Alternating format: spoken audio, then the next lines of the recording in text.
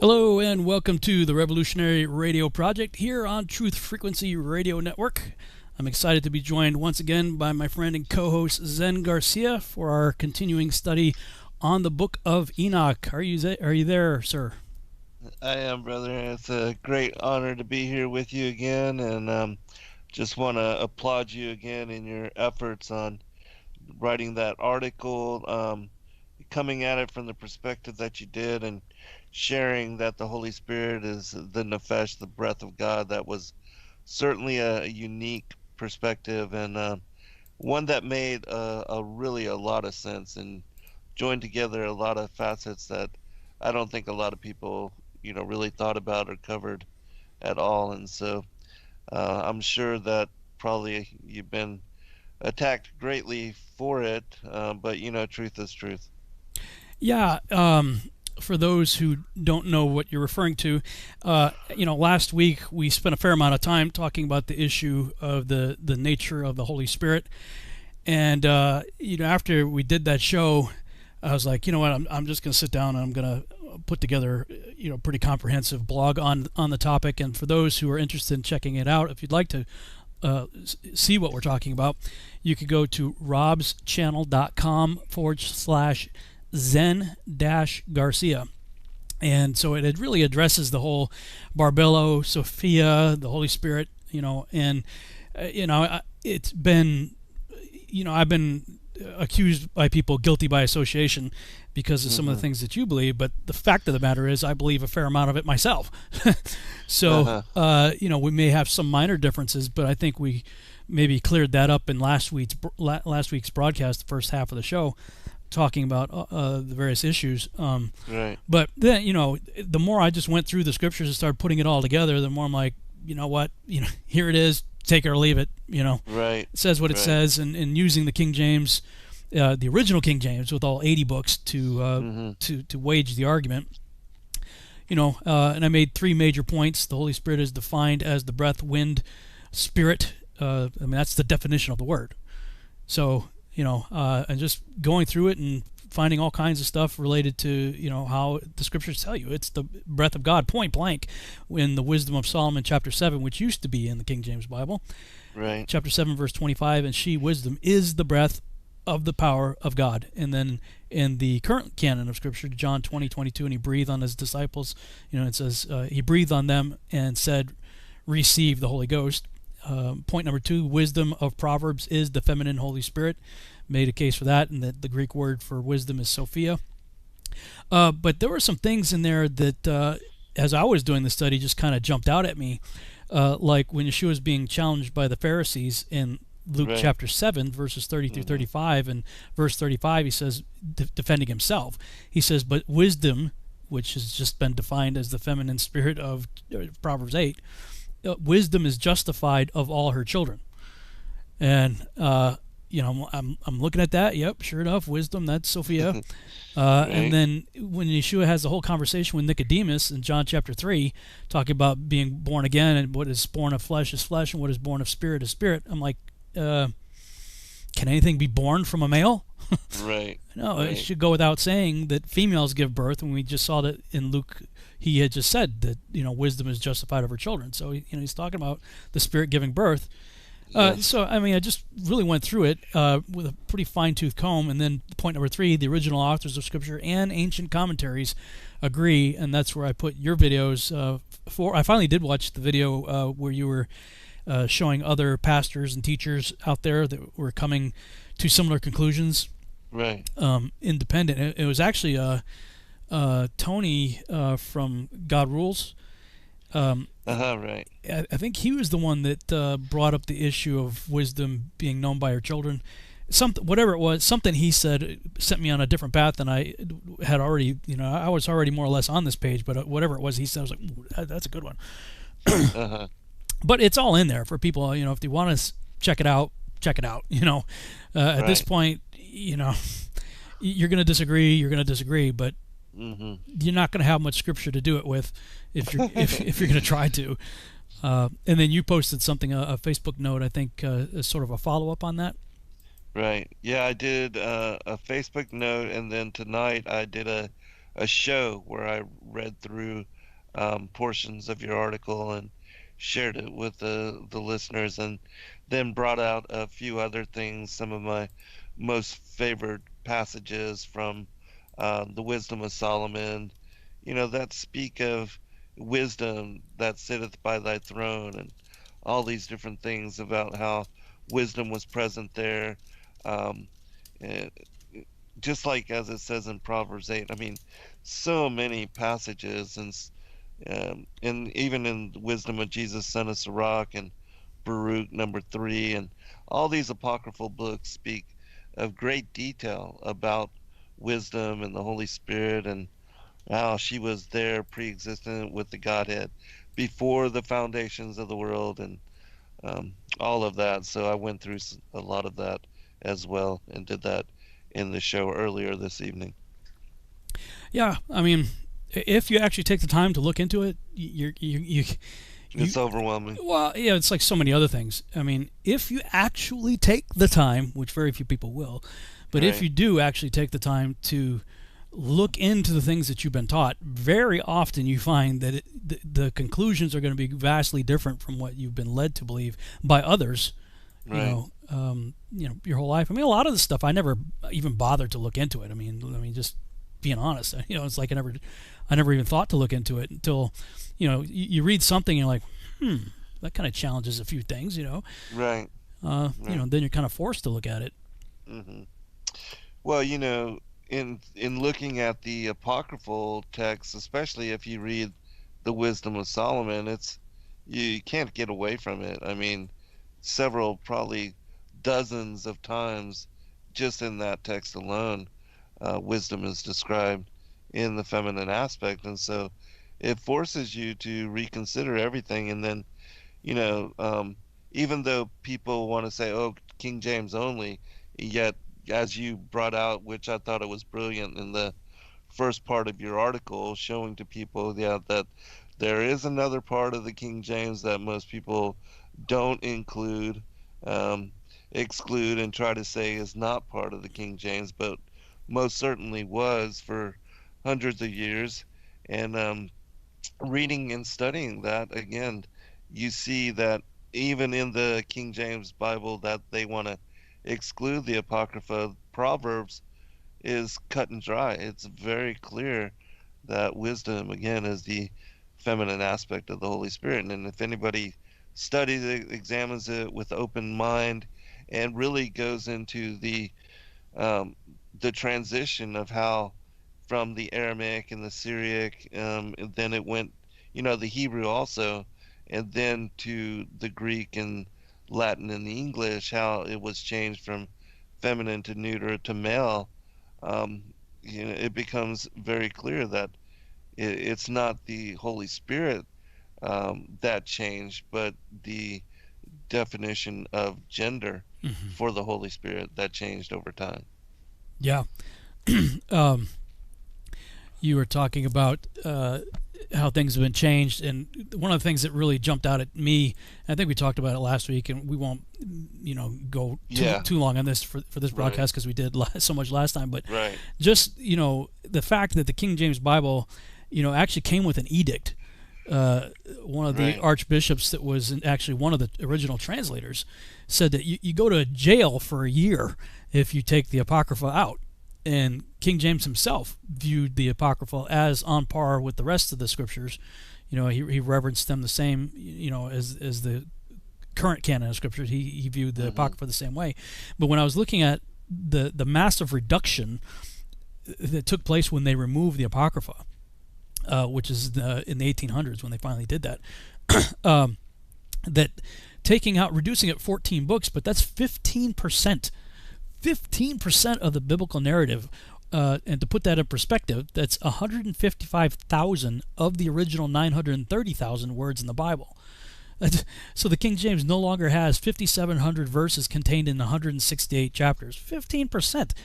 That's a lot. That is a lot to remove, you know. Mm-hmm. And that's not even counting whether or not Enoch should have been considered, Right. canon. Various people Right. do consider Enoch to be. Yes. Of course, that wasn't part of the 80 book collection, but still, Right. what are we missing, right? Yeah. Yeah, when you consider the Ethiopic canon, Jubilees and Jasher, which are two massive collections and compilations, and then the Book of Enoch, just those three, that's got to equate to a huge number of texts. Yeah, it's so much. The other thing I've been busy doing this week is for a long time, well, going back to 2010, 2011, I had a website, BabylonRisingBlog.com, and I still have that website, Babylon Rising Blog. But Babylon Rising Blog originally was on my Seed the Series website because it was like, it's just the same thing with Testing the Globe. It started out as one blog. They just kept growing and growing and growing, and finally I was like, oh, geez, I'm gonna have to build a whole website just for that topic, and hence TestingTheGlobe.com was created. Same thing happened with Babylon Rising. December 21st, 2010, I looked up and saw a blood red lunar eclipse floating over the shoulders of Orion, looking like a decapitated head, for 72 minutes, and I'm at 2:22 a.m. Central Standard Time, which was 3:22 Eastern Standard Time, and of course I'm thinking of Skull and Bones, 3:22, and I'm like, whoa! And so that night, I wrote a very lengthy blog called 72 and a Red Moon Rising, and that was actually the first blog I ever wrote. And that spun off into several other subsequent blogs from that one. But after I got a few blogs into it, I realized, okay, this is growing. I need to create a website specifically for it, so I created BabylonRisingBlog.com, and then went back and wrote a few chapters as a setup for that chapter. But that's all, up until this time, it has been on a HTML-based platform. And, of course, nowadays everything is going to like WordPress type of content management platforms. Mm-hmm.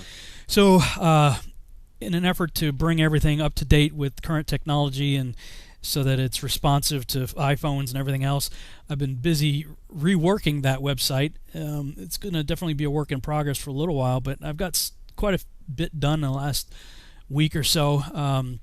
And now BabylonRisingBlog.com still exists as the HTML site, but I'm reworking it on Seed the Series now, so it's seedtheseries.com/blog.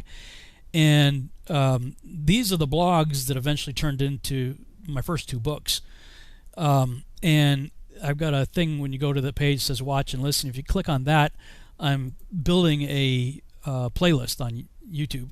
And so right now I've got 4 videos up. I got the introduction and the first 3 chapters. So if anybody's interested in checking that stuff out, and I was trying to see, how much of this is still holding up, almost 10 years later.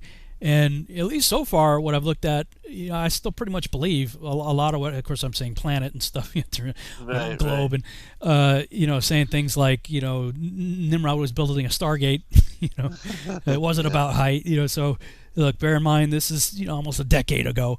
Learned a few things since then, but I've been, like I said, putting it over on the better platform, and so you can either look at the blog itself or just follow along with me in the video. Because I when I started the Revolutionary Radio Project, I started on Blog Talk Radio, and back in the real early days, the shows that I was doing was basically reading my blogs for the show. So I already had the audio for it, and I was like, well, I'll just put video to it, and scroll down the page as the audio is going. So now you can see and hear me reading the blogs for you. So be patient, but I'm going to try to get this done. The only frustration I have had on it is that quite a number of videos are no longer there. And videos that I had embedded into the blog, a lot of them have disappeared in the last 10 years, and some of the links are no good either. Websites have disappeared, but anyway, kept me busy. It's kind of been a interesting taking a trip down memory lane, reconstructing the journey that led me to where I am today. Hmm. Just thinking about the evolution of research. Right. Yeah, I have, working this pre-Adamite book, I've taken what I've written of like the pre-Adamite and the antediluvian world, many of the chapters from some of my other books, and a lot of that same, the heliocentric cosmology, and having written for that kind of worldview, and then reviewing it and going through it. You see the evolution of growth and how much, with regard to truth and learning about it, just thought and perspective changes.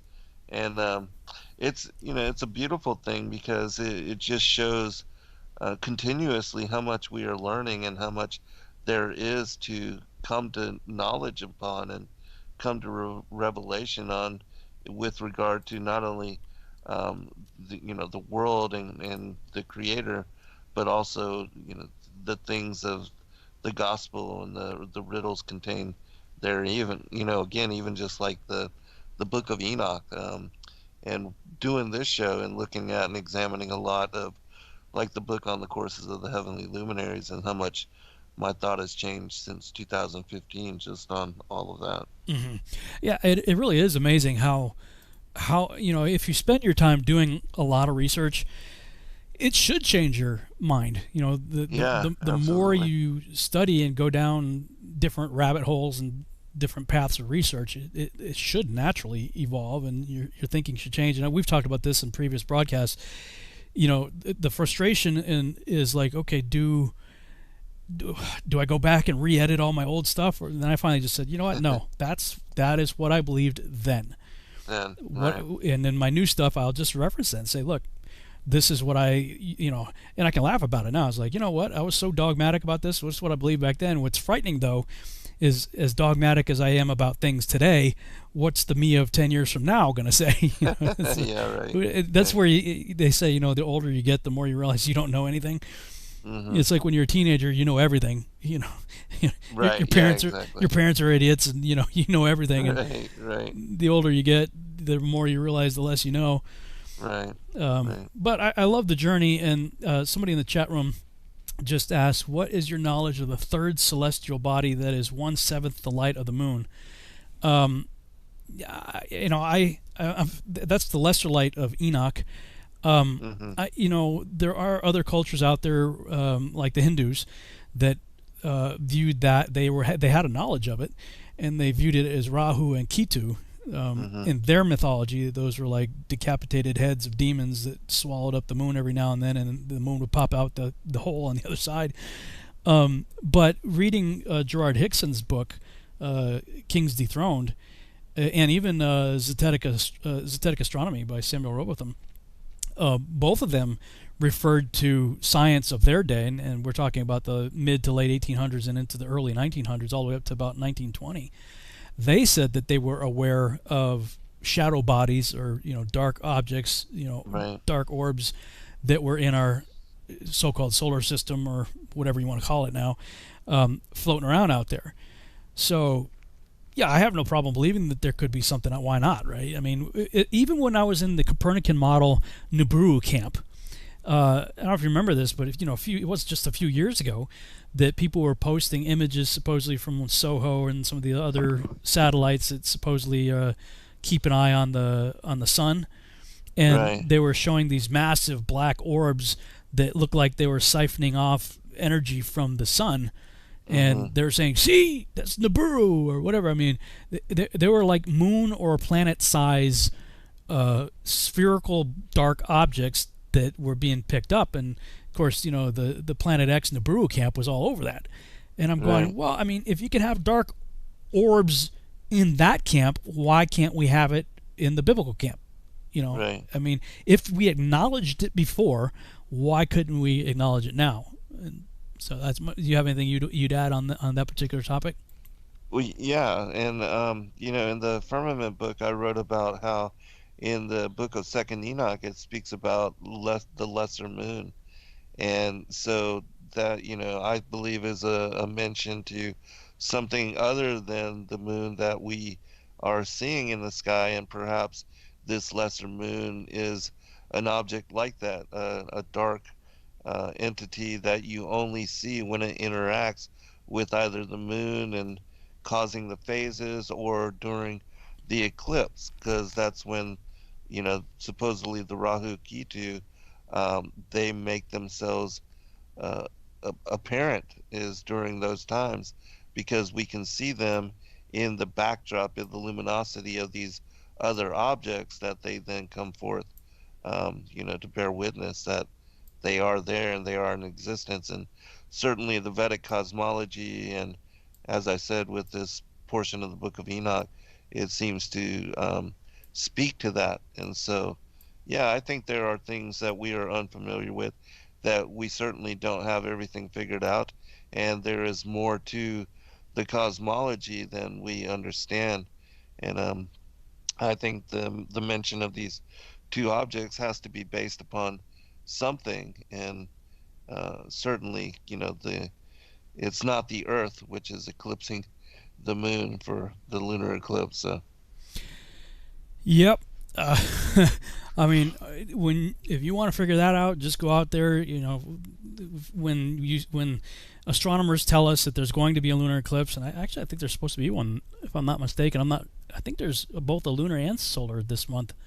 I saw something recently that said that, although I don't know if it's going to be viewable, here in Texas or in the United States or whatever. I don't remember the locations for where they're going to be, but it's easy enough to look them up, see when they're going to happen, and just get out there and start taking your cameras and telescopes out there and watching stuff, and you're going to see things that don't make sense.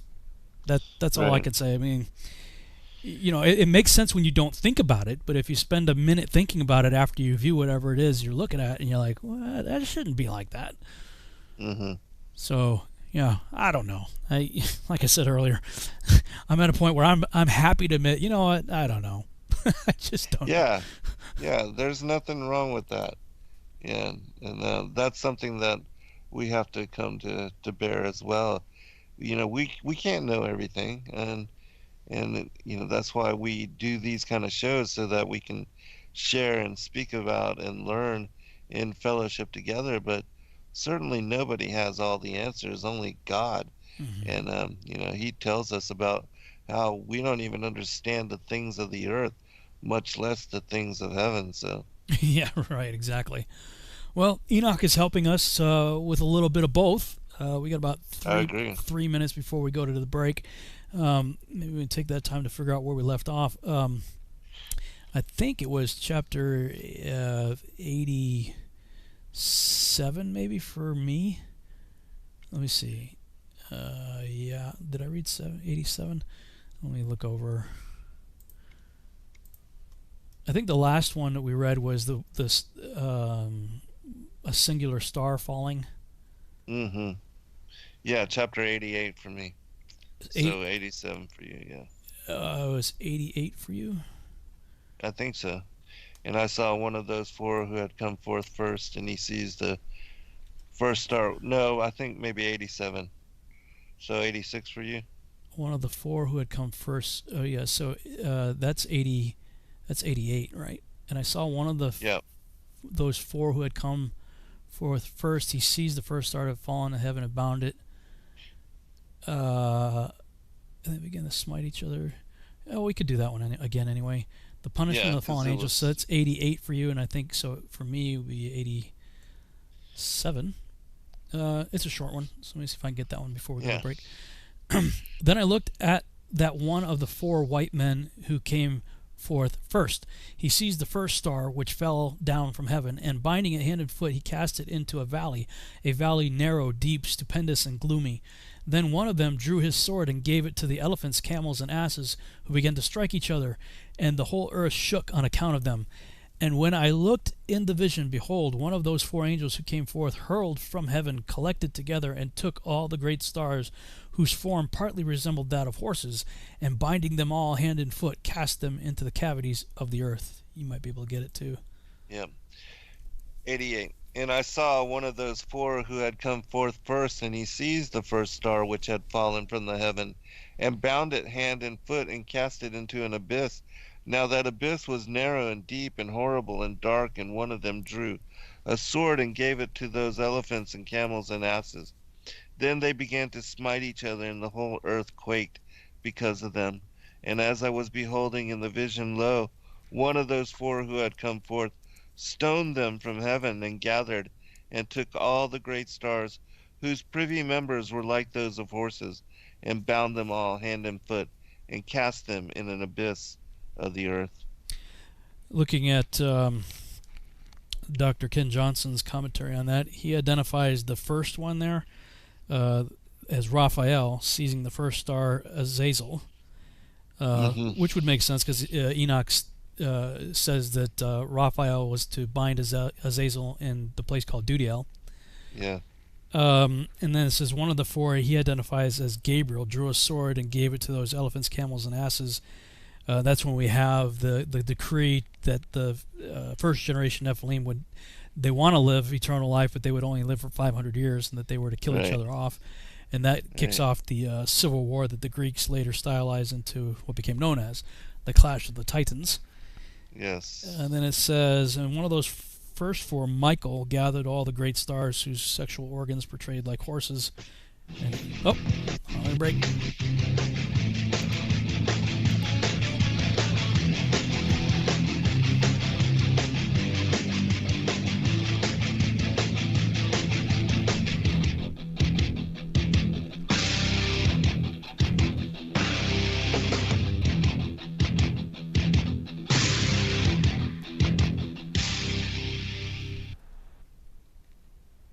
From the dawn of man, we have turned to nature to help attain balance within ourselves. But somewhere, we lost our way. Western culture is once again remembering the healing benefits of CBD, the non-psychoactive component of the hemp plant. That's why more and more people who use CBD report relief from inflammation and chronic pain, balanced blood sugar and cardiovascular system, relief from muscle tensions, tremors, migraines, headaches, anxiety, depression, and the list goes on. The big question is, where do you get it? Aya Life is a 99% pure CBD oil made with all organic ingredients, and it's available to TFR listeners worldwide. If you use coupon code TFR at checkout, you'll get $5 towards your order. Head on over to ayalife.com now. That's AYA life.com. Hey, it's Grace. Can we talk about something serious for a minute? Your age. Getting old has its perks. But remember, being a few years younger, your hair was thicker, you didn't have so many wrinkles, that extra weight wasn't haunting you, and you just felt better. Well, we can't turn back the clocks and go back 10 or 15 years, but you can start feeling and looking 10 or 15 years younger with Nature's Youth RSF. It's a doctor-formulated daily supplement that helps your body maintain its peak performance and fight the aging process. Imagine sleeping better, looking better, and feeling better. See how Nature's Youth RSF has helped thousands of people just like you at nature'syouth.com. nature'syouth.com. Imagine how it will feel when your family and friends are asking you what you did to look so good. Your secret will be Nature's Youth RSF. It's time to start looking better and feeling better. Learn more and order your Nature's Youth RSF at nature'syouth.com. That's nature'syouth.com. That's nature'syouth.com. Greetings, Earth Explorers. My name is Brooks Agnew, and I am your host on X Squared Radio every Sunday evening at 8 p.m. Eastern Time on the Truth Frequency Radio Network. This is where the past meets the future. We explore the mysteries of the universe and of the Earth. We might go a little past your imagination, but have no fear. You will be safely traveling with us. We will dissolve the propaganda of dangerous people with dangerous plans for the planet. We will discuss the latest technologies and challenges for humankind. We will discover the safest place for you to stand when the thinkings and doings of mankind come flying apart, and how you can be one of the people that helps put it back together. Join us.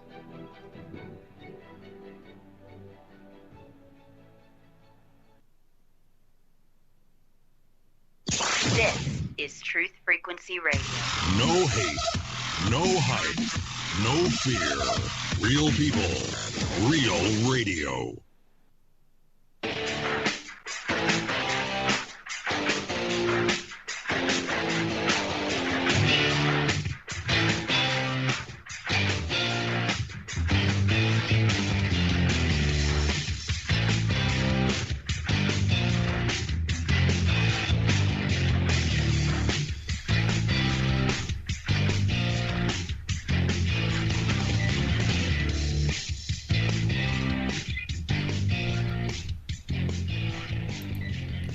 And we're back on the Revolutionary Radio Project. I'm your host, Rob Skiba, and we're continuing our study of the book of Enoch. And I happened to look and see that somebody on my Facebook page was wondering where they could see all of the studies that are leading up to this one.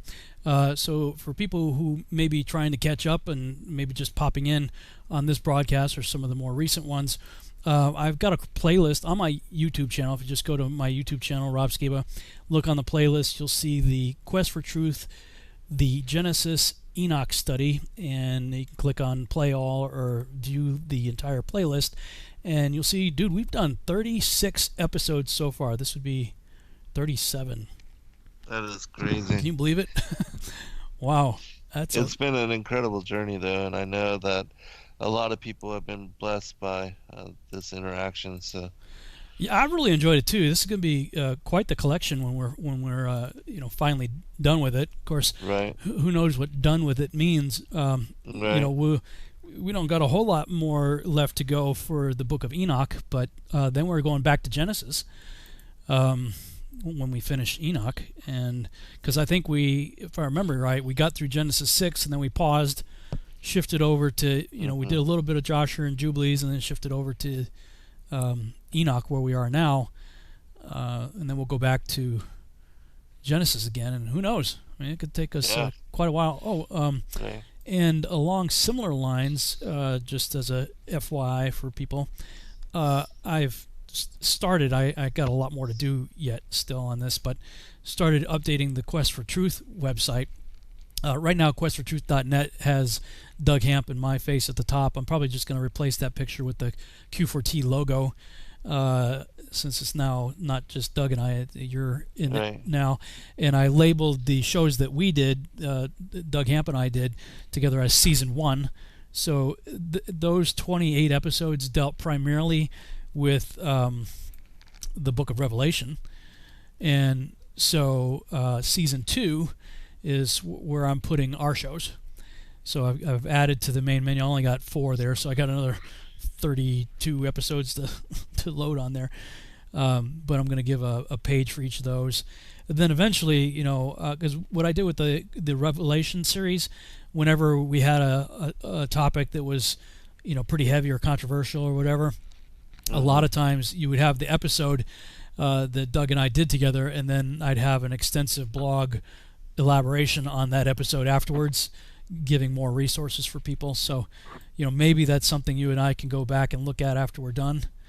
And wow, we've covered a lot of really heavy topics. Yeah, we really have. I don't know. It's just like one of these to-do lists that just keeps growing bigger and bigger and bigger and longer and longer and longer. Because right now, all I have is just the episode embedded on the page. So you click on Q4T Season 2, Episode 1, boom, there's a video.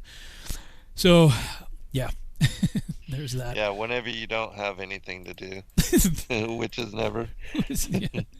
Yeah, exactly. So, anyway, I just thought I would let people know about that. Now, going back to the chapter that we just did, Dr. Ken Johnson gives a couple of cross-references. He gives, which is, I gave some of those myself without giving the addresses. Enoch chapter 10 is the correlation to Azazel being bound by Raphael. The Nephilim Civil War, he gives the reference of Jubilee 7:22, and then the binding of the angels, casting them into the abyss, would be 2 Peter 2:4 as a reference, cross-reference there. So, any other thoughts that you would add to that chapter?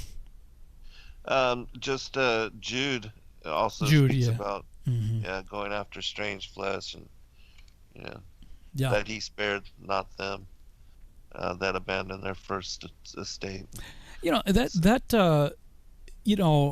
don't understand people who want to deny the angel view of Genesis 6. Like, what do they think Peter and Jude are talking about? Like, who are the angels that are bound? The four angels bound under the river Euphrates, for instance, John too. So you have John, Jude, and Peter all giving otherwise completely cryptic, nonsensical references that have no precedence anywhere in the currently accepted canonized text. Who are these angels that are bound in chains? Because you can't say it's Satan and the 1/3 that supposedly follow him, because you have Peter saying, look, he's out and about as a roaring lion seeking whom he may devour. I mean, other scriptures we have about principalities and powers of spiritual wickedness in high places, that we have plenty of other witnesses. Yeshua himself, Job, different texts all through Old and New Testament saying Satan and his minions are out and about. So if you throw out the Genesis 6 narrative in terms of angels, the angel narrative, who are these people? Right. Who are these angels? They have no answer for that. Nothing that makes any sense anyway. Yeah, not at all. And especially when you have reference of going after strange flesh. And leaving their first estate. Yeah, exactly. Oh well. Okay, so that would bring us over to, for me, chapter 88. Then one of those four went to the white cows and taught them a mystery. While the cow was trembling, it was born and became a man, and fabricated for himself a large ship. In this he dwelt, and 3 cows dwelt with him in that ship which covered them. Again I lifted up my eyes towards heaven, and saw a lofty roof. Above it were 7 cataracts, which poured forth on a certain village much water. Again I looked, and behold, there were fountains open on the earth in that large village. The water began to boil up and rose over the earth, so that the village was not seen, while its whole soil was covered with water. Much water was over it, darkness and clouds. Then I surveyed the height of this water, and it was elevated above the village. It flowed over the village and stood higher than the earth. Then all the cows which were collected there, while I looked on them, were drowned, swallowed up, and destroyed in the water. But the ship floated above it. All the cows, the elephants, the camels, and the asses were drowned on the earth, and all cattle. Nor could I perceive them, neither were they able to get out, but perished and sunk into the deep. Again I looked in the vision until those cataracts from that lofty roof were removed, and the fountains of the earth became equalized, while other depths were opened, into which the water began to descend, until the dry ground appeared. The ship remained on the earth, and the darkness receded, and it became light. Then the white cow, which became a man, went out of the ship, and the 3 cows with him. One of the 3 cows was white, resembling that cow. One of them was red as blood, and one of them was black. And the white cow left them. Then began wild beasts and birds to bring forth. Of all these the different kinds assembled together: lions, tigers, wolves, dogs, wild boars, foxes, rabbits, and the hanzer, the sisset, the avis, kites, the fancas, and ravens. Then a white cow was born in the midst of them, and they began to bite each other. When the white cow, which was born in the midst of them, brought forth a wild ass, and a white cow at the same time, and after that many wild asses. Then the white cow, which was born, brought forth a black wild sow, and a white sheep. And that wild sow also brought forth many swine, and that sheep brought forth 12 sheep. When those 12 sheep grew up, they delivered one of them to the asses. Again those asses delivered that sheep to the wolves, and he grew up in the midst of them. Then the Lord brought the 11 other sheep, that they might dwell and feed with him in the midst of the wolves. They multiplied, and there was abundance of pasture for them. But the wolves began to frighten and oppress them, while they destroyed their young ones. And they left their young in torrents of deep water. Now the sheep began to cry out on account of their young, and fled for refuge to their Lord. One, however, which was saved, escaped and went away to the wild asses. I beheld the sheep moaning, crying, and petitioning their Lord with all their might, until the Lord of the sheep descended at their voice from his lofty habitation, went to them, and inspected them. He called to that sheep which had secretly stolen away from the wolves, and told him to make the wolves understand that they were not to touch the sheep. Then that sheep went to the wolves with the sword of the Lord, when another met him and proceeded with him. Both of them together entered the dwelling of the wolves, and conversing with them made them understand that from thenceforwards they were not to touch the sheep.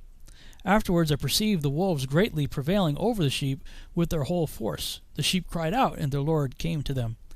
He began to strike the wolves, who commenced a grievous lamentation, but the sheep were silent, nor from that time did they cry out. I then looked at them until they departed from the wolves.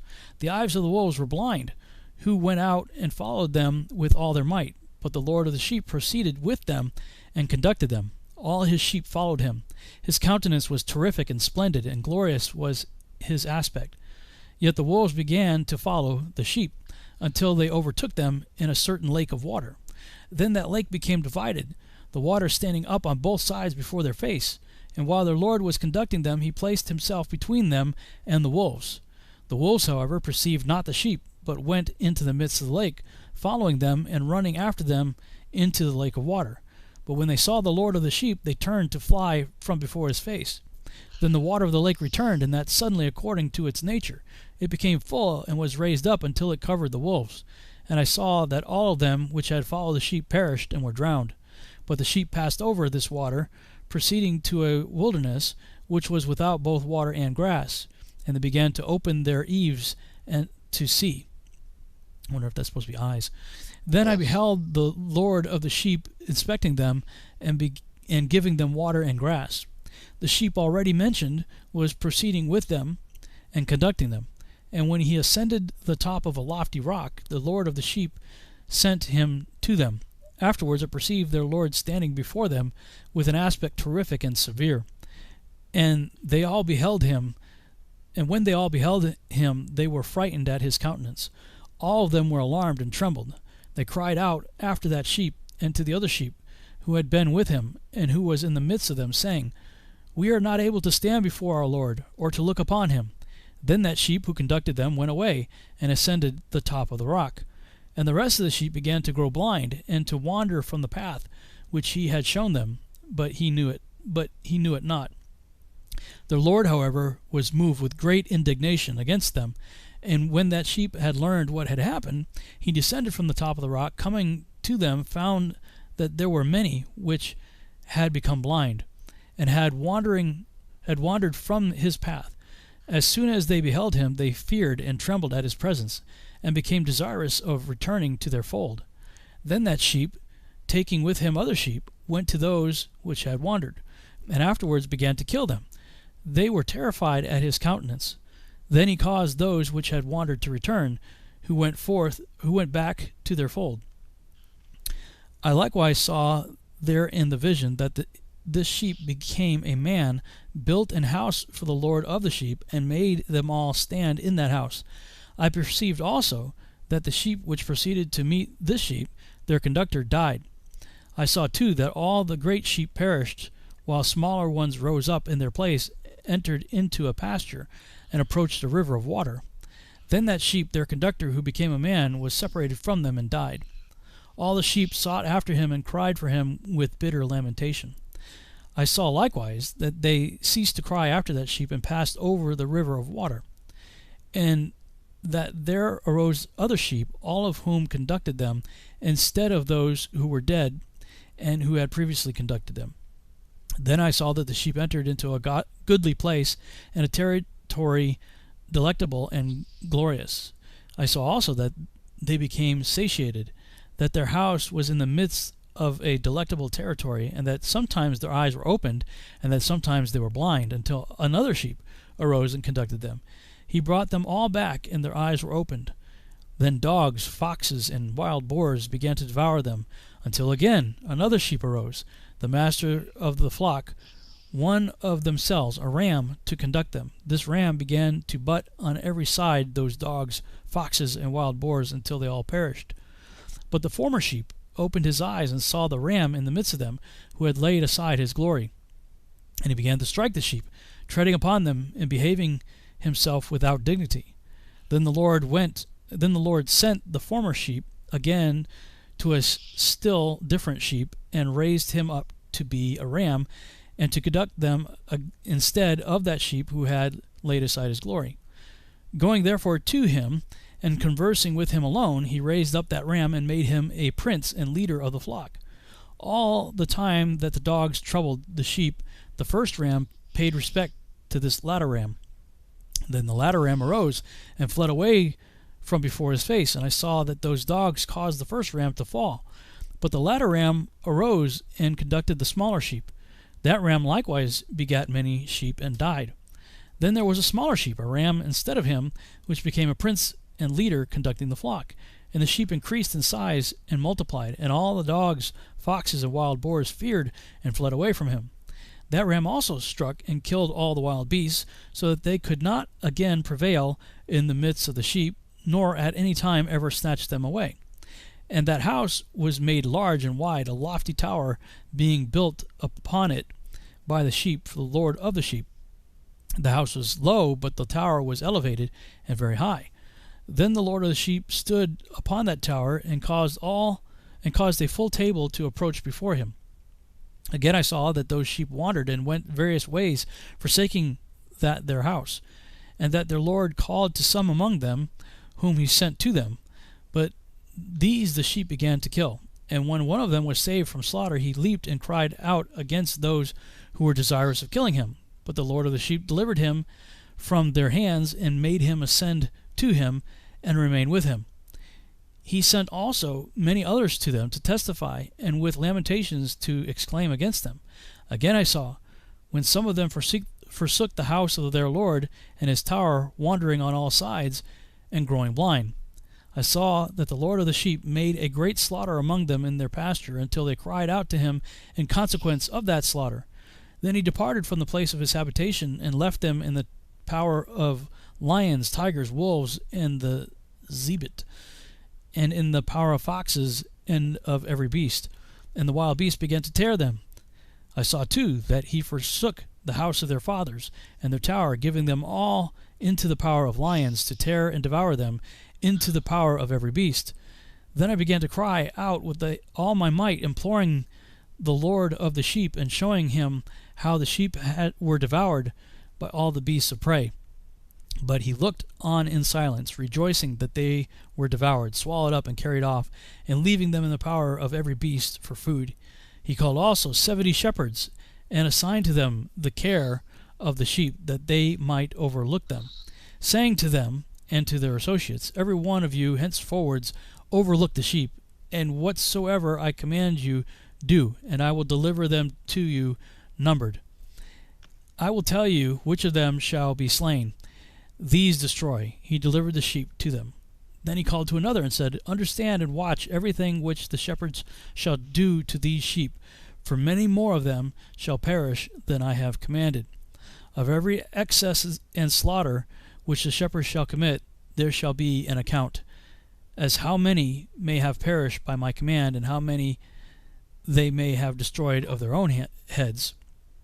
Of all the destruction brought about by each of the shepherds, there shall be an account, and according to the number I will cause a recital to be made before me, how many they have destroyed of their own heads, and how many they have delivered up to destruction, that I may have this testimony against them, that I may know all their proceedings, and that, delivering the sheep to them, I may see what they will do, whether they will act as I have commanded them or not. Of this, however, they shall be ignorant. Neither shalt thou make any explanation to them, neither shalt thou reprove them, but there shall be an account of all the destruction done by them in their respective seasons.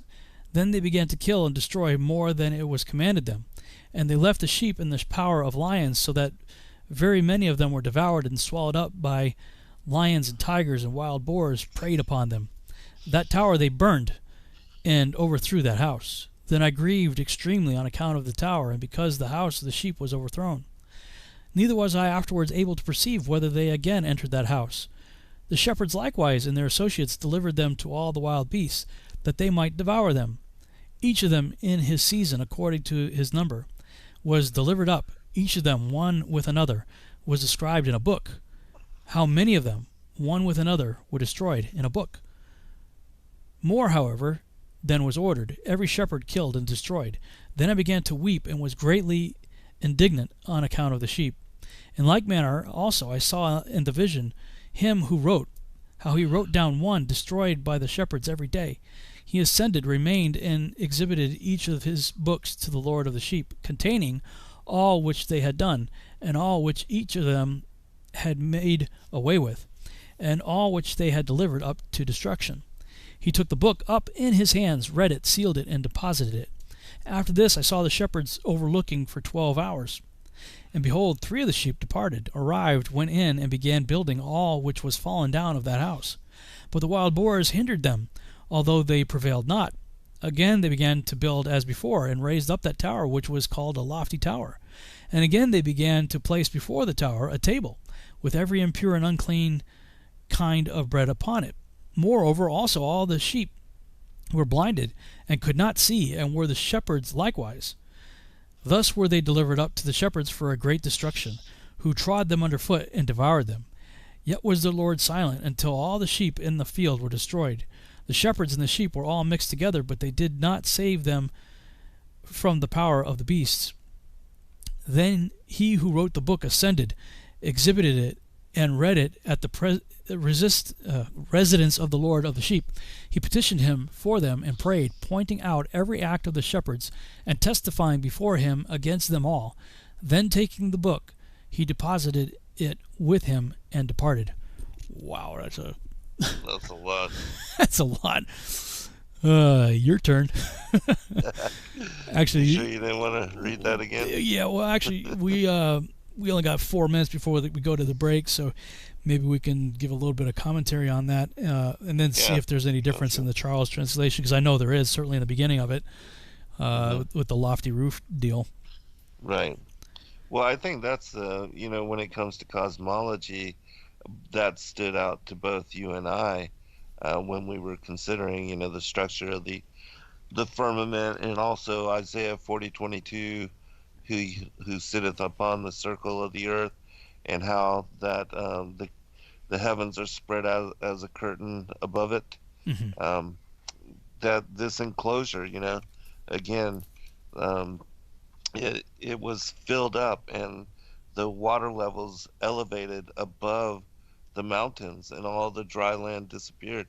That the fountains of the deep were open, and the windows of heaven opened, and the rain and the water just kept pouring in until this snow globe terrarium was full. And that seems to be exactly what this story is speaking about here. Mm-hmm. Yeah, definitely in the beginning of it. So we have, maybe to kind of summarize this a little bit, we have the flood account, obviously, and I know the Charles one goes into more detail about a lofty roof and then filling an enclosure. Right. Enclosure, yes. He just calls it a village here in the Lawrence translation, a large village, but it says in an enclosure. So, which at the time a village typically would be enclosed with walled cities and whatnot, but in terms of biblical cosmology, I think the Charles nails it a lot. Yeah, absolutely. A lot more. In the beginning, in about verse 11, we have the lineage from Abraham to Joseph. If you're following that, the white bull being Isaac and the wild boar Esau. We have a white bull Abraham who has a wild ass Ishmael and a white bull Isaac. The wild boar Esau, and the white sheep Jacob/Israel, who then bore 12 sheep, of course, the 12 tribes of Israel. And then talking about sort of the issues between the Ishmaelites and the Israelites, and Joseph being sold into slavery to the wolves, which were the Egyptians. And then we get to the sheep that was leading them. So you have Moses among the Egyptians. And then we finally get to the Exodus in verse 21. And they're coming across that water that is split. Of course, that's the Red Sea. Right. That continues till we get to Moses in verse, was it 30? Let me try to. That's where he gets goes up on Mount Sinai from 30 to 35, and then 36 to 40 or so is where we're talking about the 40 years in the wilderness. Right. And then we get to the Judges period, which is kind of interesting and a little bit confusing unless you're familiar with the biblical narrative. Right. As Yeah. far as what's going on from verses 41 and following. Oh, actually, really 41 just pretty much covers the Judges period, and then we get to King Saul in chapter 42. The dogs being the Philistines and the foxes, the Ammonites and Moabites and wild boars, Edom and Amalek, beginning to devour the sheep, and you got Saul dealing with all that until we see David rise up in verse 45. And there's the whole deal with David and Saul and David and the Philistines, and we get to Solomon in verse 49-ish, 49-50. Then we get to the prophets after that, Elijah, around 52, and the kings of Israel and Judah, 54 and following, Assyria and Babylonian captivities, and then the 70 shepherds, 59 through 64. Then we're in the Rehoboam and Zedekiah phase from chapter 60 or verse 65 through 71, and now we go to break. All right.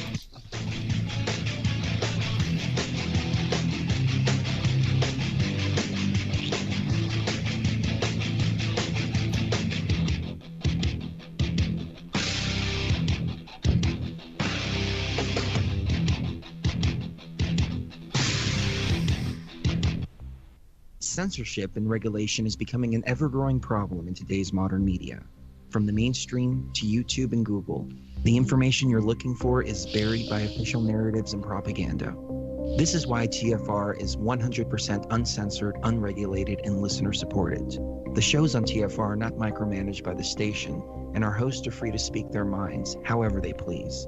As such, the views and opinions expressed on our station are of those who make them. If you happen to hear anything offensive on TFR, please send us an email to toughtitty@tfrlive.com, and we'll be happy to tell you that we really don't give a damn. We stand for freedom of speech and non-censorship. If you also stand for free speech, you can go to tfrlive.com/signup and sign up for a TFR supporter pass and help us in our mission to keep the airwaves uncensored and unregulated. TFR Live, your uncensored and unregulated protection from deception.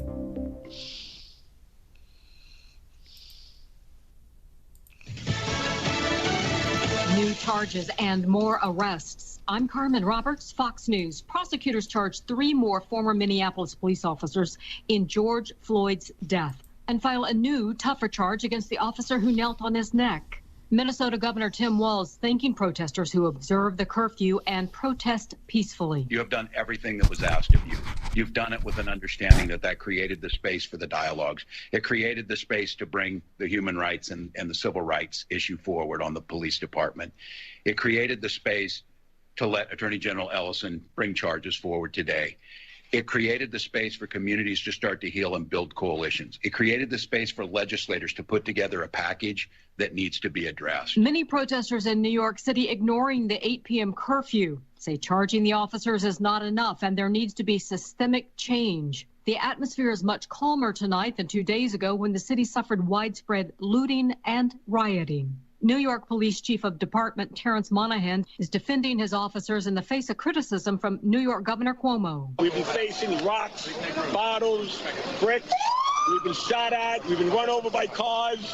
But they're still out there, as you can see, in force, keeping the city safe, being extremely effective out there, doing the job, making sure that this city is our city. We are one with the protesters who are out there for a justified cause, but not with the people who want to cause mayhem to our city. Former Defense Secretary Jim Mattis criticizing President Trump for widening the divisions in American society and for threatening to use military power to quell civil disturbances. The president responding by tweeting, "Probably the only thing Barack Obama and I have in common is that we both had the honor of firing Jim Mattis, the world's most overrated general." America's listening to Fox News.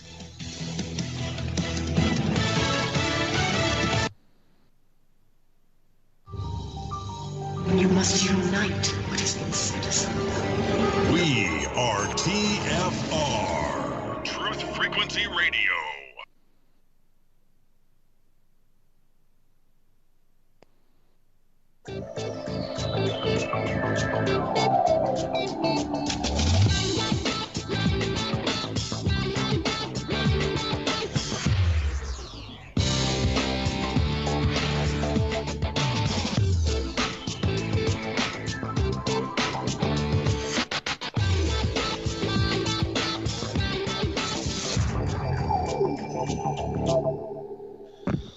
And we're back on the Revolutionary Radio Project. I'm your host, Rob Skiba, and we're going through our study of the book of Enoch and the animal apocalypse. And right before the break, I was giving sort of a quick summary of various chapter points and what the animal apocalypse was covering in terms of a biblical timeline in world history. There's just a few more that I'll read off here that are actually highlighted in the Charles version. So just giving this as sort of a setup for when you do your reading, and I'll have it on the screen so people can see it on the screen, what period's covering what. So it is interesting. The verse point that the verses that groupings that I'm talking about here, I'm reading this from Dr. Ken Johnson's commentary. The verses are different in the Lawrence that he references, but you'll see it in a minute when we do the Charles that these line up. But I did find his commentary on the verses 72 through 74. It starts off talking about the shepherds pastured for 12 hours, and behold, 3 of those sheep turned back and came and entered it and began to build up all that had fallen down of the house. It's talking about the Babylon to Antiochus Epiphanes, talking about 12 hours as a allegory for the Gentile powers. The first one being the Babylonian Empire under Nebuchadnezzar, second Persian Empire under Cyrus, third Grecian Empire under Alexander the Great, fourth the Ptolemaic Empire under Ptolemy the First, the Seleucid Empire fifth under Antiochus the Second, sixth Ptolemaic Empire under Ptolemy the Third, seventh the Seleucid Empire under Seleucus the Third, the eighth the Ptolemaic Empire under Ptolemy the Fourth, ninth the Seleucid Empire under Antiochus the Third, 10th Ptolemaic Empire under Ptolemy the Fifth, 11th the Seleucid Empire under Antiochus Epiphanes, and then we get to the Maccabean Gap, and then the 12th hour representing the Roman Empire under Caesar, and then the remaining verses take us into the Maccabean rule to Rome, which brings us up to the age of the Gospels. So that's just a quick summary of what we just went over. But as I said, when Zen reads the Charles version, Charles was kind enough to go ahead and put a lot of those little notes in there for us, separating the chapter points. So, all right, have fun 89. Reading War and Peace, 2,000 pages of War and Peace, right? Right. And one of those 4 went to that white bull and instructed him in a secret, without his being terrified. He was born a bull and became a man, and built for himself a great vessel, and dwelt thereon. And 3 bulls dwelt with him in that vessel, and they were covered in. And again I raised mine eyes towards heaven, and I saw a lofty roof, with 7 water torrents thereon. And those torrents flowed with much water into an enclosure. And I saw again, and behold, fountains were open on the surface of that great enclosure, and that water began to swell and rise upon the surface. And I saw that enclosure till all its surface was covered with water, and the water, the darkness and mist increased upon it. And as I looked at the height of that water had risen above the height of that enclosure, and was streaming over that enclosure, and it stood upon the earth, and all the cattle of that enclosure were gathered together, until I saw how they sank, and were swallowed up, and perished in that water. But that vessel floated on the water, while all the oxen and elephants and camels and asses sank to the bottom, with all the animals, so that it could no longer see them, and they were not able to escape, but perished and sank into the depths. And again I saw in the vision till those water torrents were removed from that high roof, and the chasms of the earth were leveled up, and other abysses were opened. Then the water began to run down into these till the earth became visible. But that vessel settled on the earth, and the darkness retired, and light appeared. But that white bull which had become a man came out of that vessel, and the three bulls with him. And one of those there was white like that bull, and one of them was red as blood, and one black. And that white bull departed from them, and they began to bring forth beasts of the field and birds, so that there arose different genera: lions, tigers, wolves, dogs, hyenas, wild boars, foxes, squirrels, swine, falcons, vultures, kites, eagles, and ravens. And among them was born a white bull. And they began to bite one another. But that white bull which was born amongst them begat a wild ass, and a white bull with it, and the wild asses multiplied. But that bull was born from him begat a black wild boar, and a white sheep. And the former begat many boars, but that sheep begat 12 sheep. And when those 12 sheep had grown, they gave one of them to the asses. And those asses again gave up that sheep to the wolves, and that sheep grew up among the wolves. And the Lord brought the 11 sheep to live with it, and to pasture with it among the wolves, and they multiplied and became many flocks of sheep. And the wolves began to fear them, and they oppressed them, until they destroyed their little ones, and they cast their young into a river of much water. But those sheep began to cry aloud on account of their little ones, and to complain unto their Lord. And a sheep which had been saved from the wolves fled and escaped to the wild asses. And I saw the sheep, how they lamented and cried and besought their Lord with all their might, till that Lord of the sheep descended at the voice of the sheep from a lofty abode, and came to them and pastured them. And he called that sheep which had escaped the wolves, and spake with it concerning the wolves, that it should admonish them not to touch the sheep. And the sheep went to the wolves according to the word of the Lord. And another sheep met it, and went with it. And the two went and entered together into the assembly of those wolves, and spake with them, and admonished them not to touch the sheep from henceforth. And thereupon I saw the wolves, and how they oppressed the sheep exceedingly with all their power. And the sheep cried aloud, and the Lord came to the sheep, and they began to smite those wolves, and the wolves began to make lamentation. But the sheep became quiet, and forthwith ceased to cry out. And I saw the sheep till they departed from amongst the wolves. But the eyes of the wolves were blinded. Those wolves amongst the wolves were blinded, and those wolves departed in pursuit of the sheep with all their power. And the Lord of the sheep went with them as their leader, and all his sheep followed him. And his face was dazzling and glorious and terrible to behold. But the wolves began to pursue those sheep till they reached a sea of water, and that sea was divided, and the water stood on this side and on that before their face. And their Lord led them and placed himself between them and the wolves. And as those wolves did not yet see the sheep, they proceeded into the midst of that sea. And the wolves followed the sheep, and those wolves ran after them into that sea. And when they saw the Lord of the sheep, they turned to flee before his face.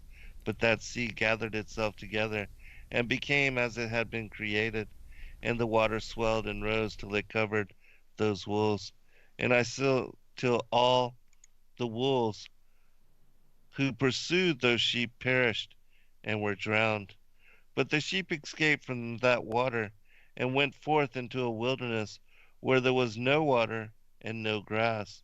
And they began to open their eyes and to see. And I saw the Lord of the sheep pasturing them, giving them water and grass, and that sheep going and leading them. And that sheep ascended to the summit of that lofty rock, and the Lord of the sheep sent it to them. And after that I saw the Lord of the sheep, who stood before them, and his appearance was great and terrible and majestic. And all those sheep saw him and were afraid before his face. And they all feared and trembled because of him. And they cried to that sheep with them, which was amongst them, We are not able to stand before our Lord, or to behold him. And that sheep which led them again ascended to the summit of that rock.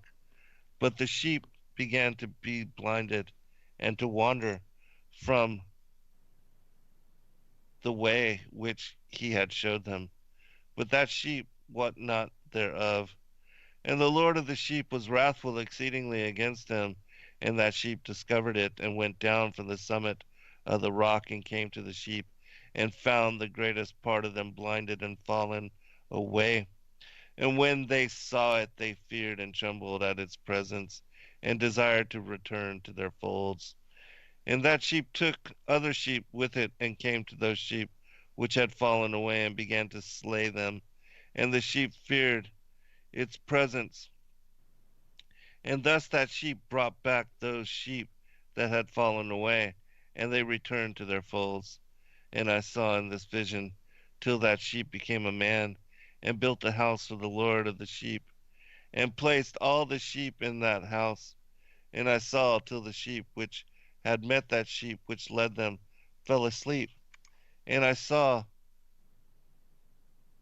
till all the great sheep perished, and little ones arose in their place, and they came to a pasture and approached a stream of water. Then that sheep, their leader, which had become a man, withdrew from them and fell asleep. And all the sheep sought it and cried over it with a great crying. And I saw till they left off crying for that sheep, and crossed that stream of water. And there arose the two sheep as leaders in the place of those which had led them, and had fallen asleep and led them. And I saw till the sheep came to a goodly place, in a pleasant and glorious land. And I saw till those sheep were satisfied, and that house stood amongst them in the pleasant land. And sometimes their eyes were open, and sometimes blinded, till another sheep arose and led them, and brought them all back, and their eyes were opened. And the dogs, and the foxes, and the wild boars began to devour those sheep, till the Lord of the sheep raised up another sheep, a ram from their midst, which led them. And that ram began to butt on either side those dogs, foxes, and wild boars, till he had destroyed them all. And that sheep, whose eyes were open, saw that ram which is amongst the sheep, till it forsook its glory, and began to butt those sheep, and trampled upon them, and behaved itself unseemly. And the Lord of the sheep sent the lamb to another lamb, and raised it to being a ram, and leader of the sheep, instead of that ram which had forsaken its glory. And it went to it, and spake to it alone, and raised to it to being a ram, and made it the prince and leader of the sheep. But during all these things those dogs oppressed the sheep, and the first ram pursued the second ram. And that second ram arose and fled before it. And I saw till those dogs pulled down the first ram. And that second ram arose and led the little sheep. And those sheep grew and multiplied. But all the dogs and foxes and wild boars feared and fled before it. And that ram butted and killed the wild beasts, and those wild beasts had no longer any power among the sheep, and robbed them no more of aught. And that ram began many sheep, and fell asleep. And a little sheep became ram in its stead, and became prince and leader of those sheep. And that house became great and broad, and it was built for those sheep. And a tower lofty and great was built on that house for the Lord of the sheep. And that house was low, but the tower was elevated and lofty, and the Lord of the sheep stood on that tower, and they offered a full table before him. And again I saw those sheep that they again erred and went many ways, and forsook that their house. And the Lord of the sheep called some from amongst the sheep, and sent them to the sheep. But the sheep began to slay them, and one of them was saved and was not slain. And it sped away and cried aloud over the sheep, and they sought to slay it. But the Lord of the sheep saved it from the sheep, and brought it up to me, and caused it to dwell there. And many other sheep he sent to those sheep to testify unto them, and lament over them. And after that I saw that when they forsook the house of the Lord and his tower, they fell away entirely, and their eyes were blinded. And I saw the Lord of the sheep, how he wrought much slaughter amongst them in their herds, until those sheep invited that slaughter, and betrayed his place, and he gave them over into the hands of the lions and tigers and wolves and hyenas, and into the hand of the foxes, and to all of the wild beasts. And those wild beasts began to tear in pieces those sheep. And I saw that he forsook their house and their tower, and gave them all into the hand of the lions, to tear and devour them, into the hands of all the wild beasts. And I began to cry aloud with all my power, and appeal to the Lord of the sheep, and to represent to him in regard to the sheep that they were devoured by all the wild beasts. But he remained unmoved. And though he saw it, and rejoiced that they were devoured, and swallowed, and robbed, and left them to be devoured in the hand of the beasts. And he called 70 shepherds, cast those sheep to them, that they might pasture them. And he spake to the shepherds and their companions, let each individual you pasture the sheep henceforward, and everything that I shall command you do ye, and I will deliver them over unto you duly numbered, and tell you which of them are to be destroyed, and them destroy ye. And he gave over unto them those sheep, and he called another, and spake unto him, observe and mark everything that the shepherds will do to those sheep, for they will destroy more of them than I have commanded them, and every excess and the destruction which will be wrought through the shepherds record, namely, how many they destroy according to my command, and how many according to their own caprice.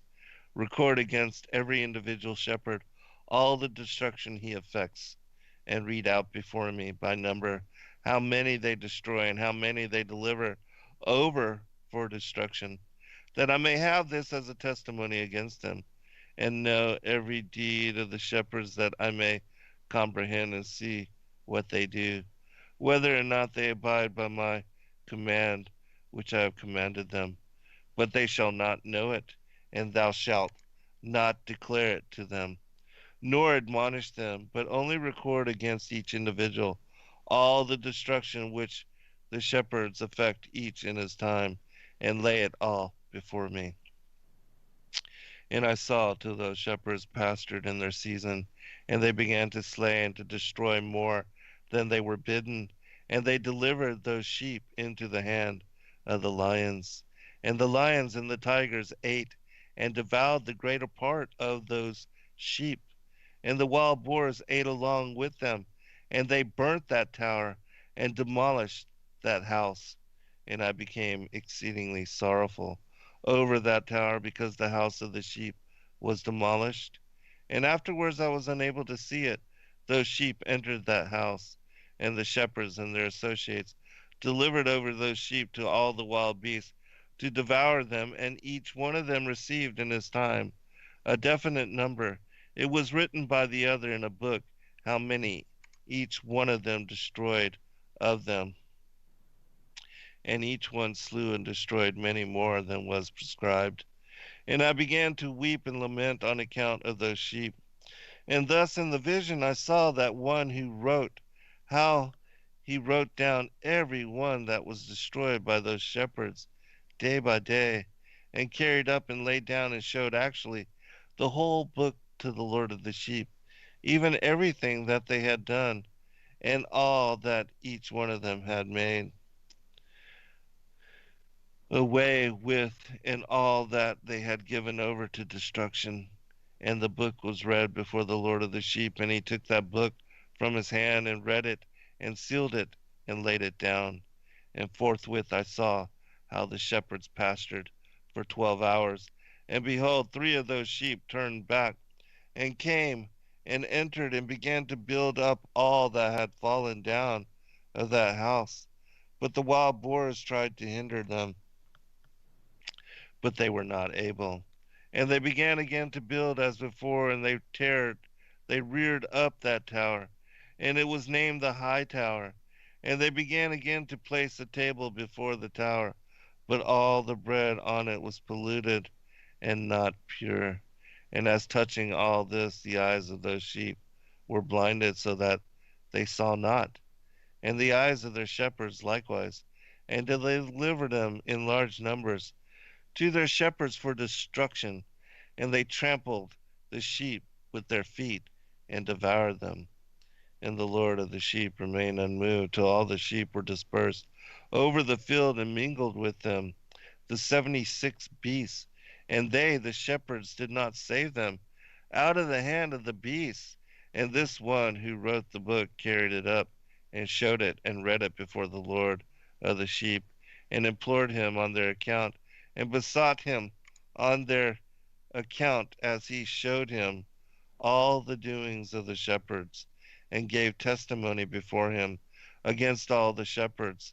And he took the actual book and laid it down beside him and departed. So it looks like Charles ends earlier than Lawrence did. It looks like Lawrence kept going. So that would be chapter, 90 for you? Mm-hmm. Although we got Continue. 4 minutes before the break, you're not going to get through all this. No. So, yeah, there's a good number of 42 verses in the next chapter there. Let's see, what do we got? 4 minutes before the break, yeah. So that previous chapter is a lot more explicit in the first few verses regarding the enclosure. And Yes. I went and looked it up in one of the more modern translations. It's a new translation by Nicholsburg and Vanderkam. First Enoch, a new translation. And in that one, they reckon it as an enclosure also. It says, and one of those 4 went to one of the white bulls and taught it a mystery, trembling as it was. It was born a bull, but became a man. He built himself a vessel and dwelt in it, and 3 bulls dwelt with him on that vessel, and the vessel was covered and roofed over them. And again I lifted my eyes toward heaven, and I saw a high roof and 7 sluices, sluice, on it, and those sluices were pouring out much water into an enclosure. And I looked again, and fissures opened up in the floor of that large enclosure, and that water began to bubble up and rise above the floor, and I was looking at that enclosure until all the floor was covered with water. So, I mean, it is like point blank. We're talking about a snow globe. Right. Yeah, absolutely. I'll share something from the Perk D. Rabbi Eleazar about the creation at the very beginning. It says, the dome or inside shape of the heavens ascends upwards like a tub, that is to say, like a tent, addenda, which is spread out with its extremities fixed downwards, and its dome stretching upwards so that the people can sit beneath it, and their feet stand on the earth, whilst all of them are inside the tent.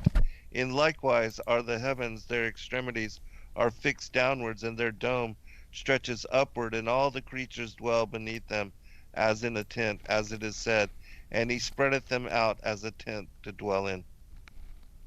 Yeah, definitely. While you were talking, I was showing on the testingtheglobe.com website, if people go into more resources and they click the tab under more resources, it says in the drop-down menu, Enoch's domed world. And I'm like, Enoch is a slam dunk for the flat earthers. This was back in my beginning of the research. You know, we're talking like April 2015, shortly after having Mark Sargent on my show. As I was like, I'm going to figure this out and start looking at the Bible. I was like, oh man, you know, hit the firmament. And I looked at Enoch and I'm like, what? Right. Wow. I mean, lofty roof enclosure. And that's what prompted me to create the 3D model that I call the Yahuwah Terrarium. Was based on that, including where it talked about I saw other openings to receive that water, because you know the question is like, okay, you fill up the bathtub, but how do you empty it? Yeah, right. And in my model, I've got these cutaways inside the walls, and I've got fountains of the deep and storehouses of the deep, because we even in the canonized text have reference to storehouses of the deep. So my thinking was, the water came into that enclosure from above the firmament, filled the enclosure. Well, where does the water go? Well, it went into the storehouses of the deep, in my opinion. You know, it's speculation, but it's taking the text and trying to make sense of it, and that's the conclusion I came to anyway. Yeah, absolutely. It makes sense to me. All right. We are going to break, and we'll come back, and you can finish up the next few verses. All right.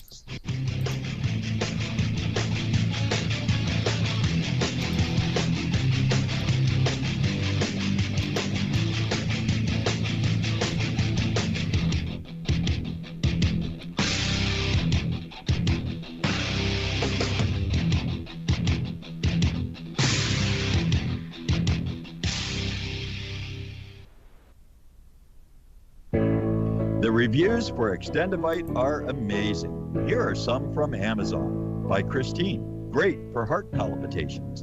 By Anne, before I started using this product, every afternoon my ankles and my hands would be swollen. That doesn't happen anymore. So if that part of their advertising is true, I have to assume that the rest of it is also. Not to mention that when I had my yearly blood test, only a few weeks after beginning to use this product, my cholesterol had dropped over 30 points. I'm going to continue to take it.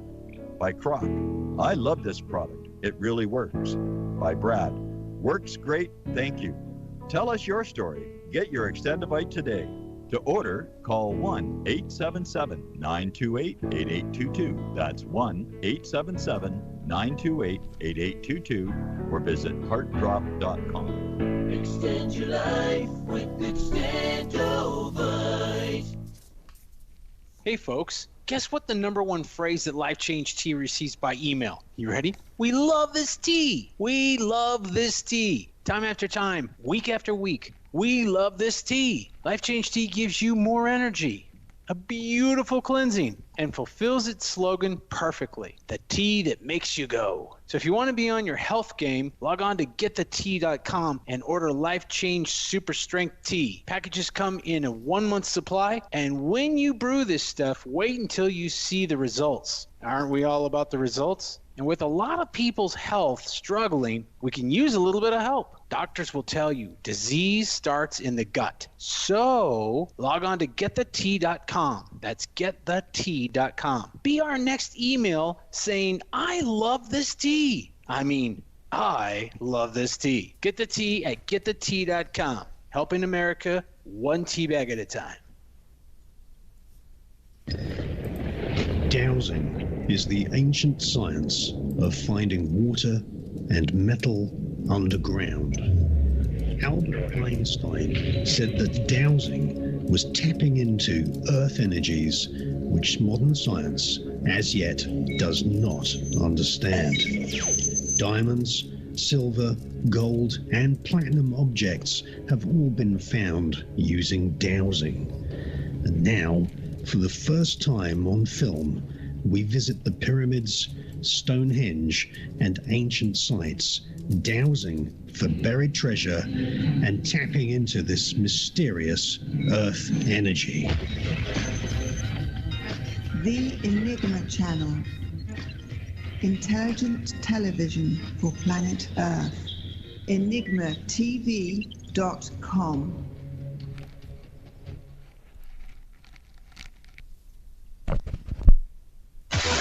No hate, no hype, no fear. You're listening to Truth Frequency Radio. We are TFR.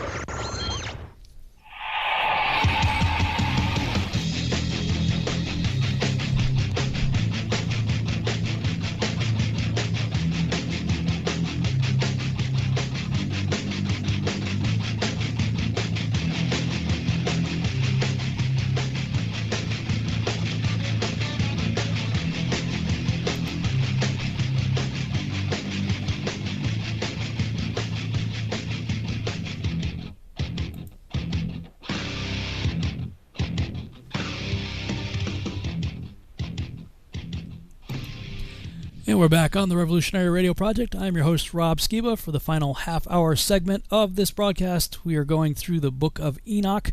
Zen was reading from the R.H. Charles translation. Let me switch over in verse 61. It talks about when he had given the sheep over to them, he called another and said, "Write down everything that the shepherds do to these sheep, for they will destroy more of them than I have commanded." And then in the end of the chapter that you just read, it says, "And he took the actual book and laid it down beside him and departed." Ken Johnson identifies the person writing that book as Michael, the archangel. And that would actually make sense to me, because Michael is the guardian angel of Israel, if you will. I don't know what your take on this is. I am of the opinion that the restrainer that Paul writes about is actually Michael, when not the Holy Spirit. That when the restrainer gets out of the way, then the Antichrist is able to do what he does. And my reasoning for that is when you read the final chapter of the book of Daniel and compare that to Revelation chapter 12, it says the Michael, the great archangel, shall stand up in Daniel, and some translations say stand, others say rise up. I like rise up better, because it's like, where does he rise to? Well, go over to Daniel, from Daniel 12 to Revelation 12, and you see that he goes to fight a war in heaven. So it seems to me that when the protective covering of Michael leaves the land of Israel, he's the guardian angel of that particular plot of land. Right. That's when the enemy is able to go in and do what he couldn't do until the restrainer left. In the pre-trib dispensational camp, I used to believe, as many people tried to tell me, that the restrainer was the Holy Spirit, but that never made sense to me, because people are still getting saved in the tribulation period, and you can't get saved without the Holy Spirit. So, I see it that same way, and I think that it would make sense to me that Michael would be caught up somewhere else, focused on something else, in order for that to be allowed to happen. And the same as, Israel prior, that when they fell away, even as, the first tower in this book is destroyed, that they weren't acting in accord, and God divorced them in a similar manner, that the judgment, this judgment would be allowed to come upon them in similar manner, but that there would be a remnant at the end protected, the remnant that would be pure, and that would be part of the true bride, the true sheep. And so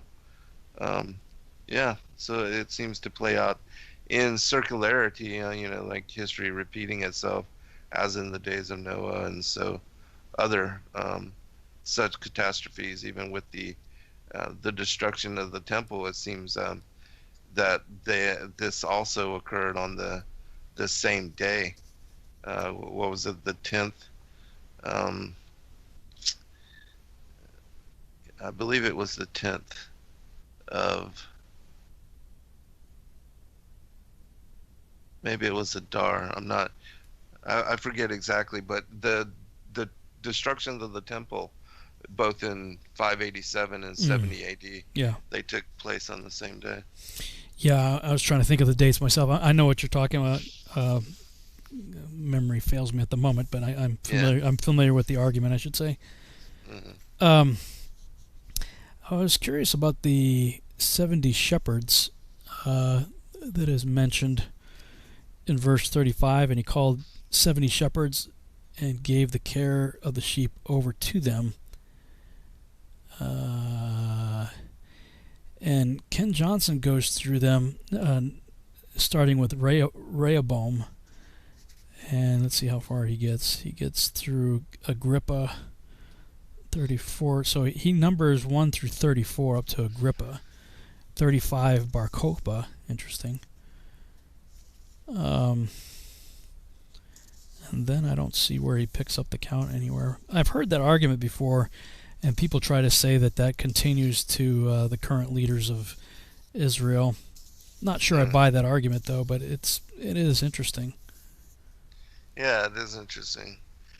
Well, certainly there, is the whole precedence of the princes and rulers of Israel and that falling away and not leading them, and they're given authority over the people, and again, the testimony of them decimating, even with our leaders here, how they allow the innocents to be slaughtered.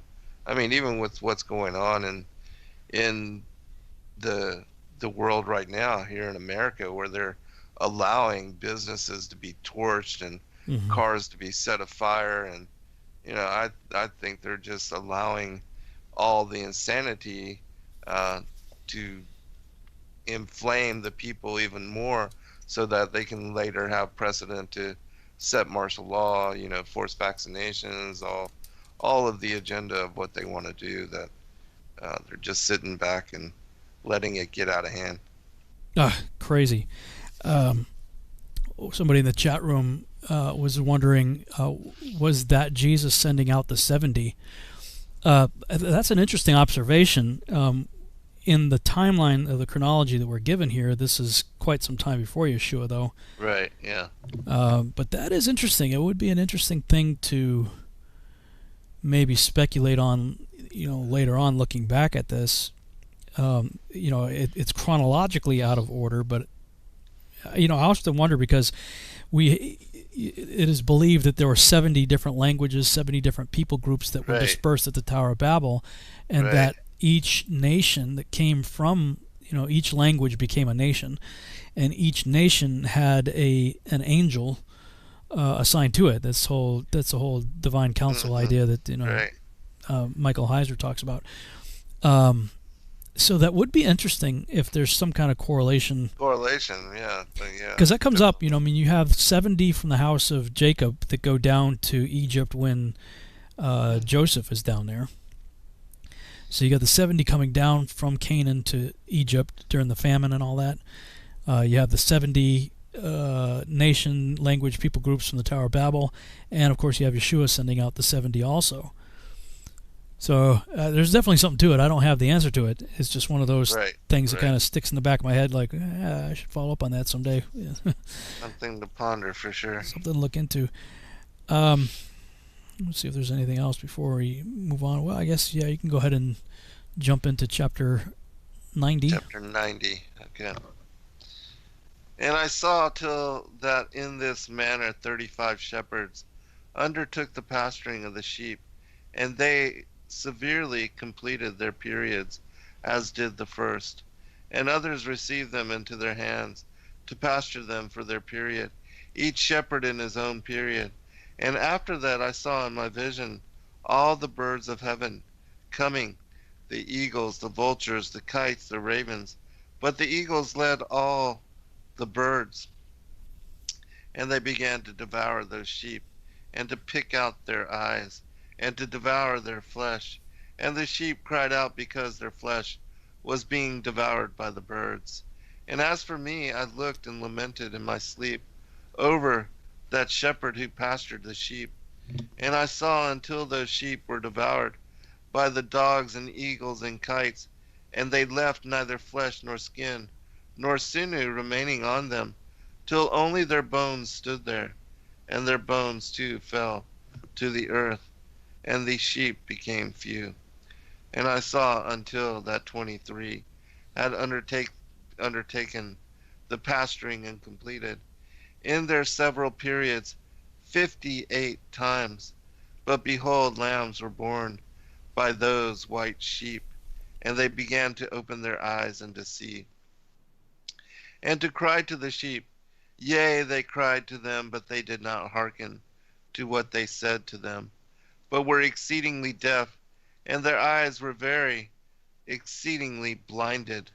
And I saw in the vision how the ravens flew upon those lambs, and took one of those lambs, and dashed the sheep in pieces, and devoured them.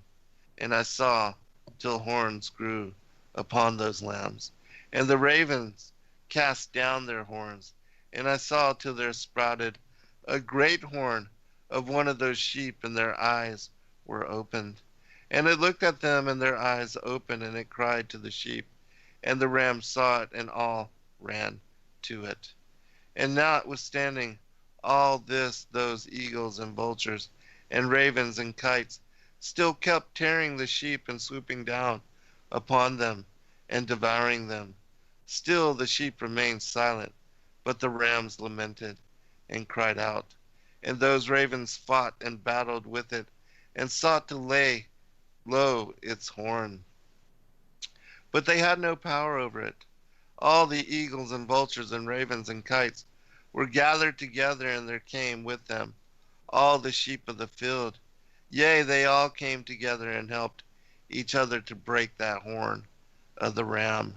And I saw till a great sword was given to the sheep. And the sheep proceeded against all the beasts of the field to slay them. And all the beasts and the birds of the heaven fled before their face.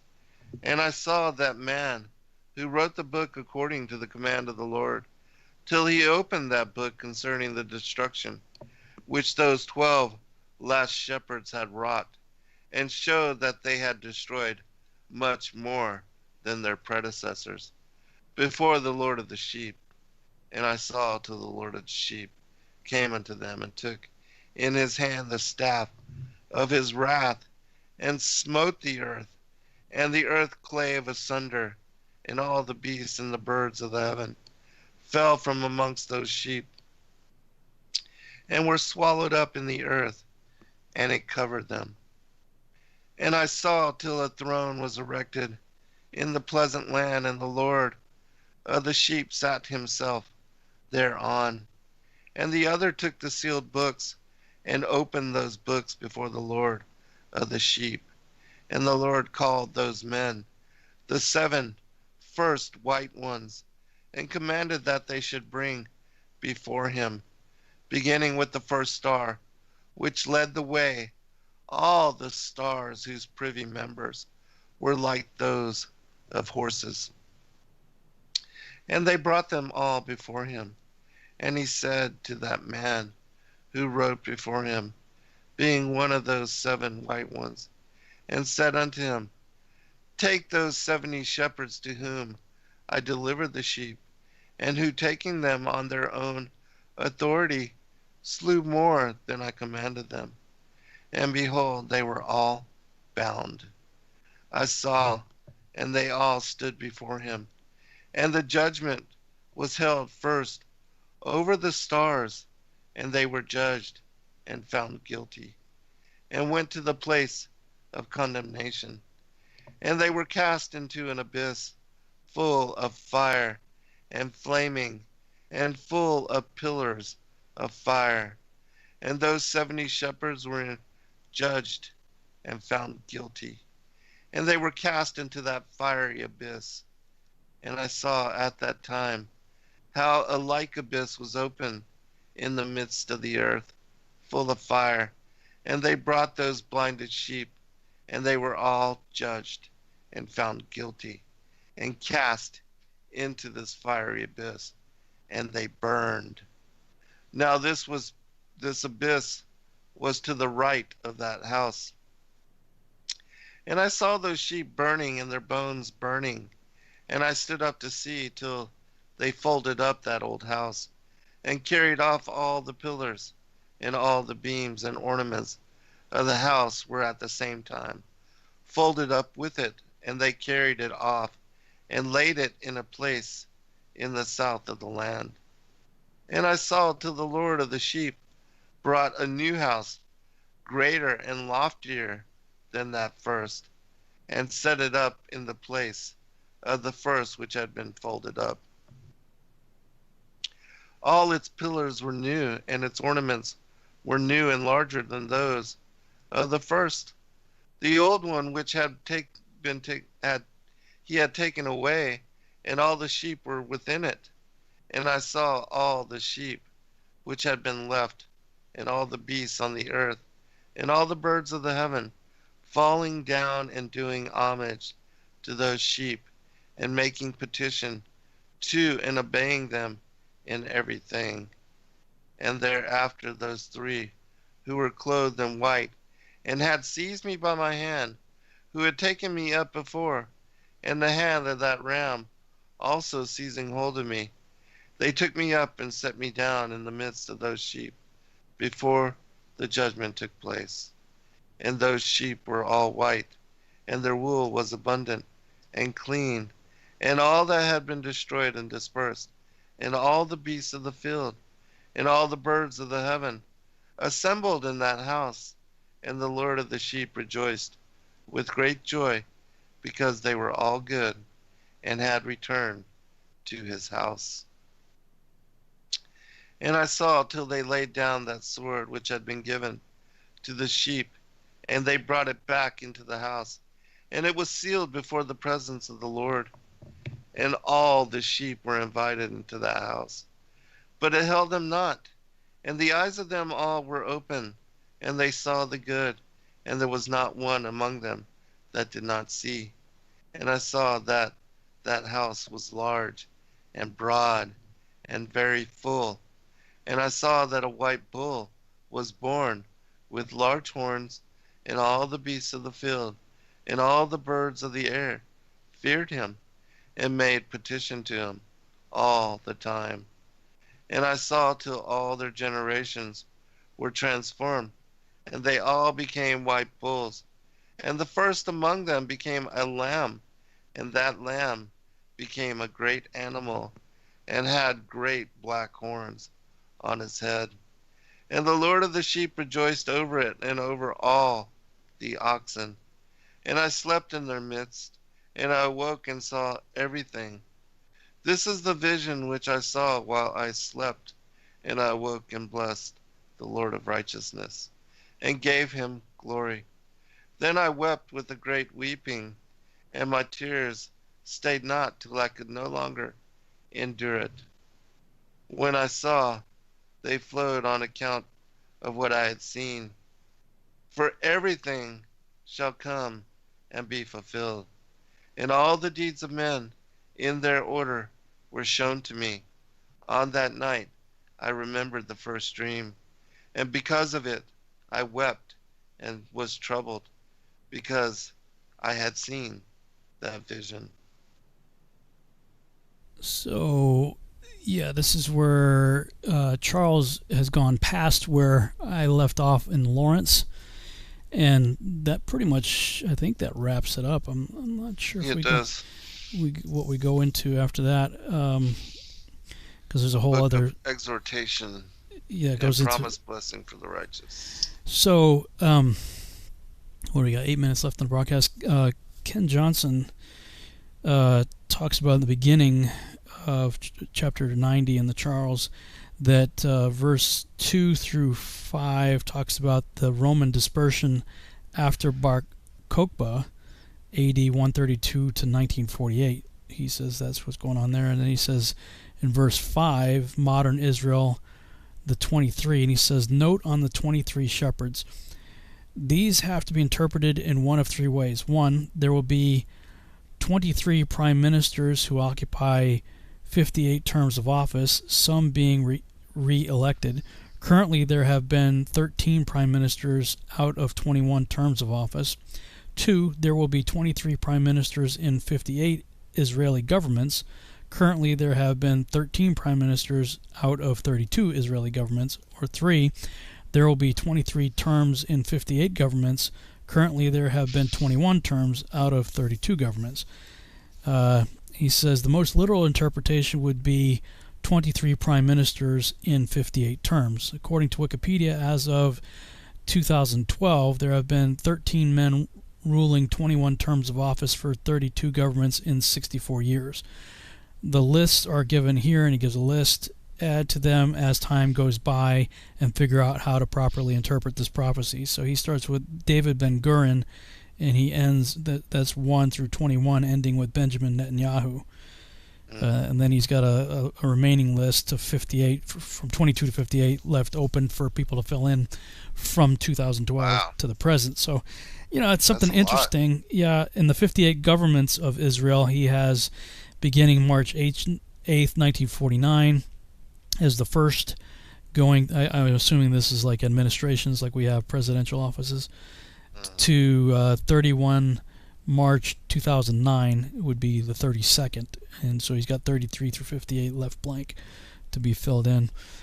I'm not typically one that gives a whole lot of weight to the 1948 deal, so I don't know how much I would subscribe to this, but it is an interesting interpretation, certainly.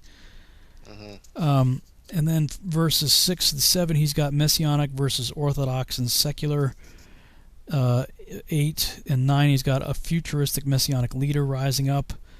9 and 10, Messianic Judaism becomes the norm. 11, persecution turns towards the Messianic Jews. Beginning in verse 13, the remnant flee to Petra. 15 and 16, God's wrath, 3.5 years. 17 through 19, 12 shepherds of the 7-year tribulation period. 20 and following, the millennial reign. Judgment of the stars, the watchers and everything, in verse 24. Judgment of the 70 shepherds in 25 through 27. The millennial temple being set up in 28 through 29. Sheep and goat judgment from verses 30 to the end. Wow. So, yeah. Certainly familiar with all that, but definitely the stuff leading up to it is something to, I mean, not that we could probably even interpret it, but it's something to consider because it is their prophetic, in the book of Enoch, as to what leads up to that millennial and the judgment and the tribulation and all that. Yeah, I mean, something that caught my attention when the first time I read this was like, wow. I mean, he's literally going from the creation of Adam to the end of the millennial reign. Right. So it does. That is amazing. It does encompass a large chunk of history for sure. I mean, it's all of human history, including some that has yet to occur. Although an interesting criticism that I heard, and it was given by Dave Murphy. He's like, how come in the animal apocalypse it doesn't mention your Yeshua character? Of course, he doesn't believe Yeshua is the Messiah. I got to admit that is an interesting omission. I didn't see anything in here that would indicate, a shepherd or a sheep or something, some kind of allegory mentioned as rising up and doing a significant change here. Yeah, but the only thing with regard to that is that in the chapters 40 through 60, we see how Yeshua is the judge for and comes back for the harvest and is the one that takes the seat of judgment for what is all of that. Yeah, as for far sure. as the millennial reign and all that. So. Yeah, for sure. The early to mid 40 chapters certainly did talk about this Son of Man, who was clearly a messianic character. Yes. And we talked about in a previous show that we reject the idea. Some want to say that messianic character, that Son of Man, is said to be Enoch, based on, right, I forget what chapter was in the 70s, I think, that we looked at. I mean, you can take that to a point, but then it falls apart. Especially when you look at those chapters that you're talking about in the 40s. So, you know, it could be that this vision is meant to tell a different picture. You know, it's kind of like just with humanity maybe. Yeah, it's kind of like when you look at the book of Revelation and you realize that it's not a sequential chronological order, that there are overlaps. And when Doug Hamp and I were doing season 1, let's call it, of Quest for Truth, we were talking about in terms of like walking into a video control room. If you've ever walked into like a studio control room for like a major news network or something, you'll see lots of monitors, you know, and there's a director saying, okay, you know, ready, you know, take 1, you know, camera 2, you know, take 2, you know, multiple cameras, multiple news sources and stuff like that. And so we envisioned John coming up into the heavenly control room and looking at one monitor and going, and then I saw blah blah blah blah blah, and he looks to another monitor, and then I saw, you know, that he's just trying to do the best he can, taking in all of this information, you know, giving this order of events. So, you know, maybe it's something like that where this vision has a specific purpose that is being conveyed here. It's not something that I've spent any significant amount of time mulling over and trying to figure out. Yeah, me either. So it's something people can look into for themselves. The book I'm talking about is the Ancient Book of Enoch, published by Dr. Ken Johnson. You can get that on Amazon. He's got a lot of interesting insights. And like anything else, you know, it's I'm kind of like chew the meat, toss the bones kind of thing, and take what I think works and consider the rest for whatever it is. But another great show, brother. Yeah, absolutely. Looking forward to getting into the next aspects of it as well. Yep. So we'll be on your show next Thursday. Yep. All right. Good night, everybody. Blessings. Good night.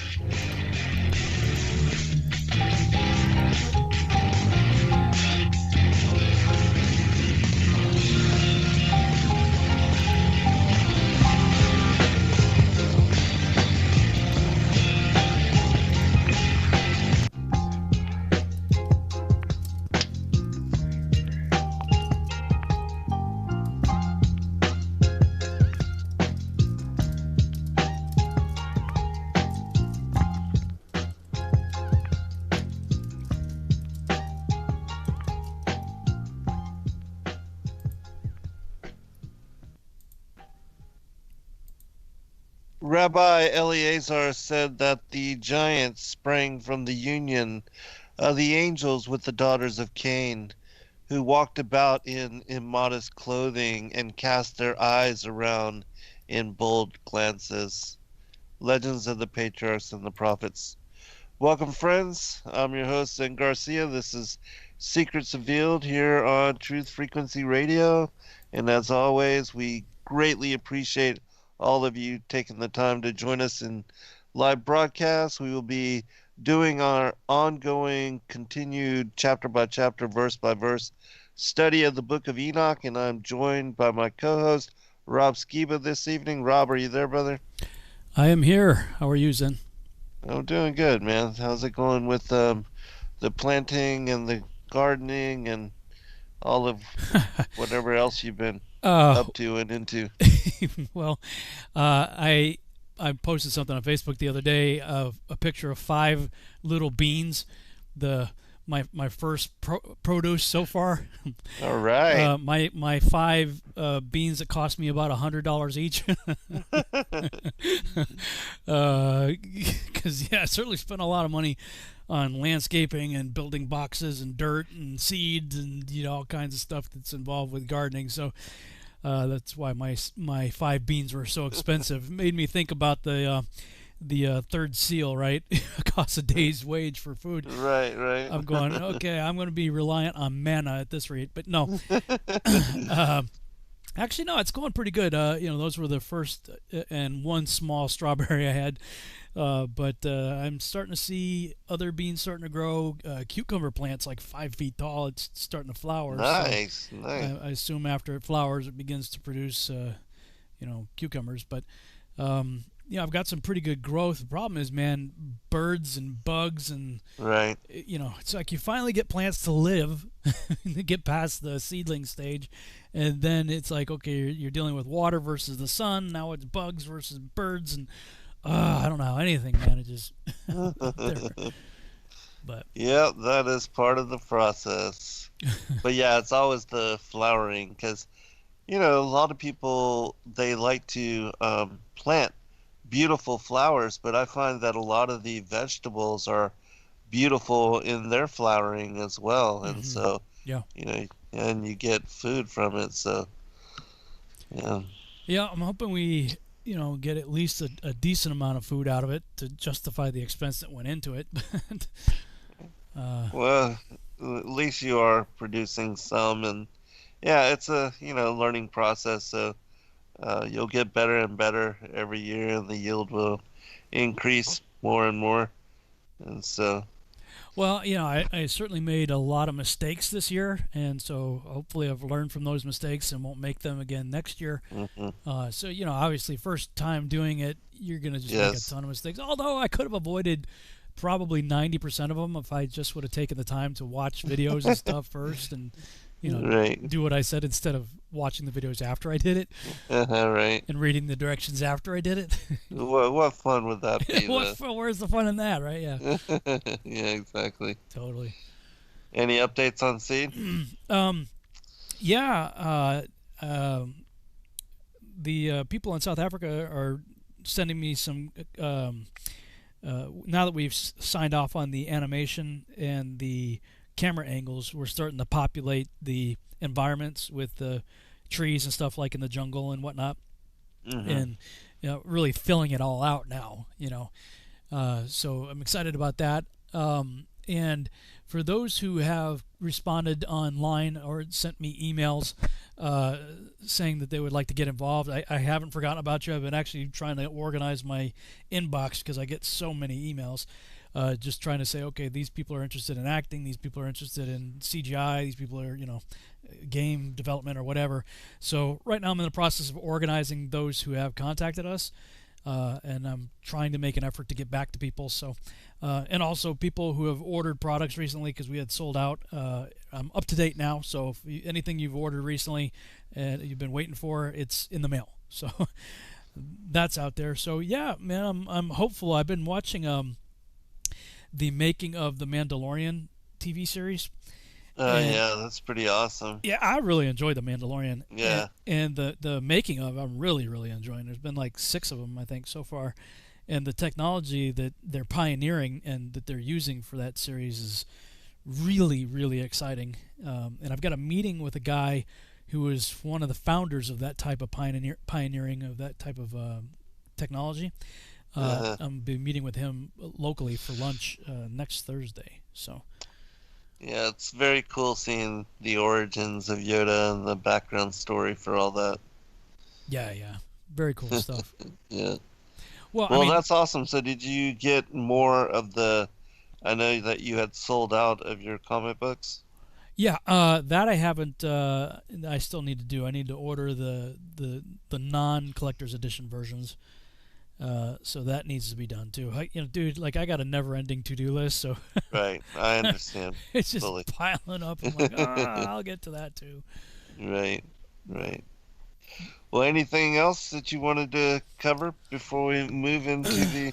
No, I think I'm ready to jump into it. I mean, it's just right now. I mean, I'm sure you're frustrated by it too. The whole world's just going completely psycho, man. It's just, right. And I just wish that we could have civilized discussion about the racism and all the issues that are going around right now. It's just everybody's so emotionally charged, and granted, Facebook and social media is really not the best place to do it because you can't hear tonal inflections or see what the person is thinking or look in their eyes or whatnot. Right. But like for instance, I posted a picture that I saw of a tree that had been blown over probably in a storm or something. It's all alone in this field, like this big tree knocked over in a field, but it's the tree didn't give up. Like it's just grew sideways. Like so, if you imagine the trunk laying down on the ground, but the tree grew up off the trunk, quite tall.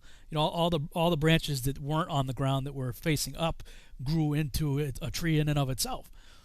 Yes. I'm like, and I just looked at Adapt. that. Yeah, I looked at the picture of that tree and the odds of that tree surviving, and I just said, so what's your excuse for giving up, right? Right. And that's just across the board for anybody, for me included. I mean, I have my times where I'm just like, oh, woe is me or whatever. Right. And, people just like took it the wrong way. So I had to keep editing and like modifying what I meant by it. I was like, look, for crying out loud, all I'm saying is if this tree can do it, how much more so should we, with the power of the Holy Spirit, and our Heavenly Father, do better, to overcome whatever, this tree clearly overcame some dire circumstances, to still, rise above it, so to speak.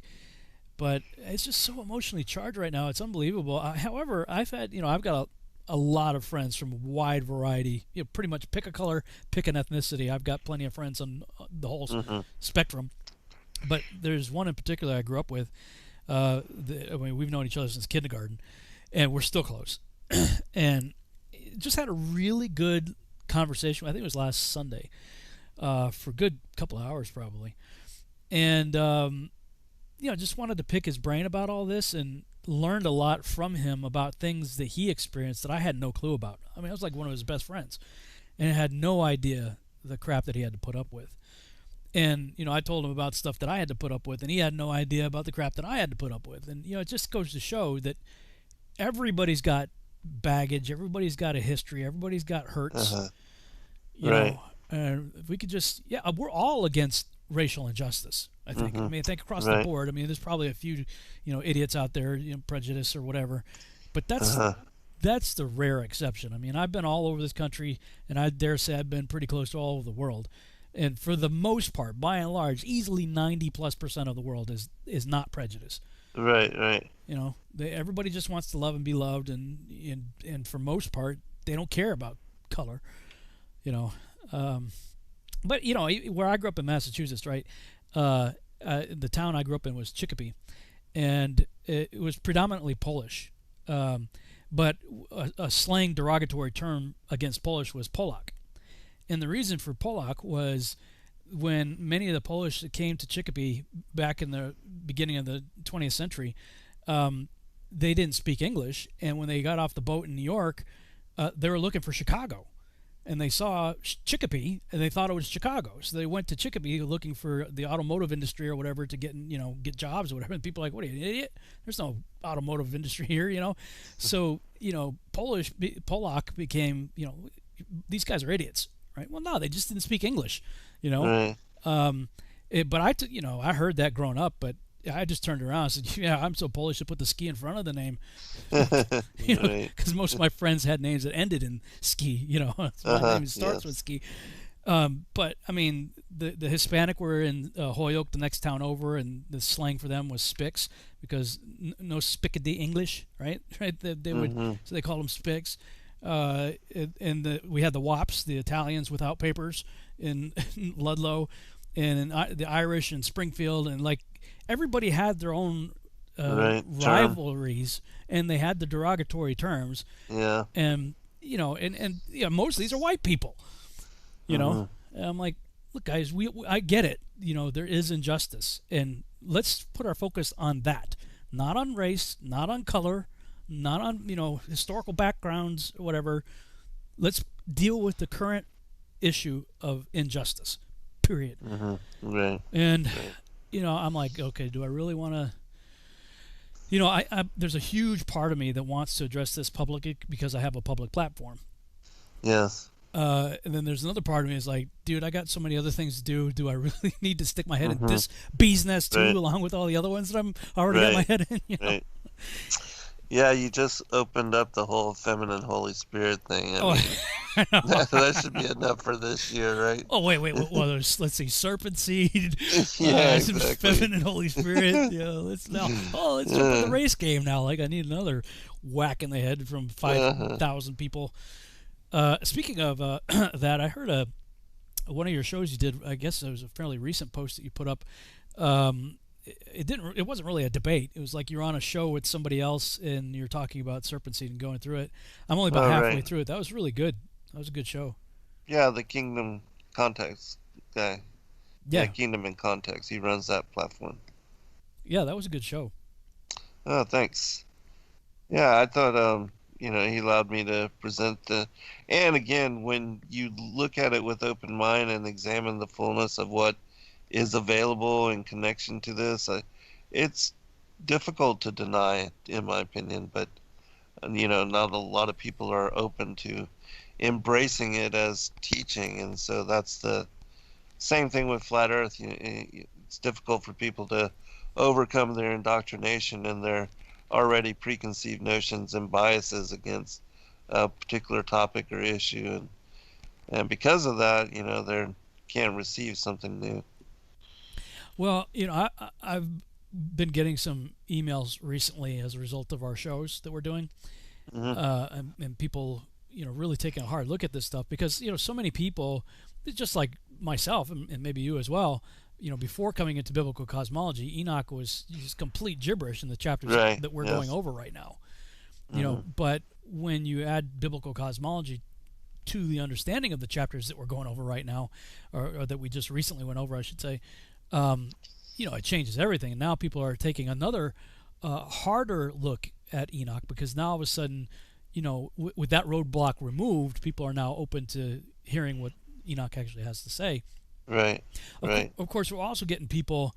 I'm getting people sending me stuff from people who says the Book of Enoch is heresy, and there's like, I don't know, half dozen, maybe 10 of the same tired old arguments that people raise, and like, yeah, that one's dumb. Here's why. This one's ridiculous. Here's why. Mm-hmm. I don't know, man. Yeah, I've tried contending with and speaking and trying to rationalize with individuals like that, but I just find it's not even worth my time and effort. Let them believe as they want to, and I'll just continue on with what I do and the work that I do and the way that I teach.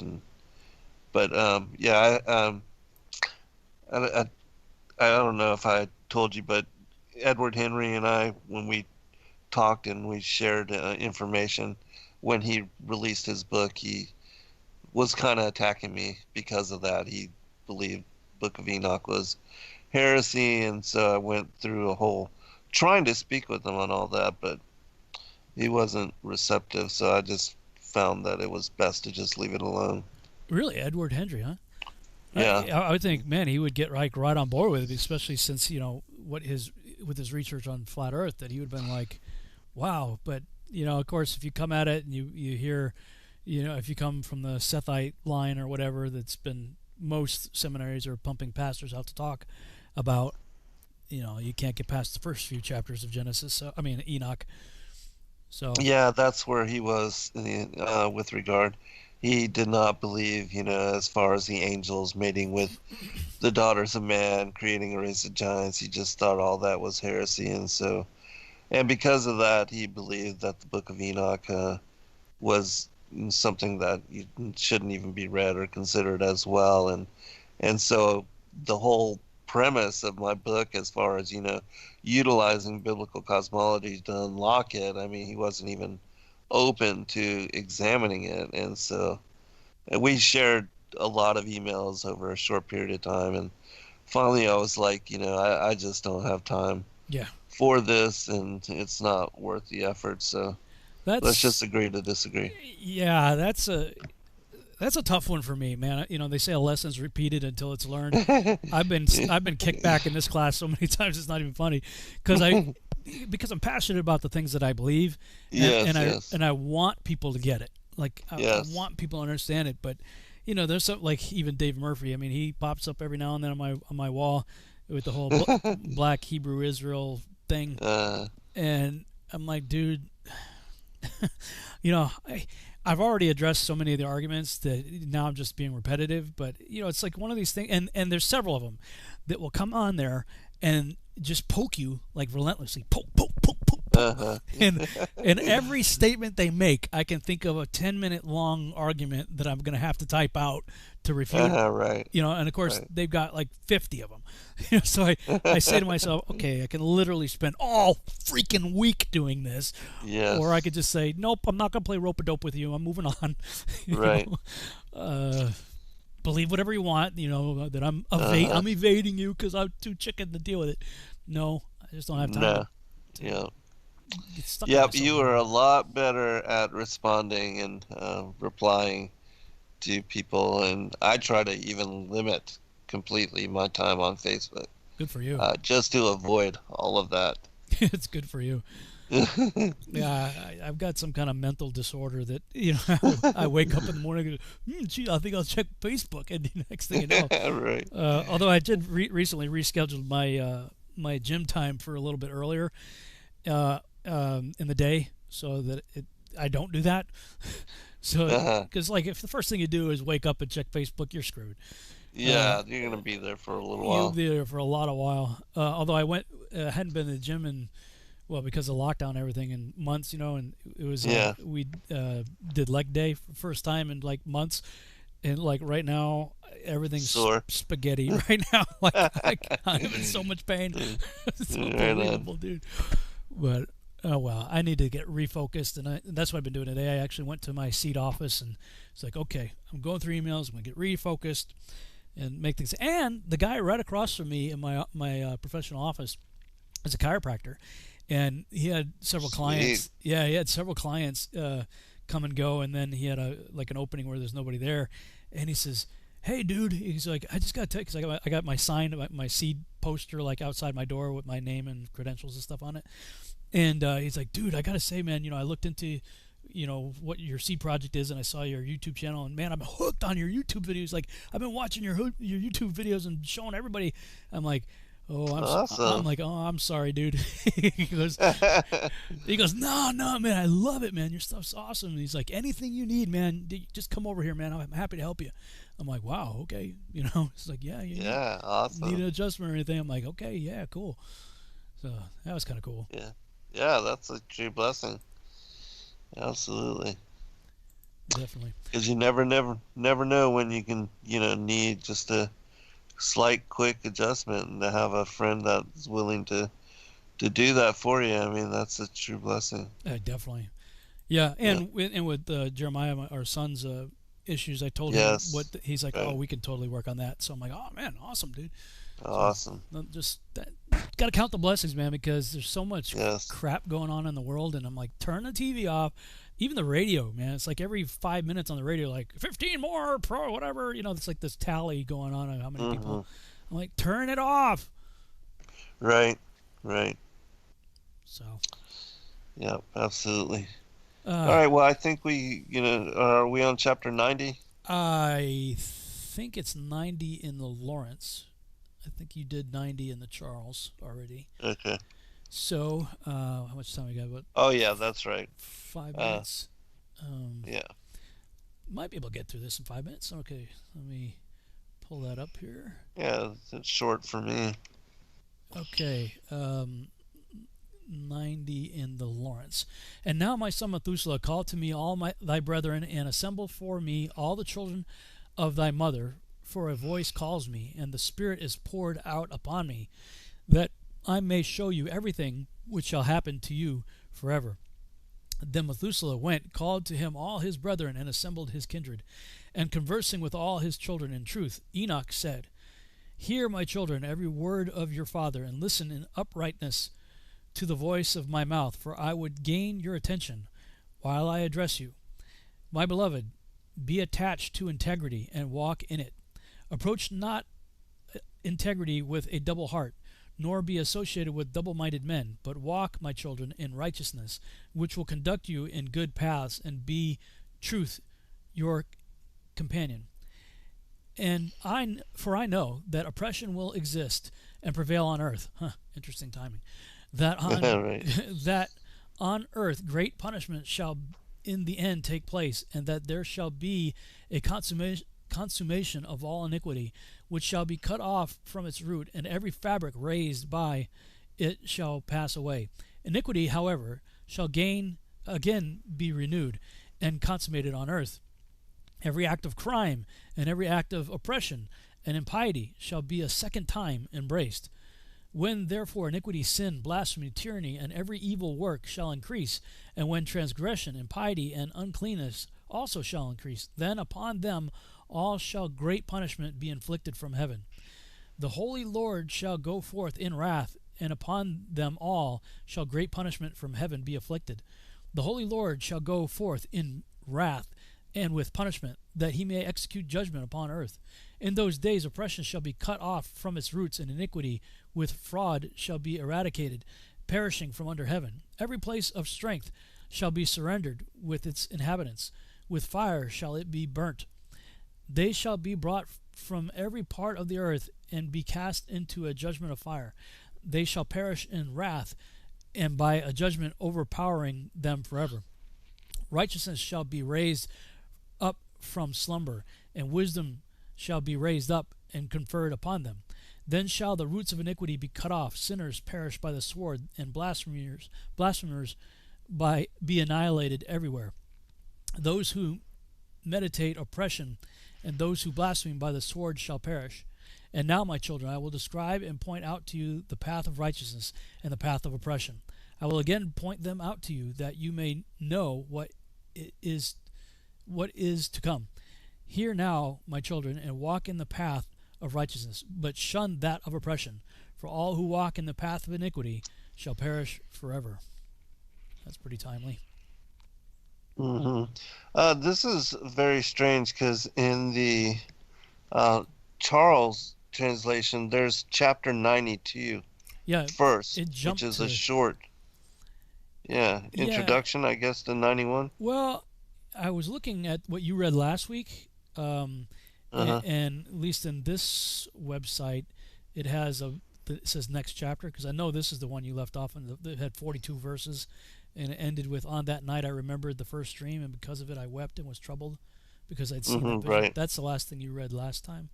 Yes. So I clicked, so it looks like it's missing like 91. It looks like it just went to 92. Well, actually 92 is after 91, which doesn't make sense to me, but yeah. So I guess 92 is an opening for it, but now, and I'll just go in that order. Oh, you think 90? Oh, that's right. It is 91. Yeah. It's reversed, 91 and 92. Yeah.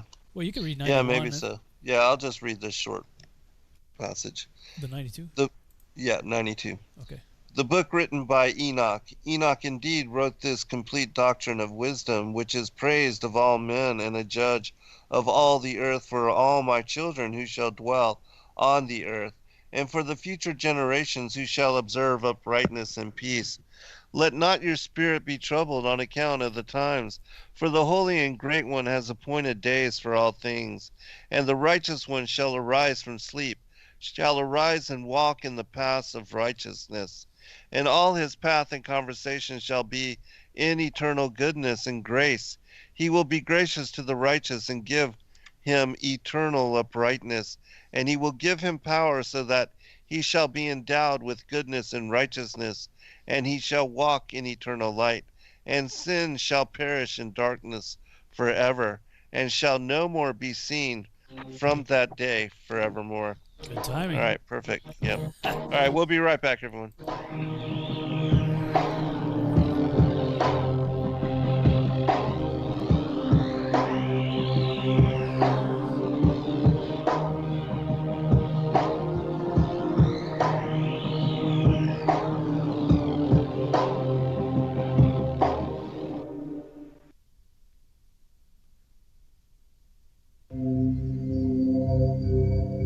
Discover the extraordinary powers of intuitive healing with pain transmutation, a method of holistic healing for the human soul, body, mind, and emotions. If you are looking for answers and a deep understanding of how to help yourself and the people around you to live a happier, healthier life, this is the right place for you. Learn how to read your soul's history in the Akashic Records. Remove negative energy attachments from your astral body and start the process of inner and outer pain transmutation. Join Pain Transmutation Community to get started on the path of intuitive healing. Change your energetic state. Manifest new and exciting experiences. Re-energize your life. And build inspiring connections with others in our community.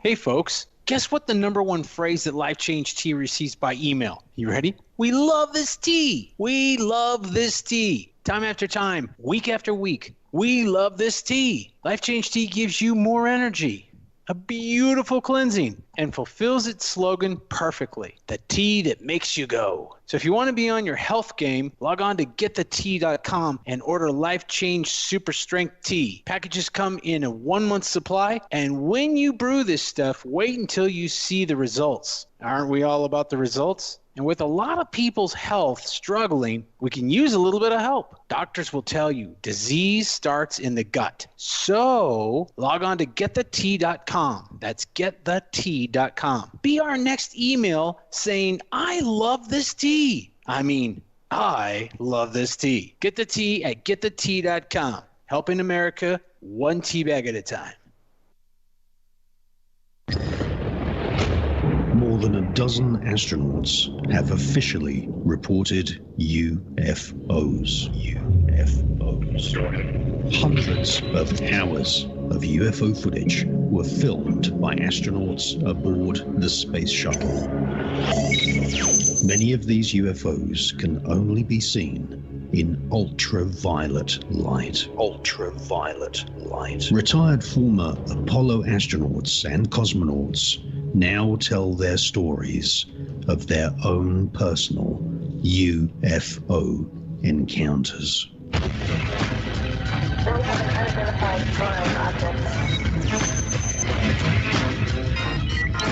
The Enigma Channel, intelligent television for planet Earth. EnigmaTV.com.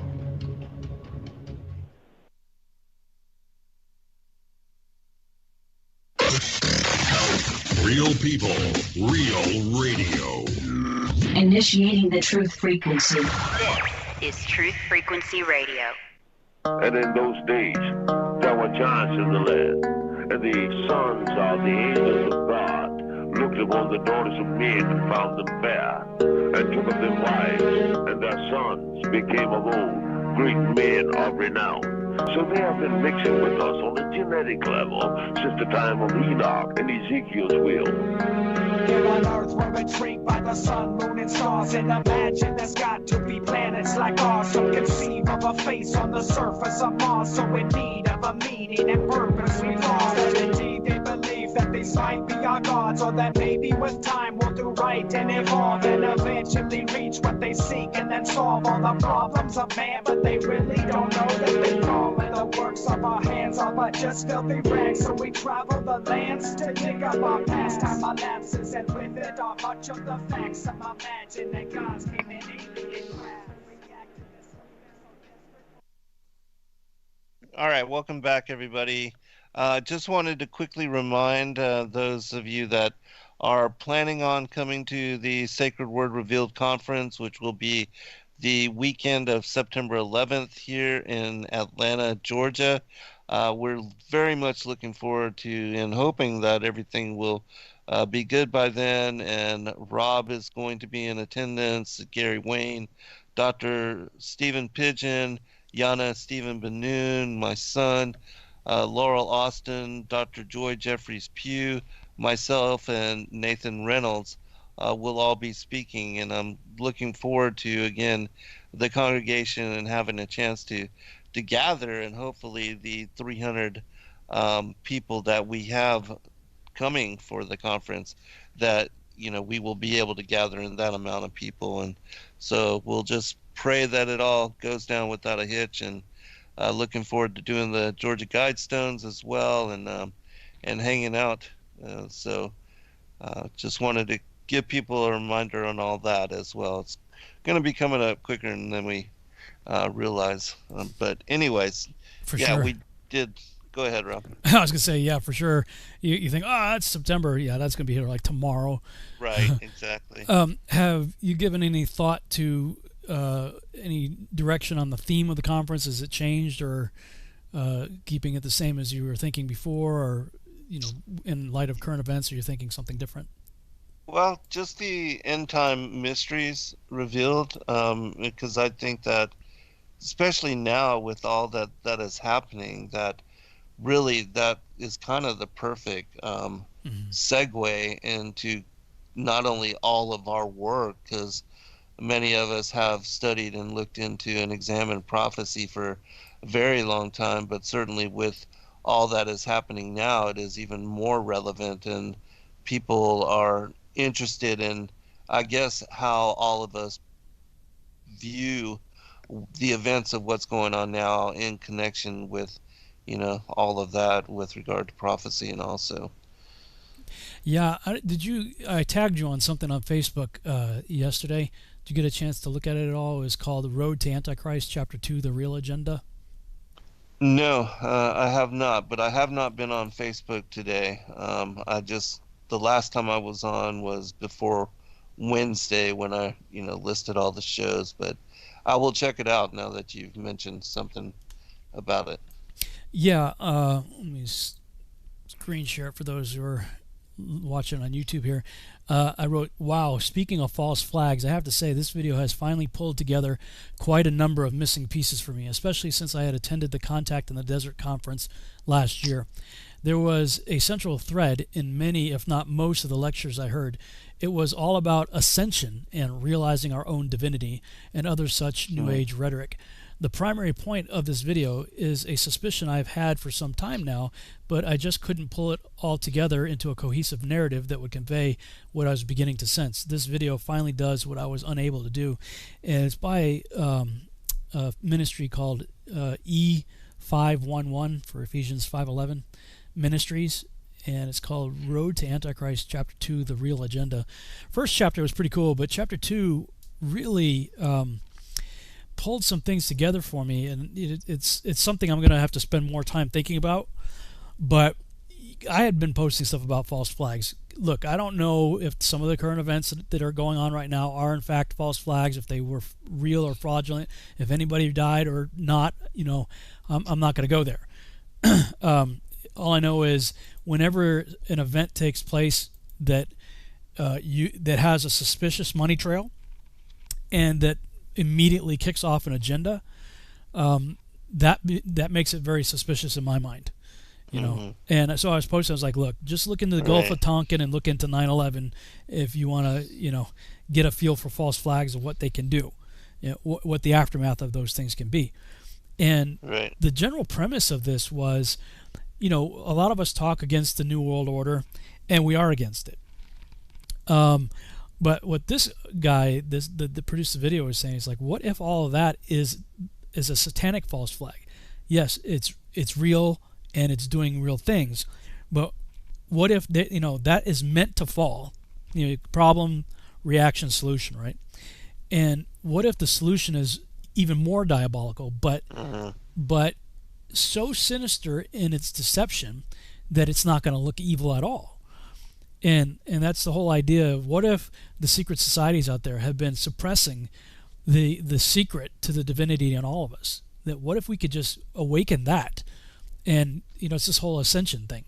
And when you look at what they're saying, and he uses lots of quotes from Jordan Maxwell and David Wilcox and Stephen Greer and Alex Jones and a whole bunch of people that are all talking along the same lines of, we got to reach a higher level of consciousness and we got to ascend into apotheosis.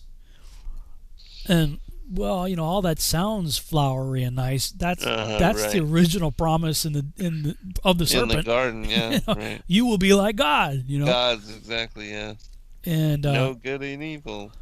Yeah, if you haven't seen it, man, you should check it out. It's something I'm going to have to watch again, because it's stuff that I've had like this suspicion about, but I couldn't articulate it. I couldn't formulate any kind of real, cohesive dialogue on it to do anything with it until I watched that. I was like, okay, that could send me on an interesting trajectory, looking into these things from a different perspective. Well, I will definitely look into it. But that, like you said, the whole promise of godhood and to be like the Most High, to be Christ-like, all of that, it sounds eerily suspicious to me with regard to some of the other stuff that, the promises of New Age and the Ascension and everything. But I will certainly check it out and see what. It's interesting that our conference got rescheduled for the weekend of 9/11. Yes, and that we're going to see the Georgia Guidestones. So right. some of the things I had planned to speak on, I may still do, but I'm thinking I might kind of craft it around what I'm suspecting this is dealing with. Because when I came away from the Contact in the Desert conference, that's what almost every, if not every, speaker was talking about. Right. That the aliens, so-called, were telling them, listen, you guys got to vibrate to a higher, frequency here. Consciousness. We're about to show up, and you got to be ready for us when we do. Mm-hmm. Which says that as bad as everything is right now, and I've been suspecting this would be the case for a long time, actually for different reasons, but that things are going to get better, and not only are they going to get better, they're going to get a lot better, but it's going to come with strings attached. Right, of course, yeah. And that's where it gets scary, and where everybody turns on Christians. Mm-hmm. Yeah, the whole peace comes sudden destruction. Yeah, people are saying peace and security. Right, exactly. Yeah. It's not crying out for peace and security. They're living in peace and security, in unwalled cities and things of that nature. Right. And, let's face it, for Israel to embrace a Messiah, it's going to have to be a good one, mm-hmm. from their perspective. Mm-hmm. So yeah, this is why it's making me think, especially after I watched that video and all the stuff that we're doing here right now and stuff that we've learned in the last 5 years or so. I'm going, okay, Father, like, how does all of this fit together? Right. Like we got like a 5,000 piece puzzle in front of us, and I see like corners of like the four corners mm-hmm. maybe are filled in, and a couple splotches in the middle, but there's still a lot to this picture that I'm not seeing. Yeah. Are you getting sort of that same vibe? Yeah. Oh yeah, absolutely. And again, I think as we accelerate towards even push further and further into this agenda, like this whole thing with the COVID and how all that just came out of the blue, but then now looking back at some of the work and some of the videos of people that have done, as far as the Bill and Melinda Gates Foundation and some of the stuff that they were involved in, how it's all according to plan. And then tying it all together with the protocols and all of that, and the economic crisis and the forced vaccinations and the whole martial law, posse comitatus, even this now, the Black Lives Matter, and with the riots on the streets and the agent provocateurs that they are allowing to take over these demonstrations and to lead them into chaos. I mean, the police are stepping back and allowing them to, or somebody's instructing them to allow chaos to unfold. And I think that is all for a greater agenda.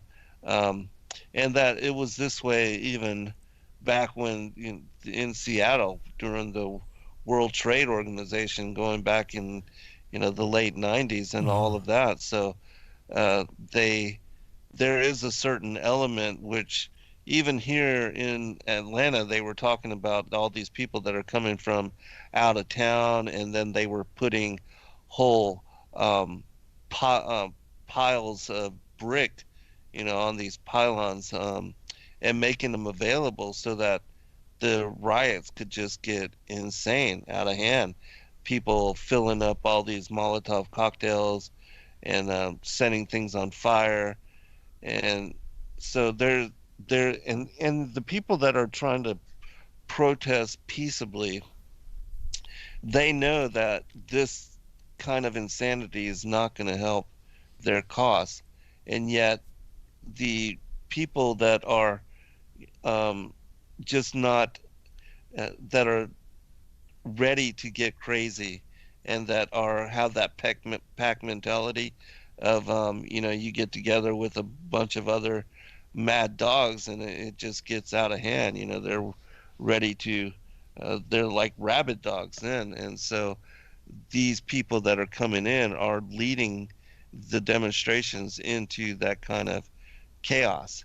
And I believe that the police forces are actually stepping back to allow that kind of stuff to happen because, again, there's a whole agenda of their wanting to be able to crack down, and then also to have the military on the streets. I don't know if you've seen, but people have been reporting about how there are, the military police has been now called up, and they're all driving together, and tanks are being positioned, and all this military equipment and gear.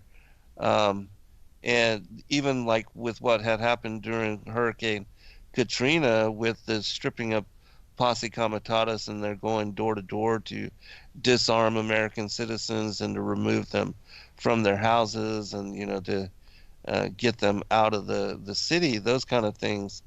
Um, we see an extension of that happening in these kind of as far as these protests and the police crackdowns, which um, they're waiting for something later, in my opinion, as far as what they are wanting to be able to do, because I believe we are the target. Christians, patriots, people that are God-fearing, God-loving, that stand up for their Second Amendment rights, that we are the enemies of the New World Order.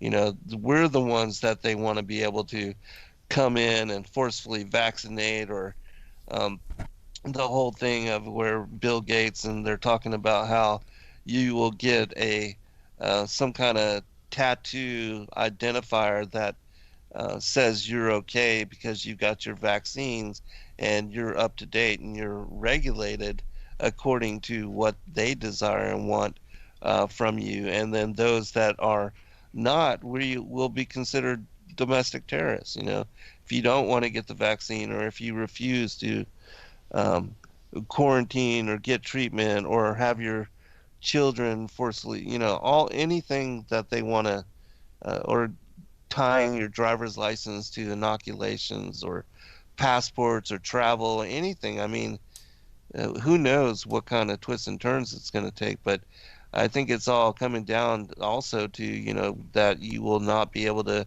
buy or sell. And so, the whole AI and all of that, certainly in the cryptocurrencies, I mean, everything seems to be tying together for something that we're still not fully aware of. And as far as the picture and the puzzle of truth coming together, yeah, I mean, we got corners and maybe an outline here and a few segments here and there on the inner part, but that will all become clearer as we accelerate further and further into the madness, so to speak. Yeah. Yeah. Well, I mean, that's what Enoch's talking about here. Right. Yeah, exactly. It's kind of amazing because at this time in the historical narrative, this is before the first judgment, and yet he's talking about the judgment that's going to come even after that. After that, right. Exactly, yes. Like, they're about 700 years away from total catastrophic annihilation of the whole world by water. But he's like, yeah, but, talking about our times, it being even worse. Yes. There's a Christian rock band that I used to really, not used to, I still love, called Holy Soldier. You ever listen to them? Back in the day? No, I haven't heard of them. Yeah, they were pretty big back in the Striper days and stuff too. Another hair band, kind of the Christian Bon Jovi types or whatever. Yeah. But they have a song called "When the Rain Comes Down," and it's talking about in the last days that the sky is going to rain fire, and it's going to become this massive judgment. And they were using, I think the footage was from the movie Knowing with Nicolas Cage, just showing the whole world being consumed by fire. With that imagery, with that music and the lyrics, I was like, wow, man, this is, if people only knew what's coming, you know. Right. And Enoch's, Right. you know, he's laying it out for Methuselah 700 years before the water judgment. Right. About the fire judgment. Right. Yeah, I heard a pastor talking about, you know, the global warming, and he had mentioned Second Peter about the fervent heat and the melting of all the elements, and you know how everybody's worried about the hairspray and the carbon and everything of that nature, and yet we're told that everything's going to be basically brought and melted and destroyed at the end of this age.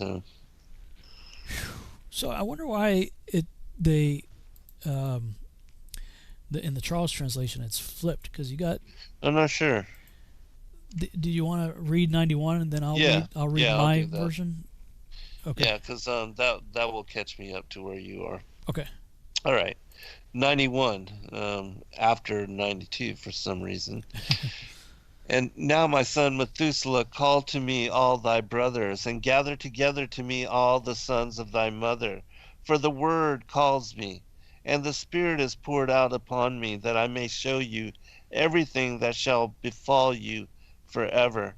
And thereupon Methuselah went and summoned to him all his brothers, and assembled his relatives, and he spake unto all the children of the righteous, and said, Hear, ye sons of Enoch, all the words of your father, and hearken aright to the voice of my mouth.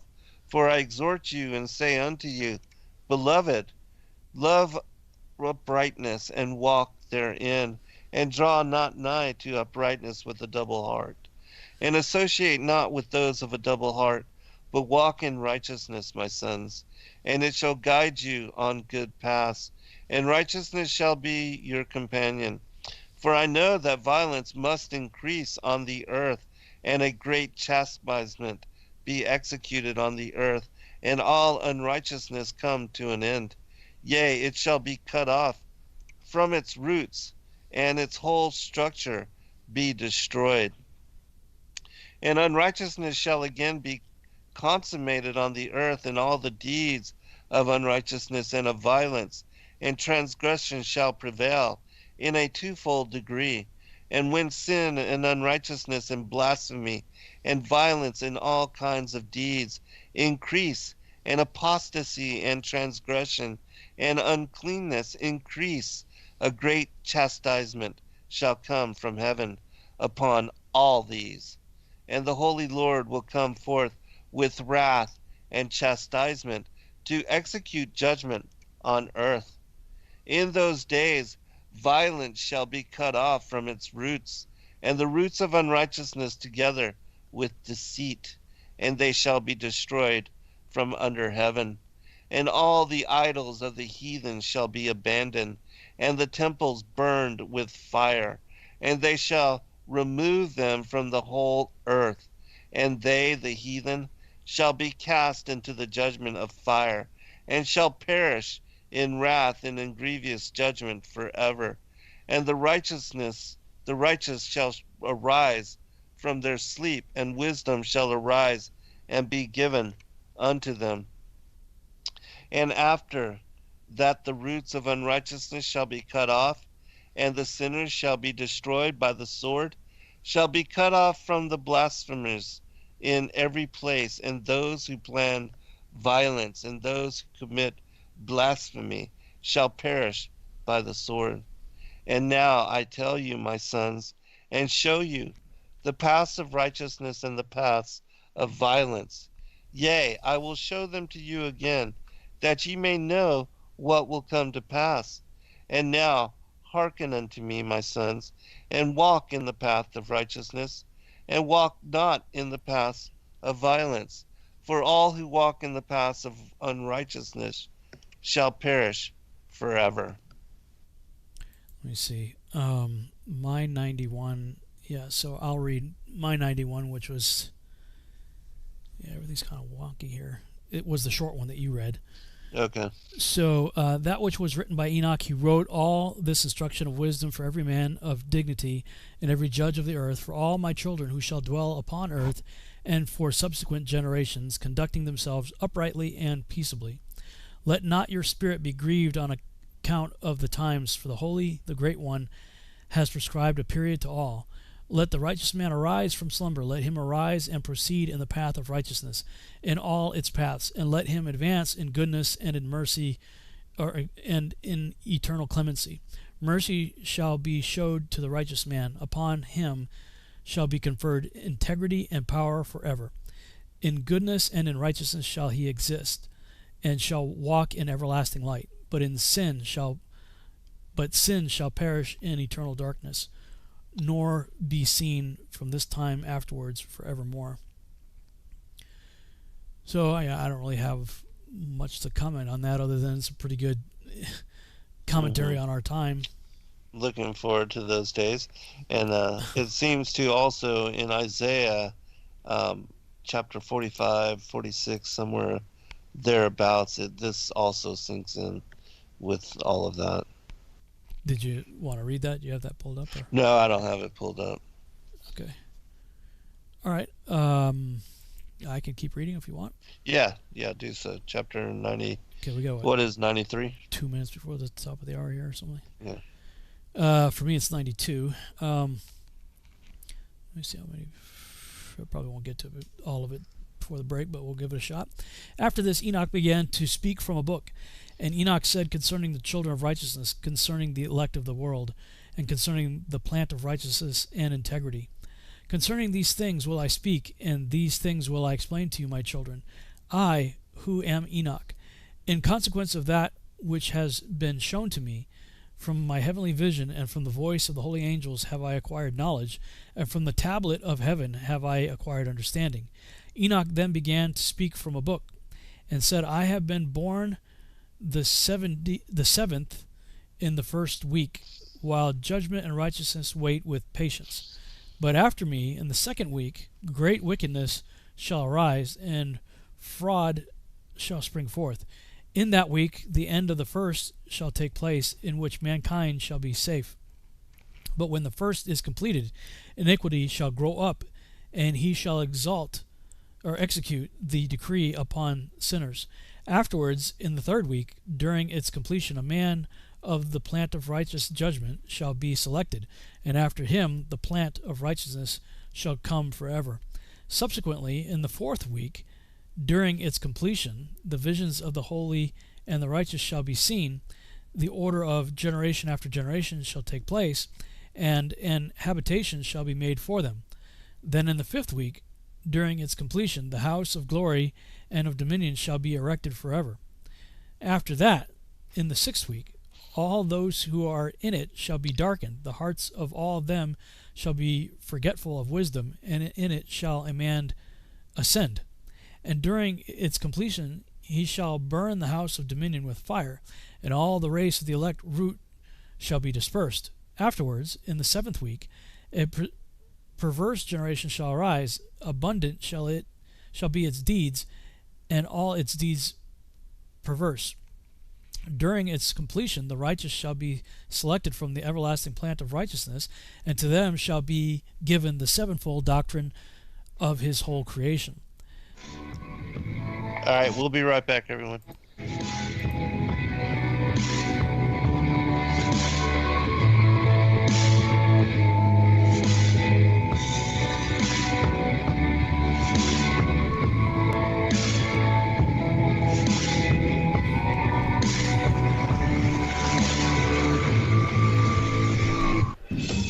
Truth Frequency Radio is your #1 source for news and information without the hate, hype, and fear.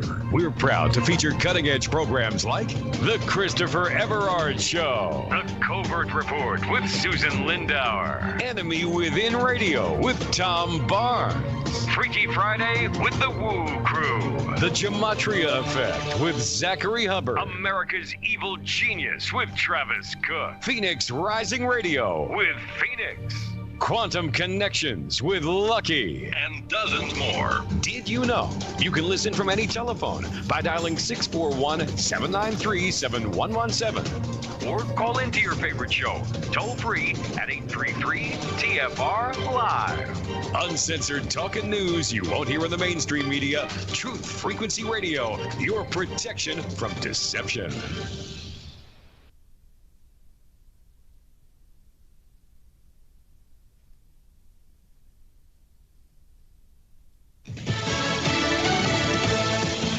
He backs the blue. I'm Lisa Lacera, Fox News. President Trump expressing support for police as calls grow in some cities to cut policing budgets. He says what police need is more training. We're working to finalize an executive order that will encourage police departments nationwide to meet the most current professional standards for the use of force, including tactics for de-escalation.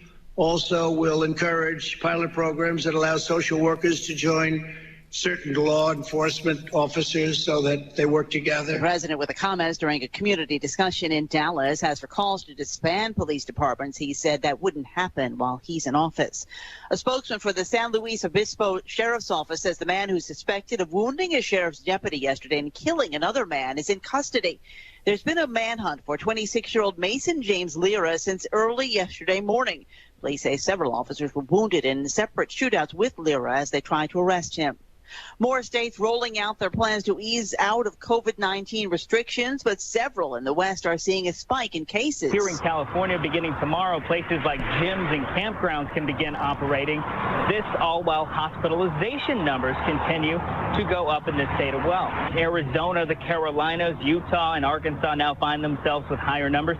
And Texas, one of the first places to begin reopening, setting new records for corona-related hospitalizations on 3 straight days this week.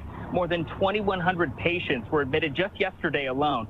But the once hotspot of New York doesn't find itself on this list of increased cases. Fox's Jeff Paul. The Republican National Committee has announced it's moved the convention from Charlotte, North Carolina to Jacksonville, Florida. RNC Chairman Ronna McDaniel issuing a statement reading in part, this election comes after South Carolina Governor Roy Cooper refused to provide assurances. This is the Truth Frequency Radio Network. TFR. Truth Frequency Radio.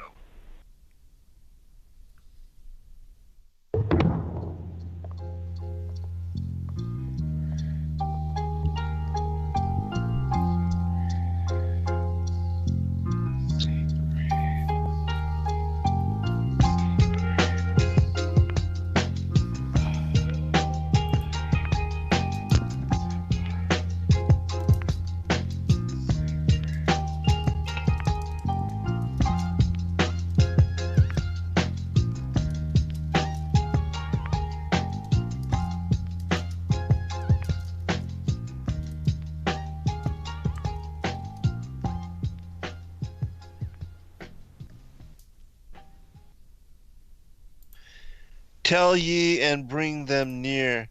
Yea, let them take counsel together. Who hath declared this from ancient time? Who hath told it from that time? Have not I, the Lord? And there is no God else beside me, a just God and a Savior. There is none beside me. All right, brother, I'll turn it back over to you so you can finish up. Okay. I believe I left off in verse 12, the sevenfold doctrine of this whole creation. During the break, I looked up what Dr. Ken Johnson had to say about these chapters. Some pretty interesting stuff, but I'll save it after you do your reading. All right. Afterwards, there shall be another week, the 8th of righteousness, to which shall be given a sword to execute judgment, and justice upon all oppressors. Sinners shall be delivered up into the hands of the righteous, who during its completion shall acquire habitations by their righteousness, and the house of the great king shall be established for celebrations forever. After this, in the 9th week, shall the judgment of righteous be revealed to the whole world. Every work of the ungodly shall disappear from the whole earth. The world shall be marked for destruction, and all men shall be on the lookout for the path of integrity. And after this, on the 7th day of the 10th week, there shall be an everlasting judgment, which shall be executed upon the watchers. And a spacious eternal heaven shall spring forth in the midst of the angels. The former heaven shall depart and pass away, a new heaven shall appear, and all the celestial powers shine with sevenfold splendor forever. Afterwards, likewise, shall there be many weeks, which shall externally exist in goodness and in righteousness. Neither shall sin be named there forever and forever. Who is there of all the children of men capable of hearing the voice of the Holy One without emotion? Who is there capable of thinking his thoughts? Who capable of contemplating all the workmanship of heaven? Who of comprehending the deeds of heaven? He may behold its animation, but not its spirit. He may be capable of conversing respecting it, but not of ascending to it. He may see all the boundaries of these things and meditate upon them, but he can make nothing like them. Who of all men is able to understand the breadth and length of the earth? By whom have been seen the dimensions of all these things? Is it every man who is capable of comprehending the extent of heaven, what its elevation is, and by what it is supported? How many are the numbers of the stars, and where all the luminaries remain at rest? All right.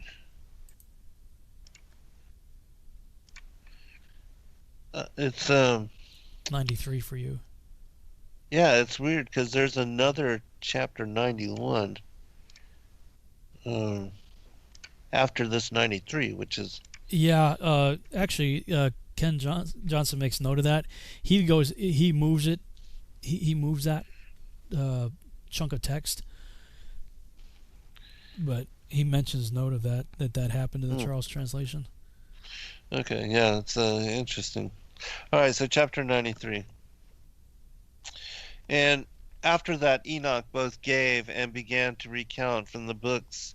And Enoch said, concerning the children of righteousness, and concerning the elect of the world, and concerning the plant of uprightness, I will speak these things, yea, I, Enoch, will declare them unto you, my sons, according to that which appeared to me in the heavenly vision, and which I have known through the word of the holy angels, and have learnt from the heavenly tablets. And Enoch began to recount from the books and said, I was born the 7th in the first week, while judgment and righteousness still endured.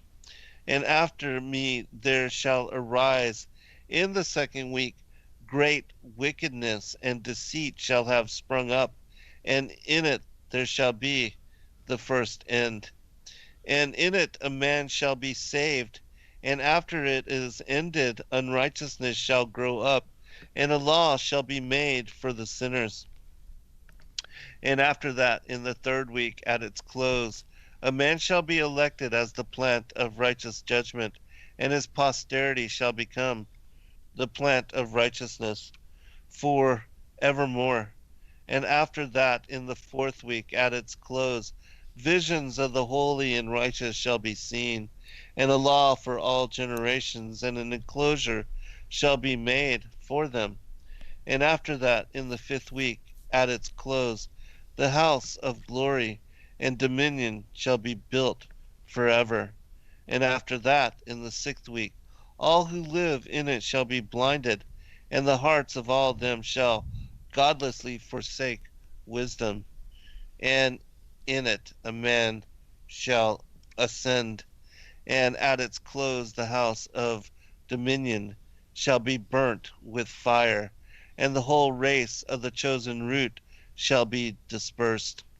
And after that, in the 7th week, shall an apostate generation arise, and many shall be its deeds, and all its deeds shall be apostate. And at its close shall be elected the elect righteous of the eternal plant of righteousness, to receive sevenfold instruction concerning all his creation. For who is there of all the children of men that is able to hear the voice of the Holy One without being troubled? And who can think his thoughts And who is there that can behold all the works of heaven? And how should there be one who could behold the heaven? And who is there that could understand the things of heaven?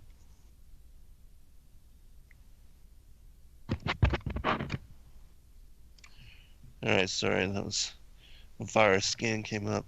And who is there that could understand the things of heaven, and see a soul or a spirit, and could tell thereof, or ascend, and see all their ends, and think them, or do like them? And who is there of all men that could know what is the breadth and the length of the earth, and to whom has been shown the measure of all of them? Or is there any one who could discern the length of the heaven, and how great is its height, and upon what it is founded, and how great is the number of the stars, and where all the luminaries rest? Do you want to read that 17 verses, I guess, from 91? Yeah, I'll do that. It is interesting that this particular portion, though, it's basically describing, the enclosed cosmology, in my opinion. But yeah, we'll get to that afterwards. Chapter 91. And after that there shall be another, the 8th week, that of righteousness. And a sword shall be given to it, that a righteous judgment may be executed on the oppressors. And sinners shall be delivered into the hands of the righteous. And at its close they shall acquire houses through their righteousness. And a house shall be built for the great King in glory forevermore. And all mankind shall look to the path of uprightness. And after that, in the 9th week, the righteous judgment shall be revealed to the whole world. And all the works of the godless shall vanish from all the earth, and the world shall be written down for destruction. And after this, in the 10th week, in the 7th part, there shall be the great eternal judgment, in which he will execute vengeance amongst the angels. And the first heaven shall depart and pass away, and a new heaven shall appear, and all the powers of the heavens shall give sevenfold light. And after that there will be many weeks without number forever, and all shall be in goodness and righteousness, and sin shall no more be mentioned forever.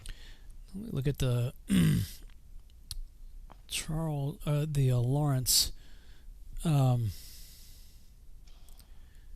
Neither shall be former heaven part away. Seventh day of the 10th week. So I got through 7. I don't think I did 8. You got 10. It's kind of weird the way this is worded. I'll read what Dr. Ken Johnson had to say about this, because it's actually put some of this into perspective for me anyway. Now he's going off of, I believe, the Charles translation in terms of chapter numbers.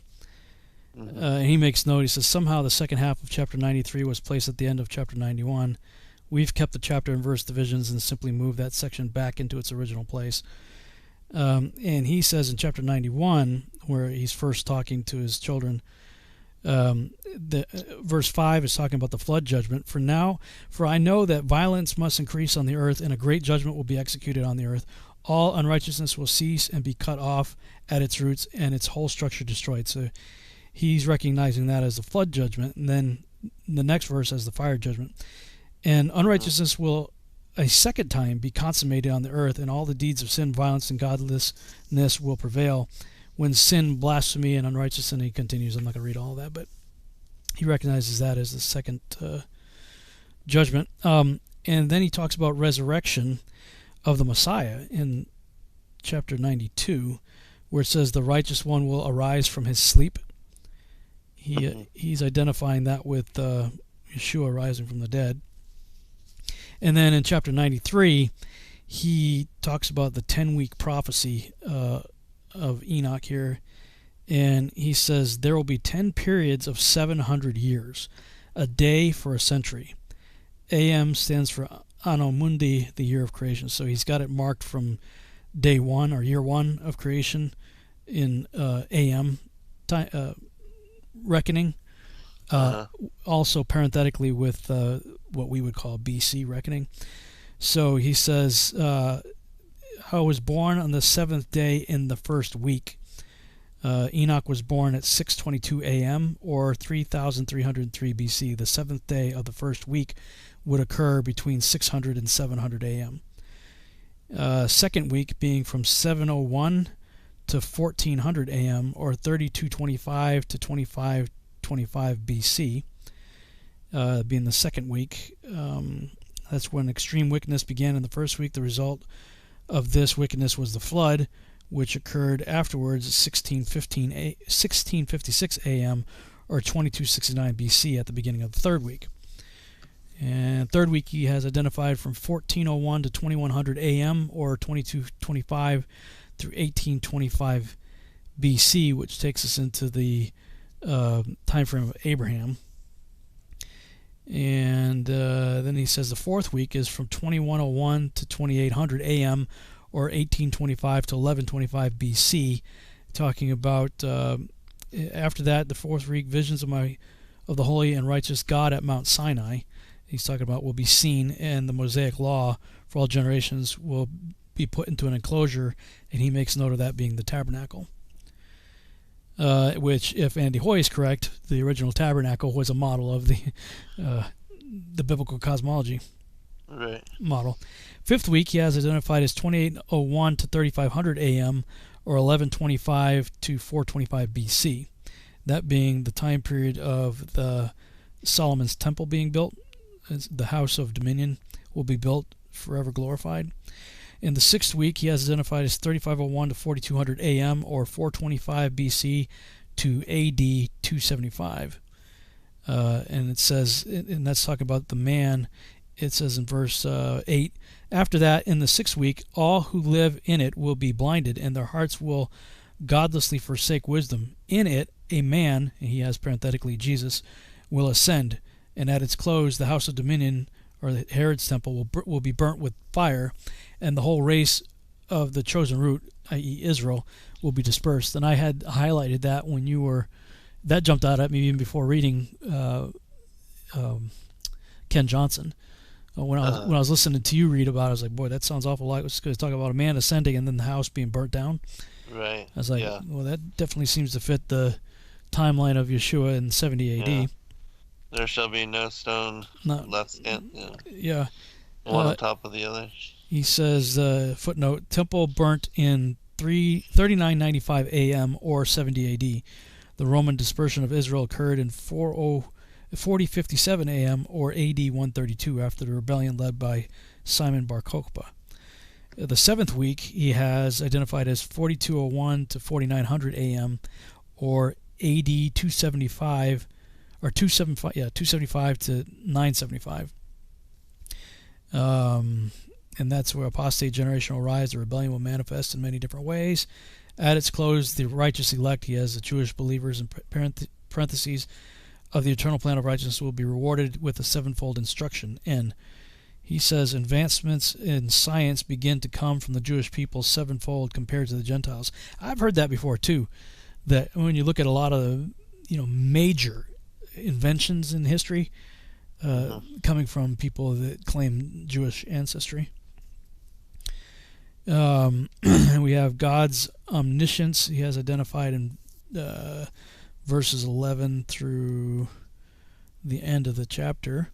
And then in that part of 91 that you read, the eighth week representing 4901 to 5600 AM or 975 AD to 1675 AD. And he identifies that with the Protestant Reformation. During this time, the Protestants took over many Catholic churches and destroyed the idols in them. These churches became their houses of worship. Also, this is the time of the creation of the Geneva and King James Bible in the common language of the people. And in the ninth week, he has identified as 5601 to 6300 AM or AD 1675 to 2375. So we're in the ninth week in this prophecy right now. and he identifies this as the reestablishment of the nation of Israel and the Great Tribulation and the beginning of the millennium. And then he says, the seventh part is the last 100 years of the 700 period. This will be between 2975 and 3075. If the millennium, he identifies that as the millennial reign kingdom.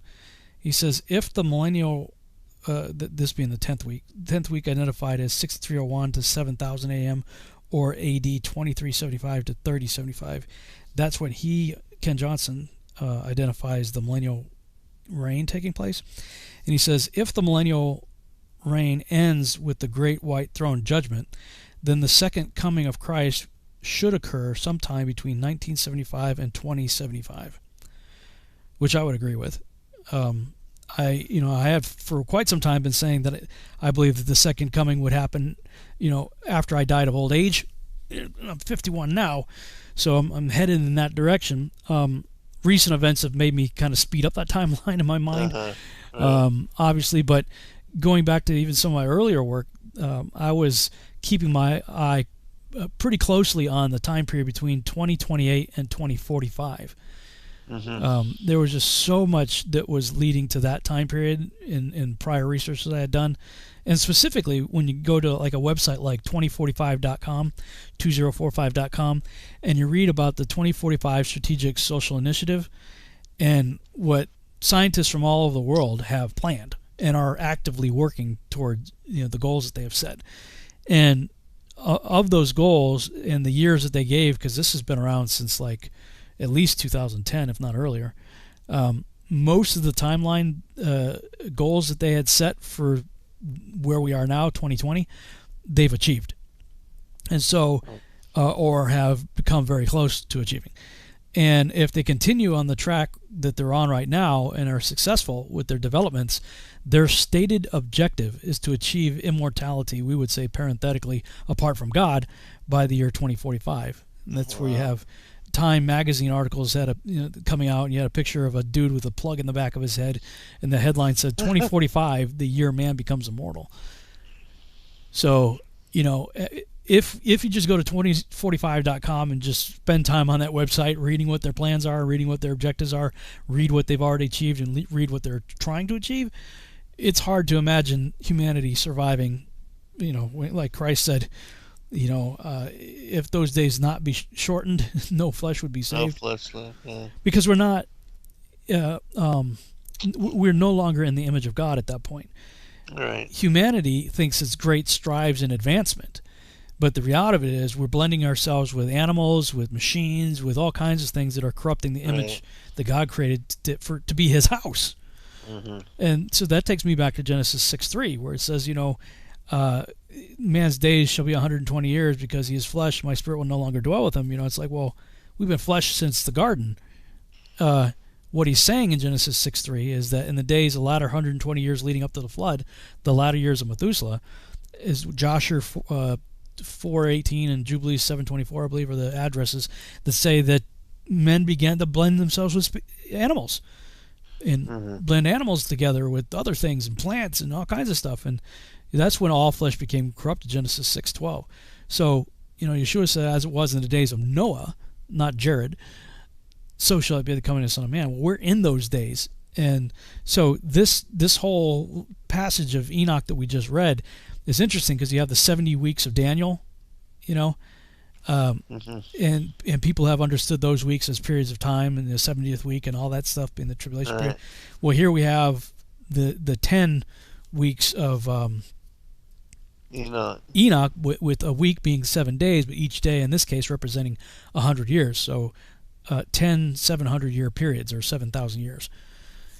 So yeah, that's very interesting. Yeah, that's one of the things I love about Dr. Ken Johnson's work is I'm a timeline guy and loves numbers and stuff. Like he did it with the Book of Joshua too. Like he put chronological time markers in there, AM, BC, AD, showing when events were taking place. And so I really appreciate him doing that. I don't know if he's right, but it makes sense to me the way he's got this chapters that we just read outlined, and seems to fit. Yeah, absolutely. And I was looking at the Lawrence translation, and he's got a lot of some footnotes with regard to some of that and similarity. And so, but yeah, I'm definitely going to get his work on both the Book of Enoch and Jubilees. And I appreciate you sharing and reading, because I think it has added a great deal to the studies in sharing, an alternative perspective from that of our own. And certainly I have great respect for his work as well. And so to have that viewpoint certainly has been enlightening. Yeah, I mean, because a lot of this, frankly, to me, when you just read it, it sounds so cryptic. Like, I don't know if you've ever read like the prophecies of Nostradamus. They're so cryptic and open to, creative interpretation. Yeah, right. Yeah, it's like reading a fortune cookie. A batch of fortune cookies. It's like, okay. And it's, for me, when I just read through some of this, so I appreciate, a greater mind than mine, like Dr. Ken Johnson, looking at it, breaking it down, and trying to line it up with, historical context, and it makes sense. At least to me, it does. Mm-hmm.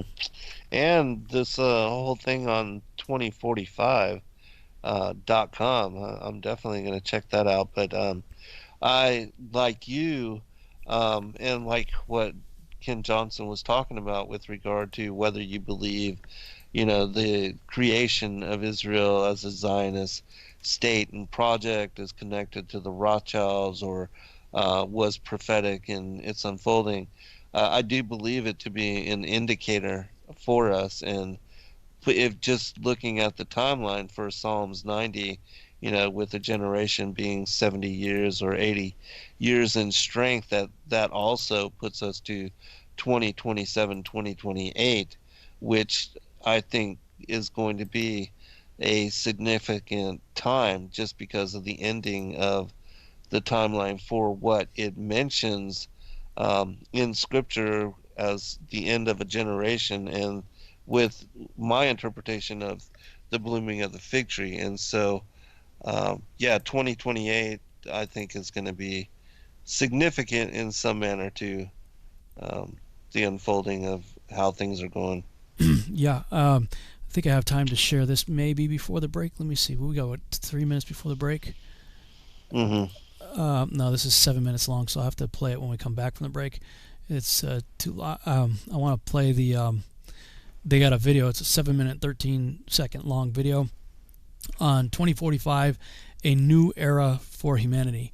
But if you go to 2045.com, right there on the front page, it says the 2045 Avatar Project milestones. Avatar A, 2015 to 2020. So that's today. A robotic copy of a human body remotely controlled via BCI, which is brain-computer interface. And, like, I've been seeing stuff on that actually for quite a while now. Mm-hmm. Avatar B, 2020 to 2025, an avatar in which a human brain is transplanted at the end of one's life. So, you're about to die, no problem, just take your brain out, put it inside of, a body. Right. And that, that whole movie Avatar was just like that as well. Uh-huh. Well, I mean, yeah, there's been lots of movies depicting this kind of stuff, but truth is becoming stranger than fiction pretty quickly. Yeah, absolutely. Avatar C, 2030 to 2035, an avatar with an artificial brain in which a human personality is transferred at the end of one's life. So rather than just putting human tissue, they're just taking like the human engrams, if you will, and transposing them onto, machinery. Crazy. All right, we'll be right back for final episode, everyone.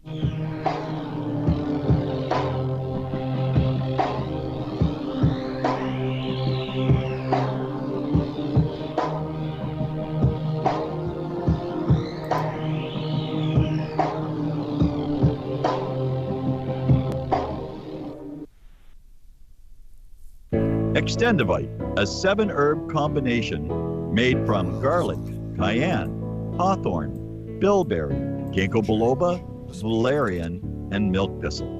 Extendivite feeds our body with the right nutrients to keep us healthy. Just listen to what Arthur has to say. I was just calling to tell you what a great product you have. I had used this about, 10 years ago after I had congestive heart failure. And it fixed me up and got me going for the last 10 years. Lately, I've been having heart trouble again, so I placed another order because this was the only thing that ever worked. And I just wanted to let you know that you have a great product. To order, call 1-877-928-8822. That's 1-877-928-8822 or visit heartdrop.com. Extend your life with Extendovite. Poor water quality is a major health issue, and it's only getting worse. Municipalities can't keep up, standards have dropped, and pollutants are increasing. Where does it all end? It ends by keeping the pollutants outside of your home with HydroCare's advanced systems available at Wave Home Solutions. No less than the best purification materials and processes have been developed by HydroCare to provide you with healthy, clean water for drinking, cooking, and showering. HydroCare far surpasses the competition in removing chlorine, odors, iron, lead, chemicals, limescale, and much more. Don't settle for less when it comes to your water. We'll take care of the toughest water problems for you, whether it's from a city or well source. Satisfaction guaranteed. For more information, call 888-997-WAVE. That's 888-997-WAVE. Or go to bestwater123.com. That's bestwater123.com. Wave Home Solutions for a healthy, comfortable home. Jacob Frank Leibovich is the mastermind behind a global network of satanic cults. He taught that the creator God was evil. Jacob Frank proclaimed himself as the true Messiah. He vowed never to tell the truth. He rejected every moral law and declared that the only way to a new society was through the total destruction of civilization. Murder, rape, incest, and the drinking of blood were perfectly acceptable actions and rituals. His followers established the Marxist system and have infiltrated Islam and Judaism. He was the Messiah of the Illuminati. EnigmaTV.com. This is Truth Frequency Radio. No hate, no hype, no fear. Real people, real radio.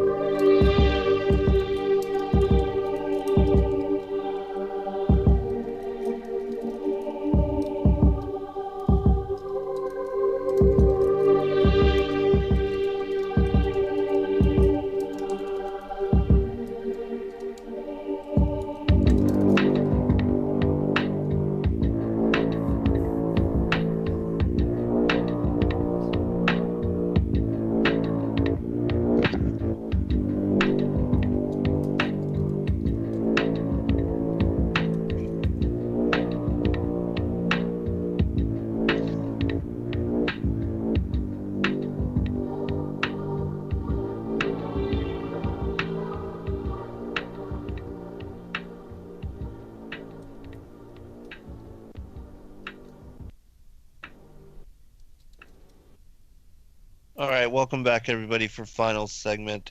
Let me turn it back over to you, Rob. I think you had one more thing as far as the 2045 project. I sure did, and all of a sudden, my monitor just went blank.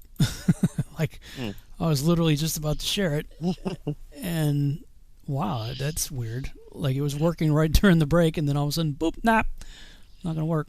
That's so bizarre. Well, anyway, I'll just keep... oh, there it is. Pop back up again. Thank you. Okay, good. Very strange.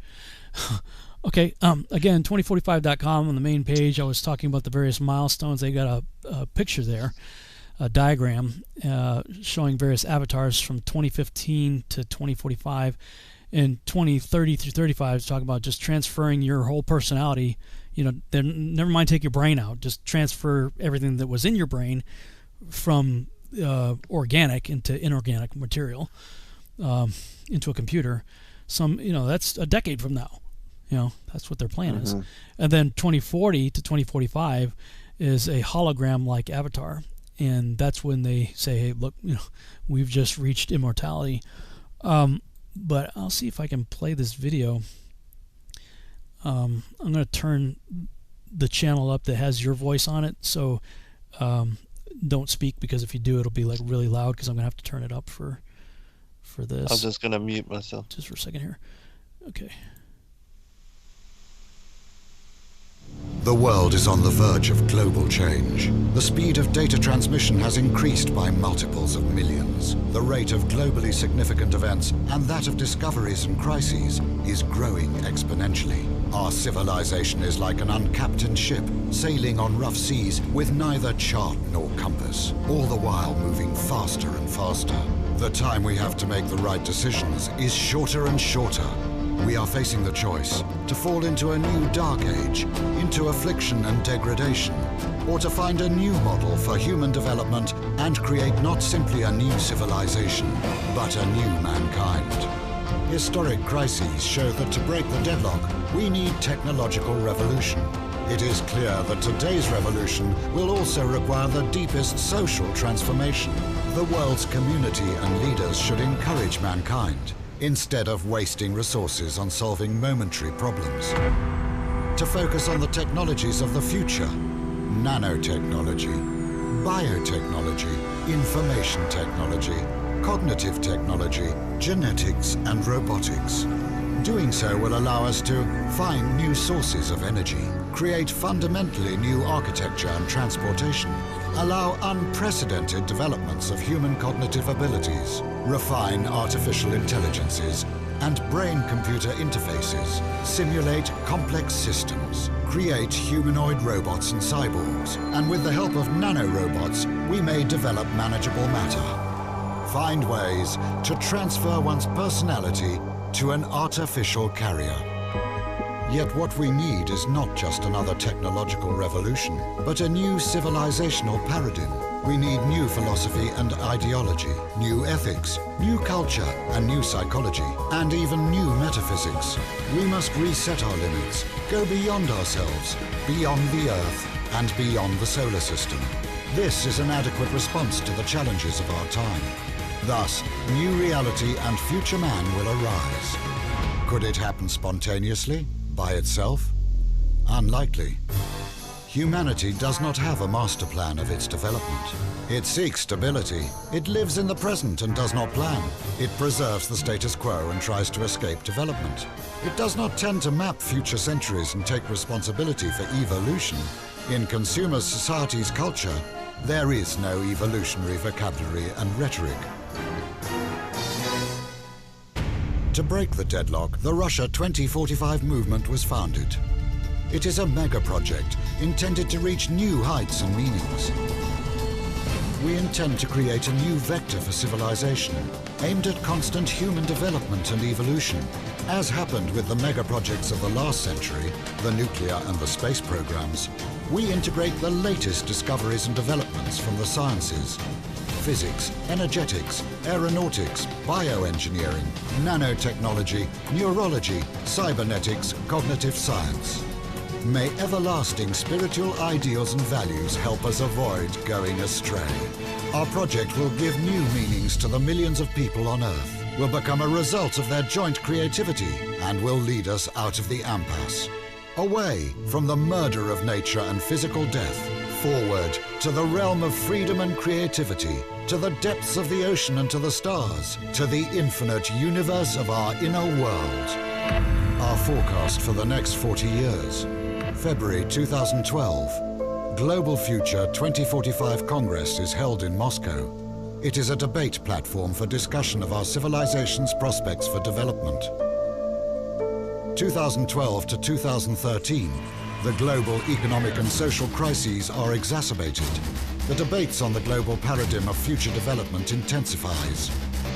New transhumanist movements and parties emerge. Russia 2045 transforms into World 2045. Simultaneously, the 2045.com international social network for open innovation is expanding.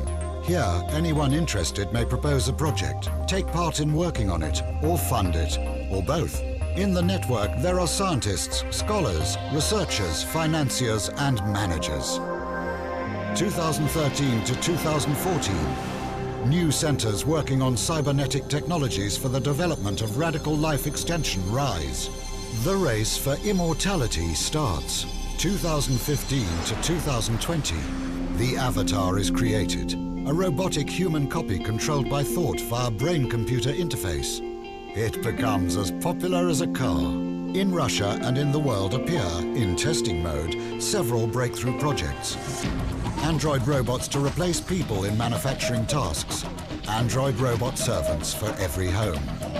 Thought-controlled avatars to provide telepresence in any place of the world and abolish the need for business trips. Flying cars. Thought-driven mobile communications built into the body or sprayed onto the skin. 2020 to 2025. An autonomous system providing life support for the brain and allowing it interaction with the environment is created. The brain is transplanted into an Avatar B. With Avatar B, man receives new, expanded life. 2025. The new generation of avatars provides complete transmission of sensations from all 5 sensory robot organs to the operator. 2030 to 2035, Rebrain. The colossal project of brain reverse engineering is implemented. World science comes very close to understanding the principles of consciousness. 2035, the first successful attempt to transfer one's personality to an alternative carrier. The epoch of cybernetic immortality begins. 2040 to 2050. Bodies made of nanorobots that can take any shape arise alongside hologram bodies. 2045 to 2050.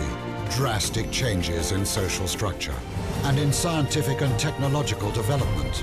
All the prerequisites for space expansion are established.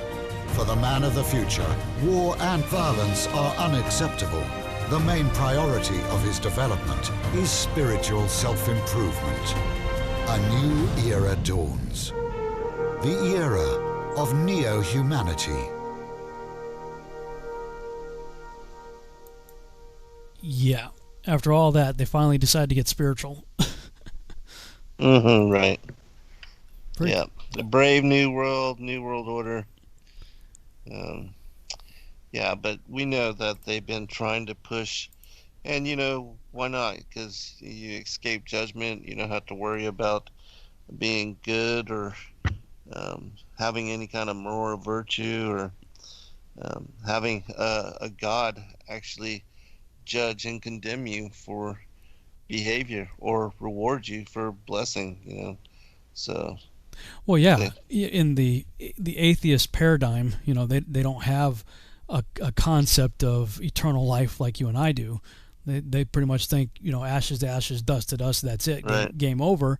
So, what if I can prolong my ashes, right, and put my brain into a machine or just transfer my personality into a machine, and eventually everybody's living in the matrix.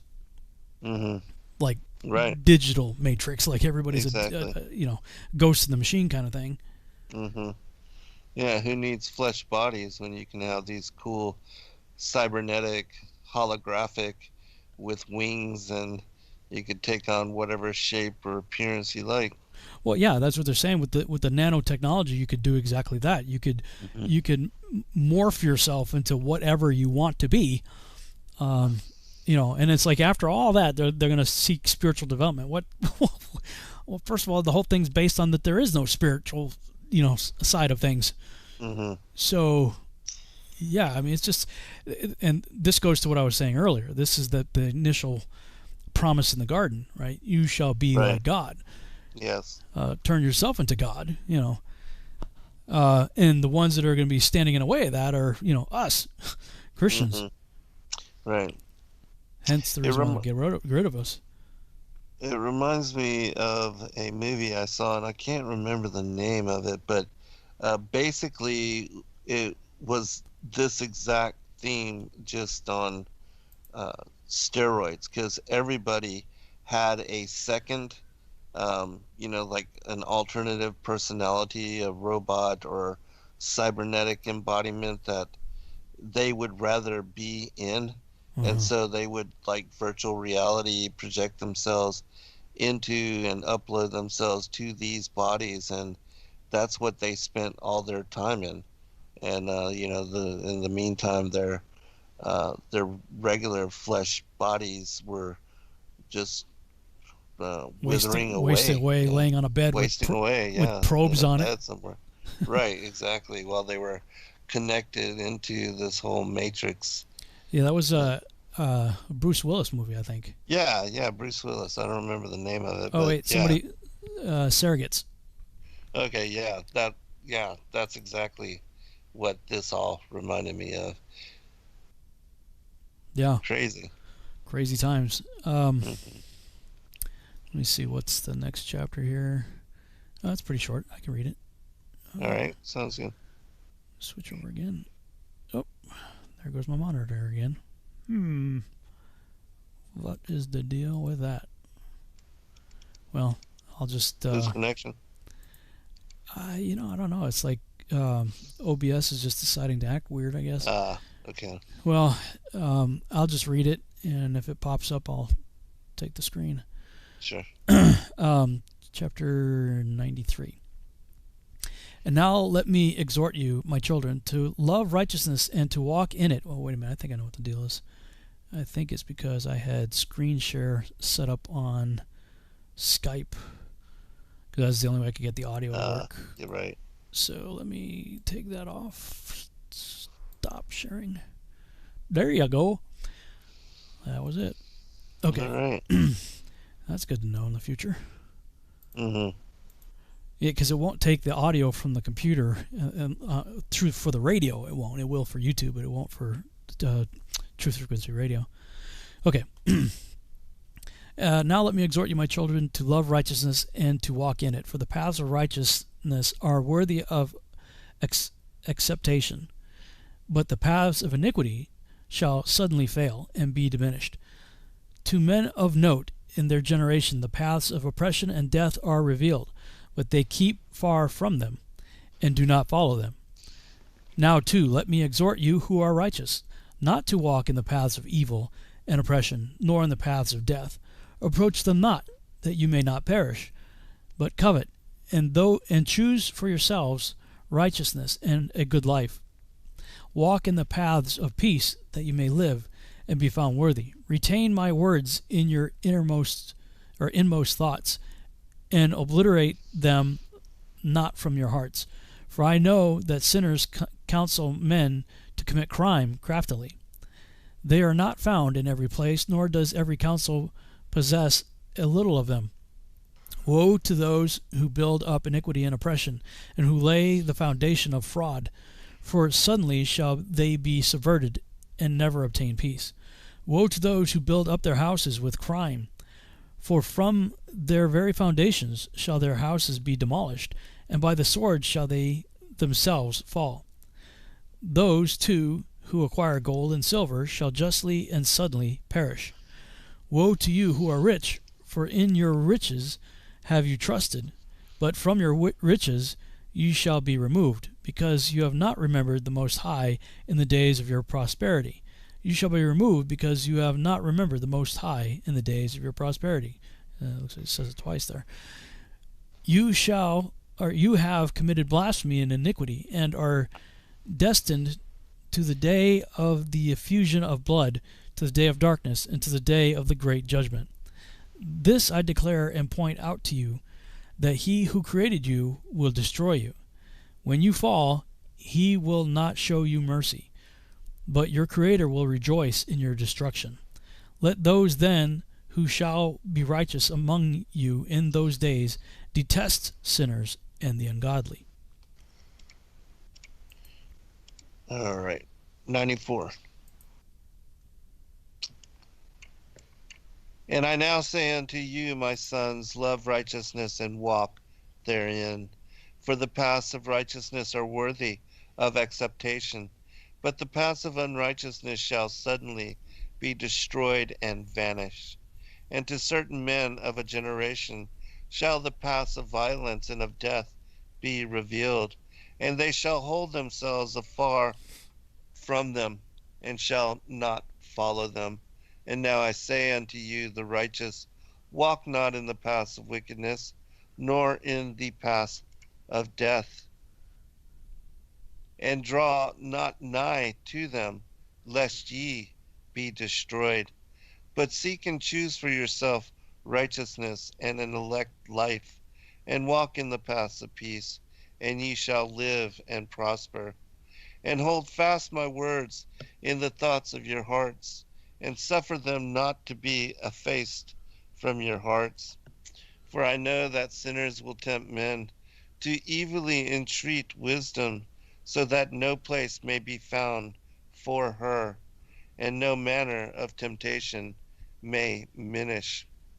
Woe to those who build unrighteousness and oppression, and lay deceit as a foundation, for they shall be suddenly overthrown, and they shall have no peace. Woe to those who build their houses with sin, for from all their foundations shall they be overthrown, and by the sword shall they fall. And those who acquire gold and silver in judgment suddenly shall perish. Woe to you, ye rich, for ye have trusted in your riches, and from your riches shall ye depart, because ye have not remembered the Most High in the days of your riches. Ye have committed blasphemy and unrighteousness, and have become ready for the day of slaughter, and the day of darkness, and the day of the great judgment. Thus I speak and declare unto you, he who hath created you will overthrow you, and for your fall there shall be no compassion. And your Creator will rejoice at your destruction, and your righteous ones in those days shall be a reproach to the sinners and the godless. Yeah, I don't really have anything. Let me see if there's anything jump out at you. No, I mean, this is pretty cut and dry with regard to the harvest, the wicked and the righteous. But I did want to revisit really quickly before we move on, just that passage where it was talking about, the structure of the creation. And that was at 93, I think. I'll just read it. And who is there of all men that could know what is the breadth and the length of the earth, and to whom has been shown the measure of all of them? Or is there anyone who could discern the length of the heaven, and how great is its height, and upon what is founded? And how great is the number of the stars, and where all the luminaries rest?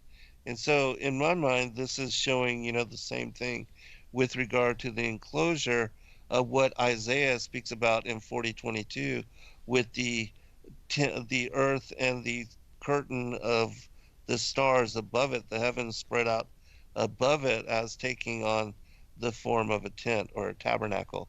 And with this description, it seems to be alluding to the same thing, that the earth, because if it's a sphere, how does that even make sense? Yeah. I think it was actually even surprisingly more clear in the Lawrence translation. Let's see. Let me just switch it back over.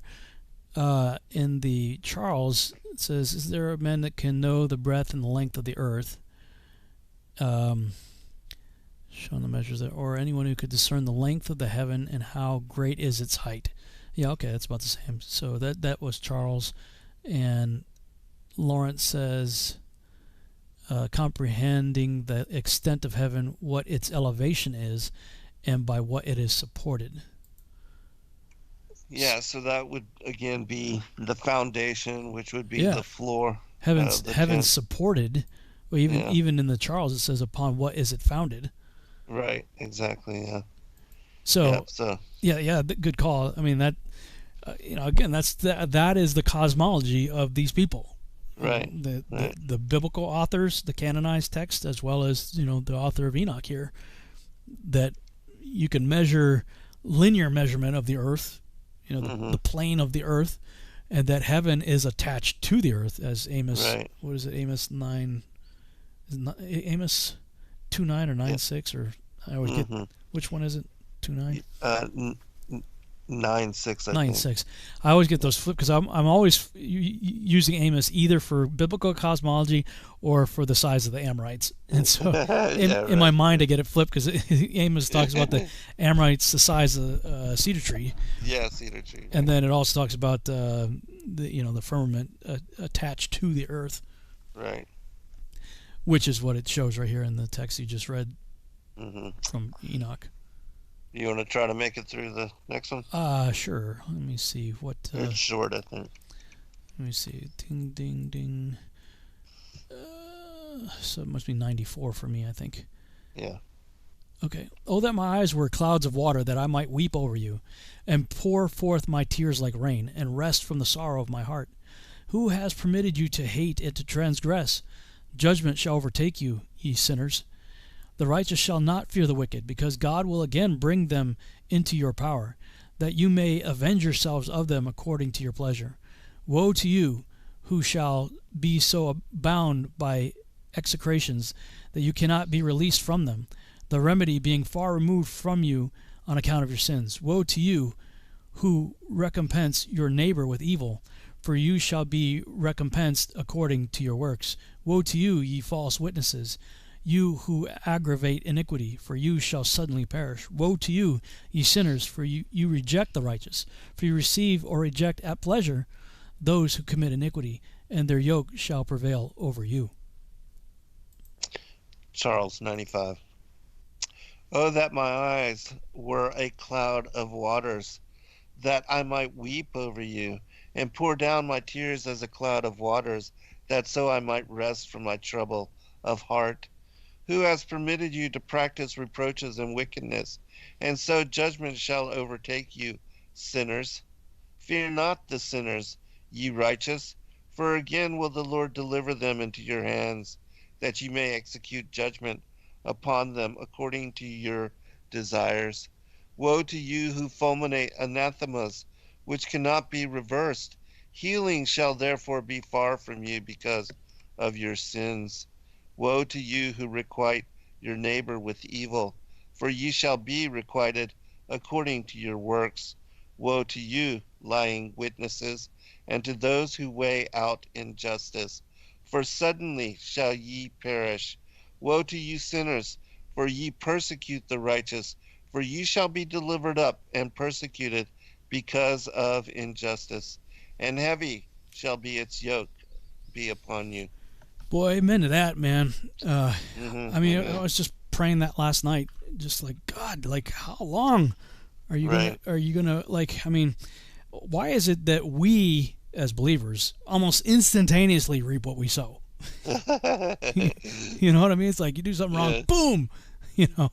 But it seems like the wicked just never reap what they sow. I mean, and I constantly have to repent of them. I'm like, Father, please forgive me, but I'm just venting my frustration because I don't get it. Like, I know that you're long suffering and all that, not willing that any should perish, but all should come to repentance. But meanwhile, a whole lot of people are suffering here. You know, and I long for this day when the wicked finally reap what they sow. Yes, me too.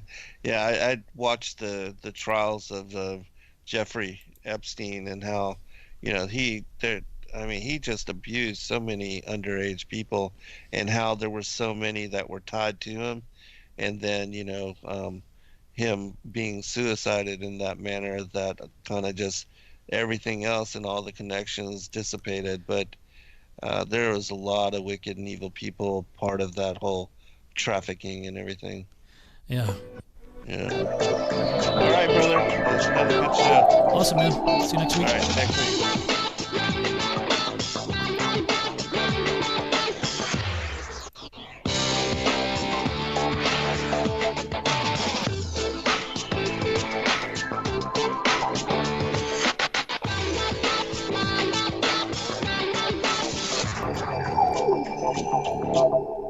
Hello and welcome to the Revolutionary Radio Project. I am your host, Rob Skiba, and I am excited to be joined once again by my friend and co-host for this study on Genesis in the book of Enoch, Zen Garcia. Are you there, sir? I am, brother. Good to be here with you again. Yeah, man. How you been this week? Really good. Just, busy with all the stuff that I'm doing, but yeah, just excited for we're getting down probably, one or two shows left. We'll have to decide if we move into something else or pick up a different book or subject or something. But yeah, we're getting close. Yeah, well, we're pretty close to wrapping up Enoch. We'll pick up we only did, 6 chapters, I think, of Genesis. So yeah, there'll be quite a bit that we can unpack in Genesis if we decide to go that route, and then kind of just wing it after that, I guess, and see what happens. Right. Did you hear about a project that Jake Grant has been working on? What project? He told me about it a while back, that his intention was to do sort of an audio drama, like an audio drama adaptation of the Book of Enoch, or to read it as an audio drama. He sent me, I don't know if it's a first draft or what, but it's like 4 hours long. It's the whole book. Wow. And he put music to it, sound effects. He modulates and changes his voice throughout it to play different characters and stuff like that. And man, I gotta tell you, it's like really cool. It's like it's begging for visuals. Let me see. Well, that's awesome. Yeah. Way to go, Jake. Yeah, I'm gonna see if I can. I'm only about halfway through it right now. I'll just play a sample for you. If it works, let me know if you can hear this or not. Hang on a second. Chapter 63. I can, yes. Okay. In those days shall the mighty and the kings who possess the earth implore him to grant them a little respite from his angels of punishment, to whom they were delivered, that they might fall down and worship before the Lord of spirits, and confess their sins before him. And they shall bless and glorify the Lord of spirits, and say, Blessed is the Lord of spirits, and the Lord of kings, and the Lord of the mighty, and the Lord of the rich, and the Lord of glory, and the Lord of wisdom. And splendid in every secret thing is thy power from generation to generation, and thy glory forever and ever. Deep are all thy secrets, and innumerable, and thy righteousness is beyond reckoning. We have now learned that we should glorify and bless the Lord of kings, and him who is king over all kings. And they shall say, Would that we had rest to glorify and give thanks and confess our faith before his glory. And now we long for a little rest, but find it not. We follow hard upon and obtain it not, and light has vanished from before us, and darkness is our dwelling place forever and ever.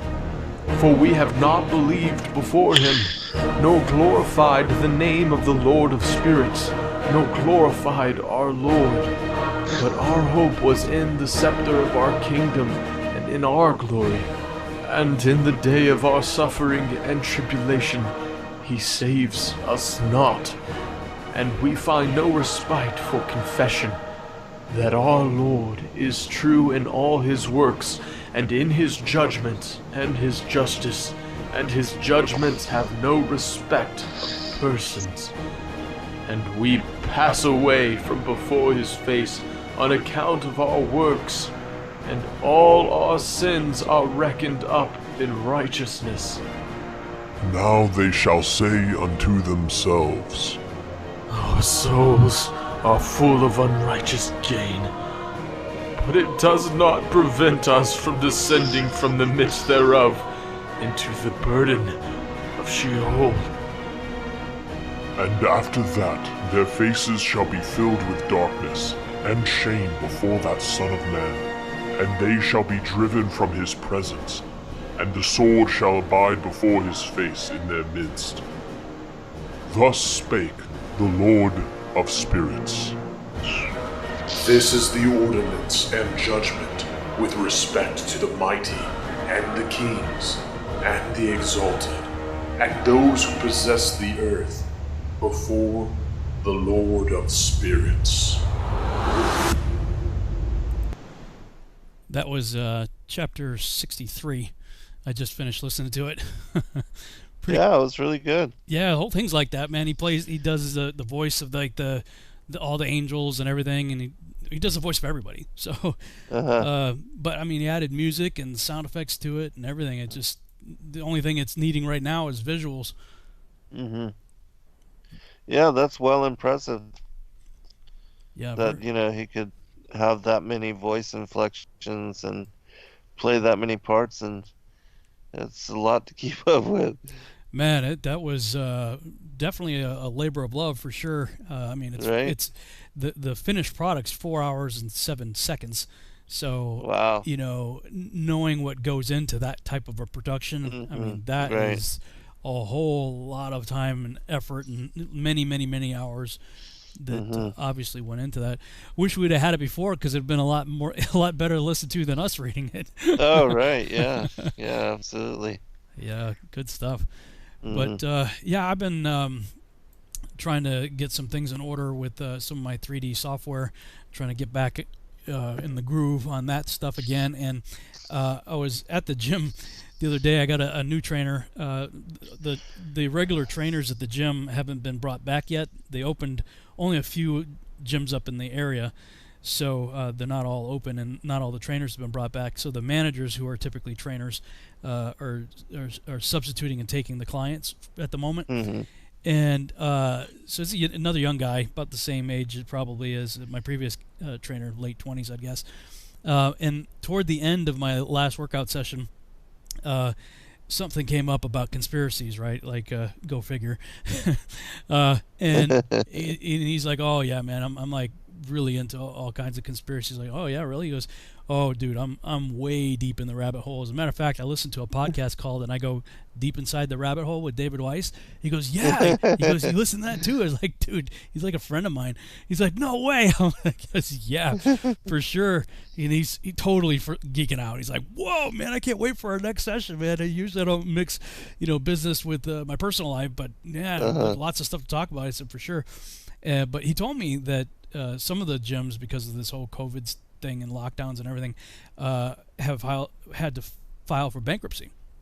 And there's one relatively new, actually, 24-hour fitness, not far from the post office that I go to every day, that is one of the places that just closed down. And so I was telling him that I'm looking for a good sized space. That I've been watching the special features for The Mandalorian, and I think it's called The Volume or something like that. It's a big room, 3 walls, and 3 walls in the ceiling are really high resolution LED screens. And so they're not doing green screen anymore. They're authoring the environment in 3D software, using gaming software. So you also get not just the background itself, but you get movement parallax. So when you shift your position, the background shifts accordingly. With parallax. And not only that, is because it's so high resolution, it casts the appropriate shadows from the lighting of the scene onto the characters, and so in this case where you have the Mandalorian, who's like a Boba Fett character, has a reflective armor, it actually accurately reflects the environment. So rather than shooting on green screen and having to put the reflections in, all the lighting and everything is right there. So I'm like, man, that just really opens the door up to some very creative filmmaking. And I've been praying. I'm like, Father, I need a space like that. I need the people, the resources, the funding, everything to do something like that here in Dallas. Well, as I'm thinking these things, a friend of mine who is actually a pioneer in the motion capture arena, he's one of the founding people in that industry. He texted me the other day. He's like, "Dude, it's been too long. We need to do lunch." I'm like, "Yeah, for sure." So we're having lunch together tomorrow at noon. Awesome. So who knows? I have no idea where that's going to go. But have had some really interesting communication with people recently. Also, I don't know if you've seen the documentary Out of Shadows yet. I was trying to watch it on because I have the streaming on my TV, and I haven't figured out how to log in yet. and so it has only the trailers that I can access right now. But once I figure that out, then I can actually preview and watch that. Yeah. But I haven't done it yet. Well, I mean, that video has certainly gone extremely viral. I want to watch it. It's ever reaching, since you told me about it. Yeah, I mean, it's reaching a lot of people. Anyway, one of the producers of it, I got in contact with. Two of the guys in there are Hollywood stunt people who went on to be like writer, director, producer types. And you know, in the documentary, they said, yeah, we knew going into this that we basically, you know, our careers are over. You know? And I'm watching this and I'm listening to them. I'm like, nah, it's not over yet. You just don't know you're going to be working on Seed. Right. So I took a shot in the dark. I went to their Facebook group page and just said basically that. I said, you know, hey, listen, I saw your video, outstanding, very cool. Your careers aren't over. I've got a project that you guys may be interested in. And very quickly, Mike Smith got back to me. And turns out, man, I think I told you this on your broadcast or one of the previous shows there, that he actually listens to our shows, man. So if he's listening, hi, Mike. You know. Yeah. Hello, Mike. Yeah. That I told you after I got off the phone with him. He said, make sure you tell Zen I love his stuff. So you know, who knows, man? But he said he's really big on trying to create some avenues for distribution and different things that are holding people back. You know. So I don't know where any of this is going to go, if it goes anywhere, but I'm excited about these meetings and communications that I'm having with people, and you know, who knows? Right. We'll see where it goes from there. I'm hopeful, at any rate. Yeah, the beautiful thing about synchronicities is the possibilities that come later, and you know, I'm 3 chapters away from finishing this pre-Adamite book, and then after that, I plan on focusing on the script as far as the Enoch film. Yeah. Yeah. So. Yeah, and for I'll have a lot of movement there shortly. For those who don't know about that, Zen and I are coordinating behind the scenes to maybe co-write like a motion picture script, you know, of the Book of Enoch. Real excited about that, and any possibilities I have to possibly, you know, integrate it with Seed. But at any rate, there's a lot of interest in this right now, so trying to jump on it while it's hot for sure. Right. And of course, to all of our supporters out there, thank you. We can't do it without you. For those of you who support both Zen and I, you know, this is what we do this is what we do for a living. So, and you know, God knows YouTube's not paying us much of anything these days. Right. So, and you know, a big shout out also to Chris Gio for Truth Frequency Radio and giving us the opportunity to do what we do here. Absolutely. As well. So, yeah, I always want to make sure that you guys are. You know that you're well appreciated. Very much so. Very much appreciate the support that we've had, and also just an update. Our son's doing really well. For those who have supported the surgery and the thing that we had to get done for Jeremiah's back, really appreciate that. He's working now. He's got a job, and you know, things are fantastic. Yeah, wow. Things are going pretty good there too. So. Definitely hopeful about the future in spite of all the craziness going on in the world. Trying to just march forward as best we can, you know. So that's the deal on our side. Anything else going on your side before we jump in?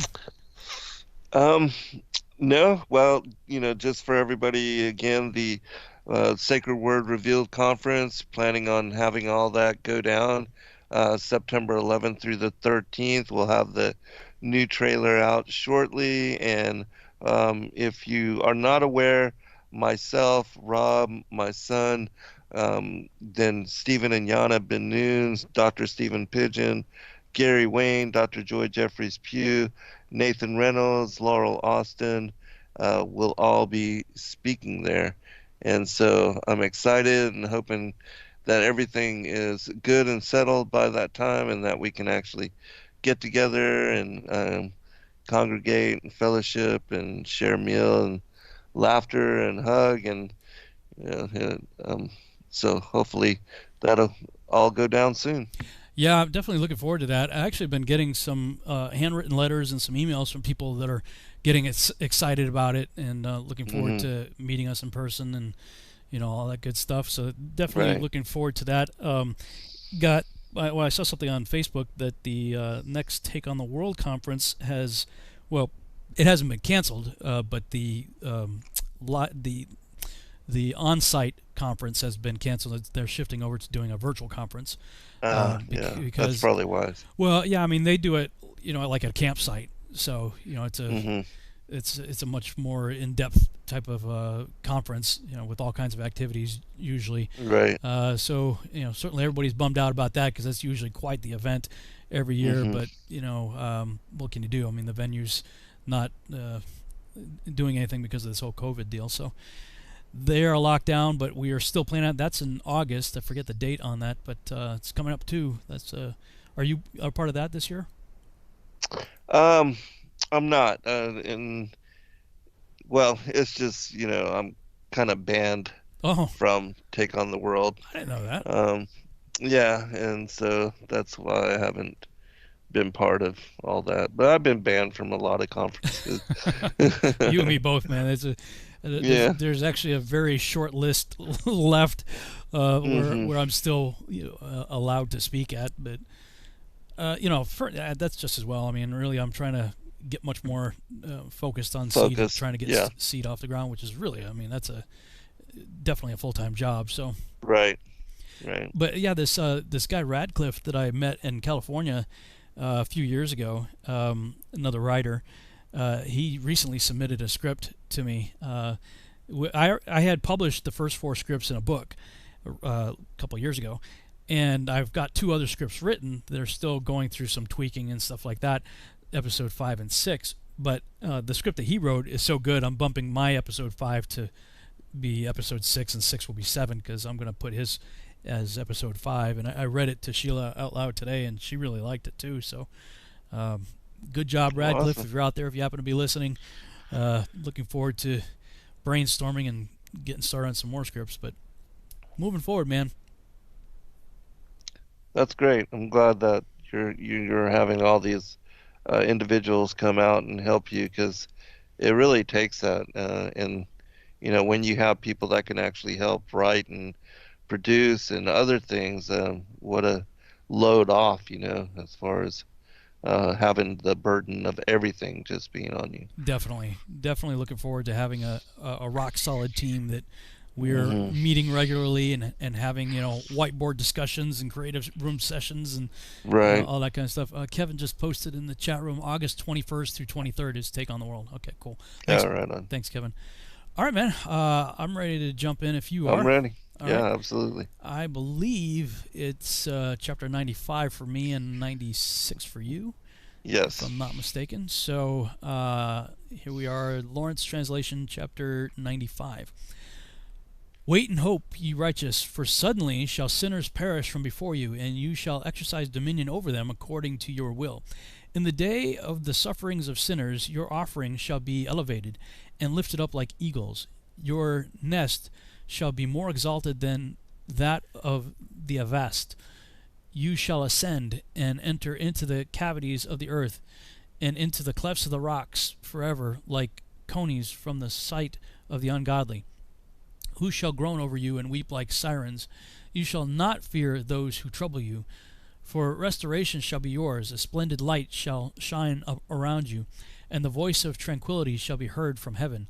Woe to you sinners, for your wealth makes you resemble saints, but your hearts reproach you, knowing that you are sinners. This word shall testify against you, for the resemblance of crime. Woe to you who feed upon the glory of the corn and drink the strength of the deepest spring, and in the pride of your power tread down the humble. Woe to you who drink water at pleasure, for suddenly shall you be recompensed, consumed, and withered, because you have forsaken the fountain of life. Woe to you who act iniquitously, fraudulently and blasphemously.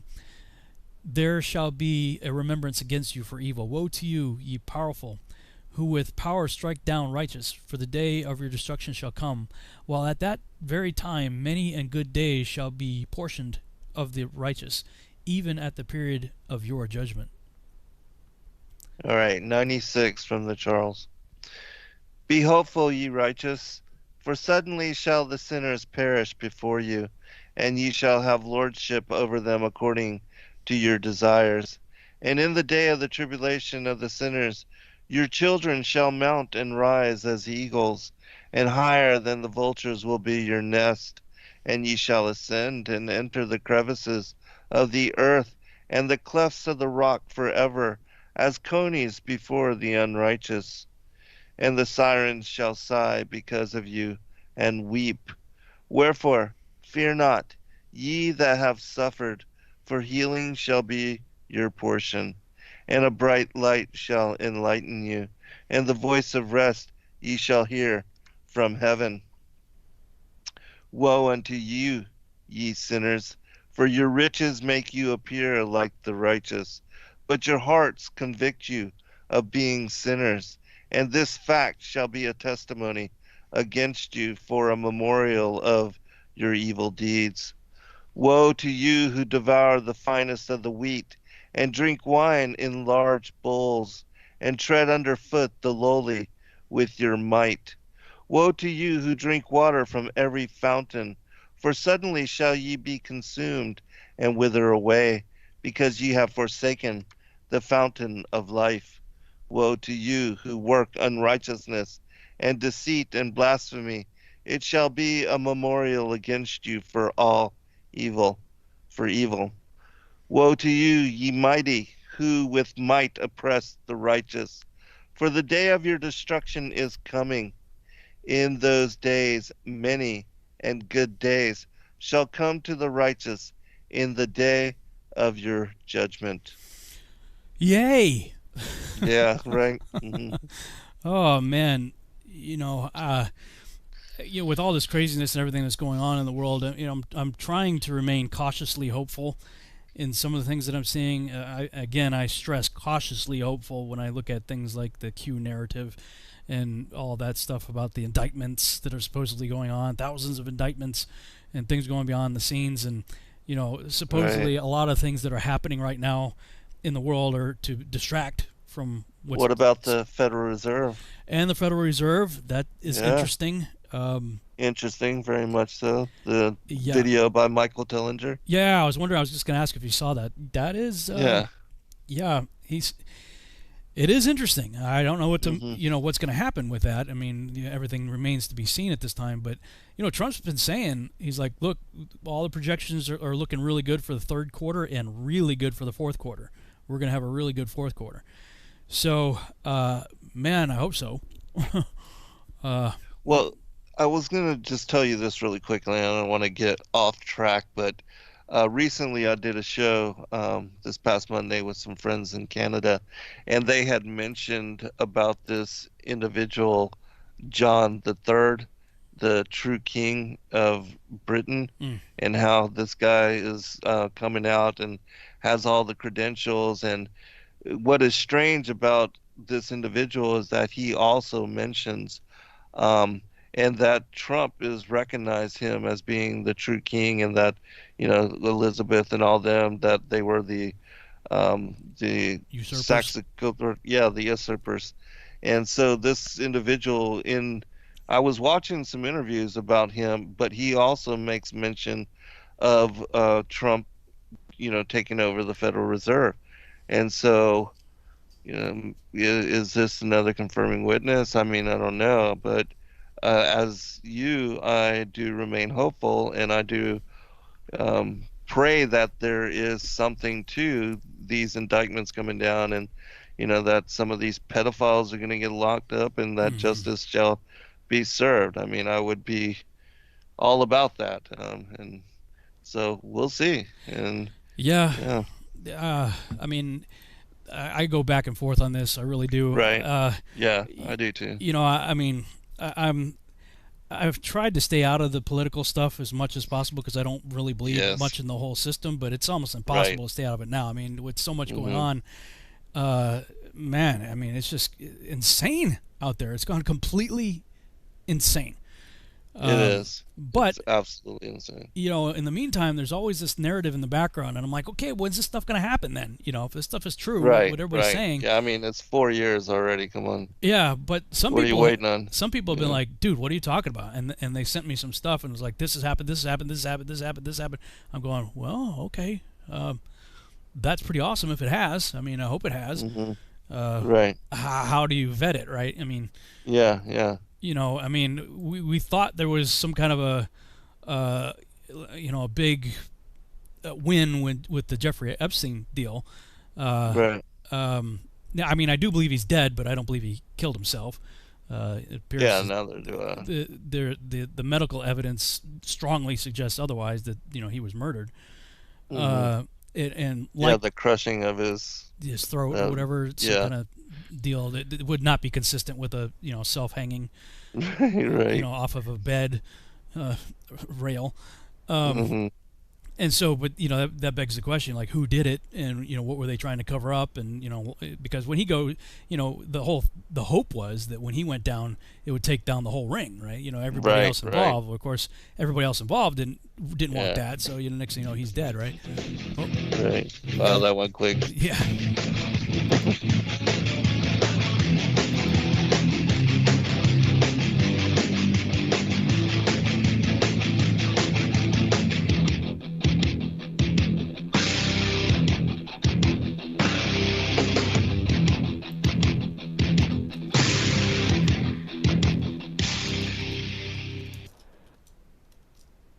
From the dawn of man, we have turned to nature to help attain balance within ourselves. But somewhere, we lost our way. Western culture is once again remembering the healing benefits of CBD, the non-psychoactive component of the hemp plant. That's why more and more people who use CBD report relief from inflammation and chronic pain, balanced blood sugar and cardiovascular system, relief from muscle tensions, tremors, migraines, headaches, anxiety, depression, and the list goes on. The big question is, where do you get it? Life is a 99% pure CBD oil made with all organic ingredients, and it's available to TFR listeners worldwide. If you use coupon code TFR at checkout, you'll get $5 towards your order. Head on over to ialife.com now. That's AYA life.com.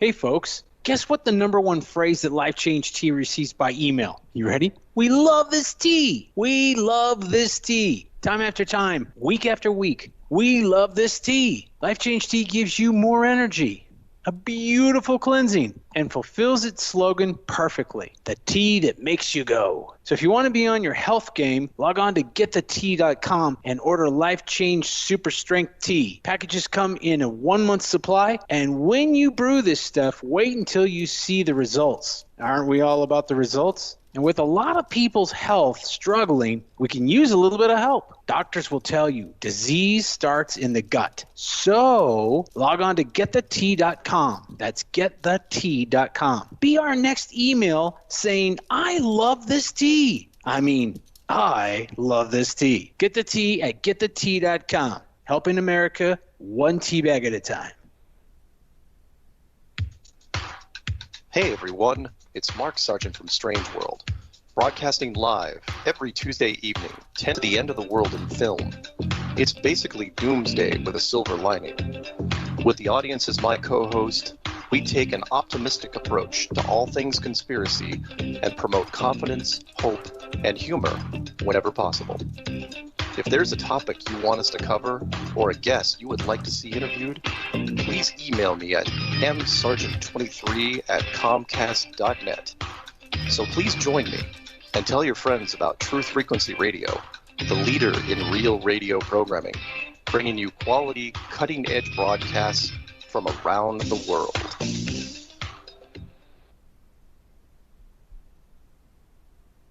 We are TFR. My faith in destiny is all I need to prevail. Truth Frequency Radio.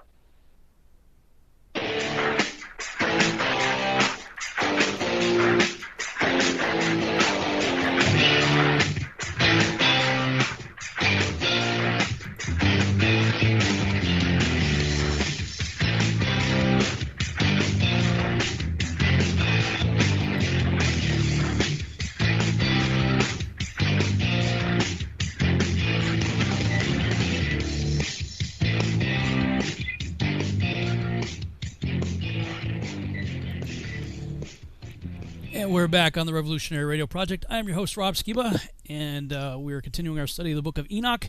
And right before we went to the break, we were reading from chapter 96, and the last verse there, "Woe to you, ye mighty, who with might oppress the righteous, for the day of your destruction is coming.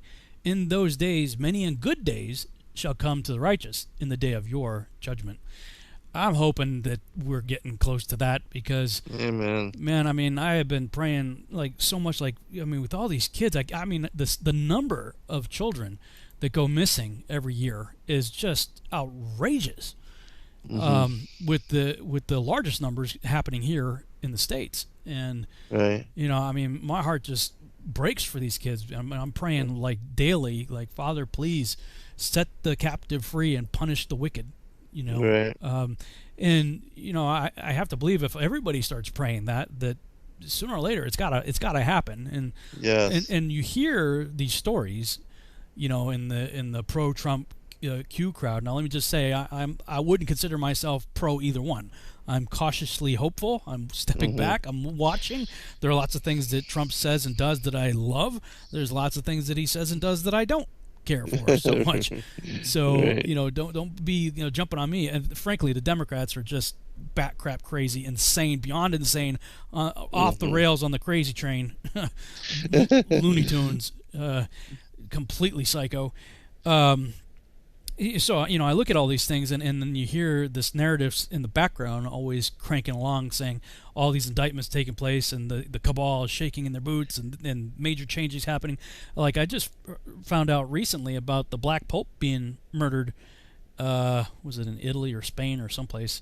I forget. Really? Where it was. The Black Pope was taken out, and of course, wasn't there something about the regular Pope that just renounced the title of Vicar of Christ or something? I don't know. Yeah. Are you up on that?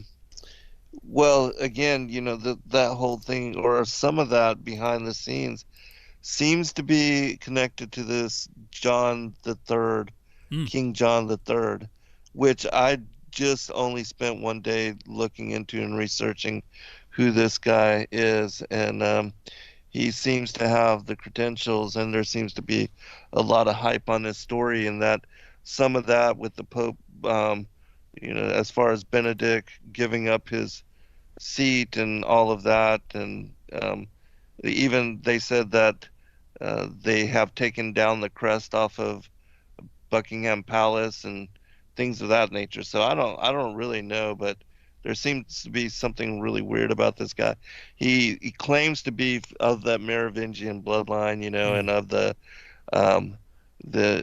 bloodline of Christ and all of that, and I think that he's pushing the whole thing of what the Dan Brown crowd is saying, that Sangreal, and that Christ had children and all that, and but he seems to be like an antichrist figure, in my opinion, which is really strange because, you know, we have the prophecy of the popes. We're at the 112th one, the last one, Petrus Romanus, and according to all of that, if he is that, then I would equate him to being the false prophet, and that if this individual is who this Antichrist figure could be, because he claims to be Messiah, and I mean, just all kind of crazy stuff comes out of his mouth, but a lot of people are believing, and he says that he has endorsements from Trump and Putin and people in Jerusalem, and the support of even, you know, the papacy and royals, and so I don't know, but this individual seems to have a lot of credentials behind him, and there's weird things happening also on the world scene that seem to be connected to him as well, like, you know, again with the thing of the Federal Reserve and all that, and so who knows? I mean, I don't know, but, you know, I do think that those kind of things have to happen. The false prophet, the Antichrist coming, the beast system, the peace plan as far as Israel and Palestine, and that that later covenant will be broken, and that all has to happen and be in place before the return of the true Messiah. And so, if we are in those times, my goodness, if he comes on stage and all of that is a fulfillment of those kind of things, that could really accelerate things even faster in advancement than has been expected. Yep. Right. I mean, what do you do, right? I mean, yeah. All I know is I got to occupy until he returns, and yes, for me, that I know what that means. As far as what I need to keep busy. But you're right, though. I mean, there is just so much happening on the scene right now. While you're talking, I looked it up. It's Father Adolfo Nicholas, former Jesuit superior, dies in Tokyo. The Black Pope, Jesuit satanic leader of the Catholic Church, found dead in Tokyo. He was the Father General of the entire Catholic Order. His hands are bloody with the souls of countless trafficked, abused, harvested, and raped, murdered children for a long time. So he's found dead in Tokyo. So, I mean, there are interesting things, and there are people who, I confess, I in the beginning of the whole Q thing, when I first heard about it, I was, checking the Q drops and looking and listening to everybody that was doing everything to interpret things, and I kept up with it for a little while, but then afterwards I just kind of I just dropped it, and then I became very cynical and skeptical about the whole thing. But there are people, diehard people out there who are still sending me stuff all the time. They're like, yeah, I mean, check this out, and how do you vet any of it? I mean, that's the hard part. And but there was a really good video. It's called "Freedom or Slavery: The X-22 Report." That I just watched, just actually not too long before we went on the air. Let me see if I can put that on the screen here. That if you haven't heard it or listened to it, it's actually a really good interview. Let me switch that over here. Yeah, it's called Freedom or Slavery X2 Report by, it was put on the channel SGT Report, the channel SGT. And yeah, I lean much more towards the point of view that SJT had. X-22 dude was like rah rah Trump, rah rah Q, and giving the the super narrative of how everything's going to be wonderful again. And SGT was being a lot more reserved and cynical about it. But it was a good dialogue, I thought, between both of them. I think both people made some really good points, and I like I said, I lean more towards the SGT report guy's point of view. But I remain hopeful. Right. That chapter that we just read, of course, unfortunately, Enoch doesn't give us a time period for when these things are going to happen. But someday, apparently, it is going to happen, and there are many good days will be ahead for the righteous when they get their due. Just don't know if that's in our day, right, or not. Yeah.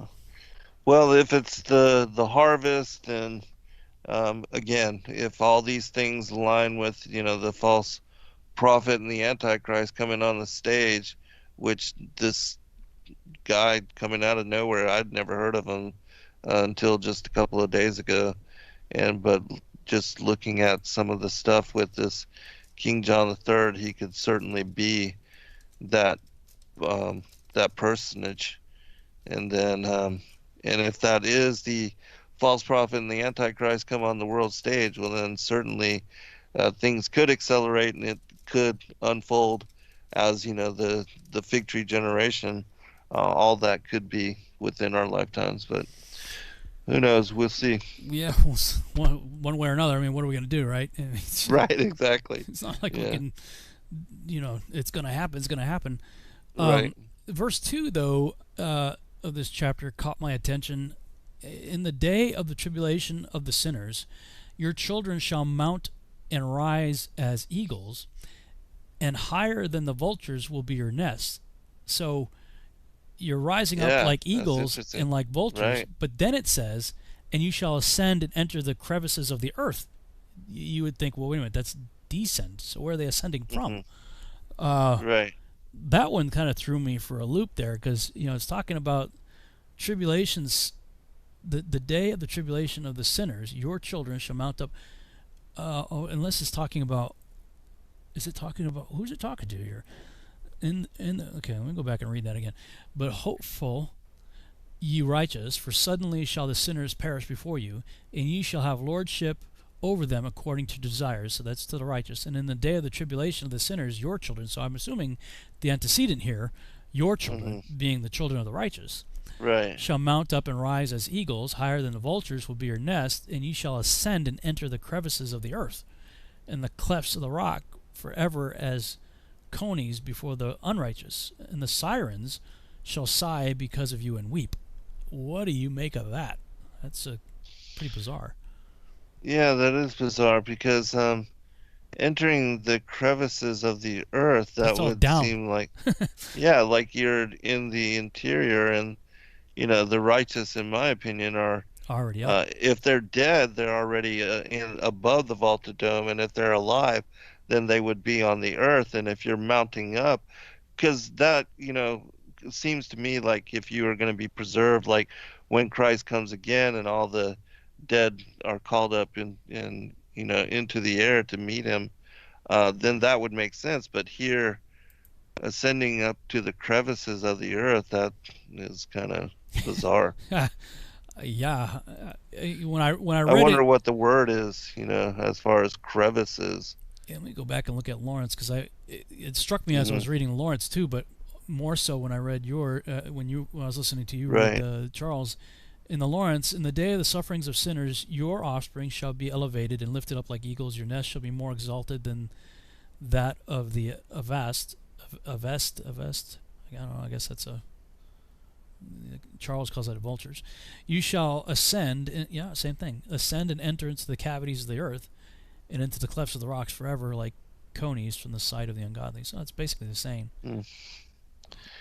Yeah, because I was thinking, if there is association to, something of the earth, with the Mount Meru, Mount Olympus, being, the tallest supposedly mountain in the world, and reaching up even unto the throne of the Most High, because that's where even the angels gather, the council of the mighty, for the mount of the congregation in the sides of the north, if that would be somehow associated to what it's talking about here. But that's just really weird, crevices or cracks in the rock.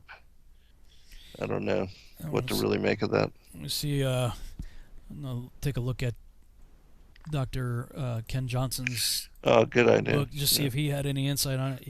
He has this noted as the rapture event. Yeah, it seems to be, as far as mountain rise as eagles. Yeah, he marks that as the rapture, and then where it says sinners will enter the crevices of the earth and the clefts of the rock. His footnote, he says sinners there. Well, no. In the previous verse where the eagles, okay. he had that as a rapture event, but the next part of that where it says the sinners. And the footnote he has for that is the kings of the earth and the great men and the rich men and the chief captains and the mighty men and every bondman and every free man hid themselves in the dens in the rocks of the mountains. Revelation 6:15. Yeah, and called for the rocks to fall on them and hide them from the face of the Lamb. But we're taking this as not being the sinners, but the righteous. But he's ascribing it to the sinners. Yeah. Which that would make sense to me, but... Yeah. Maybe the antecedent is sinners there. That would make sense. Yeah. And in the day of the tribulation of the sinners, your children shall... Yeah, so it's the your children part that gets you tripped up here, grammatically. Yes, right. Grammatically, it seems like it's still addressing the righteous of verse 1. But, right, that's what I was thinking too. I guess it's like one of those things. Is it the old lady or the young lady picture, right? Where you look at it and it morphs right in front of your face. Like all of a sudden, I can kind of now see it morphing the other way, the way Ken Right. Johnson's saying it. Right. That would make more sense. Yes, it would. And he gives a cross reference for that being Revelation 6:15. So yeah, I mean I could go with that. Yeah, I can see that. And that would make a lot more sense because the righteous, are if we're caught rising up above like eagles. Yeah, right. And then the sinners are wanting the mountains and the rocks to fall on them and hide them from the face of the coming of the Lord. Now, wait a minute, it just morphed back again on me. Because it says we're the ones rising like eagles in the higher. Mm-hmm. And ye shall ascend. I don't know, man. It keeps flipping back and It's forth. bizarre, yeah. So let's see what else Ken has to say here. And where it says the sirens, there he has satyrs or demons. And he has footnote E. What is E in reference to here? E is in reference to verse 6. So what is verse? Woe to you who drink water from every fountain, for suddenly shall ye be consumed and wither away, because ye have forsaken the fountain of life. So his footnote on that is, for my people have committed two evils. They have forsaken me, the fountain of living waters, and hewed them out cisterns, broken cisterns that can hold no water. Jeremiah 2:13 is his cross-reference. And then another one, I am Alpha and Omega, the beginning and the end. I will give unto him that is athirst of the fountain of the water of life freely. Revelation 21:6. Interesting cross-references he's got there. Mm-hmm. Yeah. I could go with that. He did good work. Yeah. Thank you, Kenny. Yeah. Let me see here. All right. We got 9 minutes. We can continue. All right. So for me, this is Lawrence chapter 96. The righteous are confident that sinners will be disgraced and perish in the day of iniquity. You shall yourselves be conscious of it, for the Most High will remember your destruction, and the angels shall rejoice over it. What will you do, ye sinners, and where will you fly in the day of judgment, when you shall hear the words of the prayer of the righteous? You are not like them who in this respect witness against you. You are associates of sinners. In those days shall the prayers of the righteous come up before the Lord, when the day of your judgment shall arrive, and every circumstance of your iniquity be related before the great and the Holy One. Your faces shall be covered with shame, while every deed strengthened by crime shall be rejected. Woe unto you sinners, who in the midst of the sea and on dry land are those against whom an evil record exists. Woe to you who squander silver and gold, not obtained in righteousness, and say, we are rich, possess wealth, and have acquired everything which we can desire. Now then will we do whatsoever we are disposed to, for we have amassed silver, our barns are full, and the husbandmen of our families are like overflowing water. Like water shall your falsehood pass away, for your wealth will not be permanent, but shall suddenly ascend from you, because you have obtained it all iniquitously. To extreme malediction shall you be delivered up. And now I swear to you, ye crafty as well as simple ones, that you often contemplating the earth, you who are men, clothe yourselves more elegantly than married women, and both together more so than unmarried ones, everywhere arraying yourselves in majesty, in magnificence, in authority, and in silver, but gold, purple, honor, and wealth like water flow away. Erudition, therefore, and wisdom are not theirs. Thus shall they perish together with their riches, with all their glory and with their honors, while with disgrace, with slaughter, and in extreme penury shall their spirits be thrust into the furnace of fire. I have sworn to you, ye sinners, that neither mountain nor hill has been or shall be subservient to women. Neither in this way has crime been sent down to us upon earth, but men of their own deeds have invented it, and greatly shall those who give it efficiency be execrated. You know what? I don't use like any of these words in normal English. I mean, I'm a dumb 21st century American. This guy's like Webster. Your translation seems to have a lot of the hard words. Man, barrenness shall... Of course, that just goes to show you, because people back in the 1800s, like 6th graders talk like this. Wow. Barrenness shall not be previously inflicted on women, but on account of the work of her hands shall she die childless. I have sworn to you, ye sinners, by the Holy and the Great One, that all your evil deeds are disclosed in the heavens, and that none of your oppressive acts are concealed in secret. Think not in your minds, neither say in your hearts, that every crime is not manifested and seen. In heaven it is daily written down before the Most High. Henceforwards shall it be manifested, for every act of oppression which you commit shall be daily recorded until the period of your condemnation. Woe to you, ye simple ones, for you shall perish in your simplicity. To the wise you will not listen, and that which is good you shall not obtain. Now therefore know that you are destined to the day of destruction, nor hope that sinners shall have, but in process of time you shall die, for you are not marked for redemption, but are destined to the day of the great judgment, to the day of distress and the extreme ignominy ignominy of your souls. Woe to you, ye obdurate of heart, who commit crime and feed on blood. Whence is it that you feed on good things, drink, and are satiated? Is it not because our Lord the Most High has abundantly supplied every good thing upon earth? To you there shall not be peace. Woe to you who love the deeds of iniquity. Why do you hope for that which is good? Know that you shall be given up into the hands of the righteous, who shall cut off your necks, slay you, and show you no compassion. Woe to you who rejoice in the trouble of the righteous, for a grave shall not be dug for you.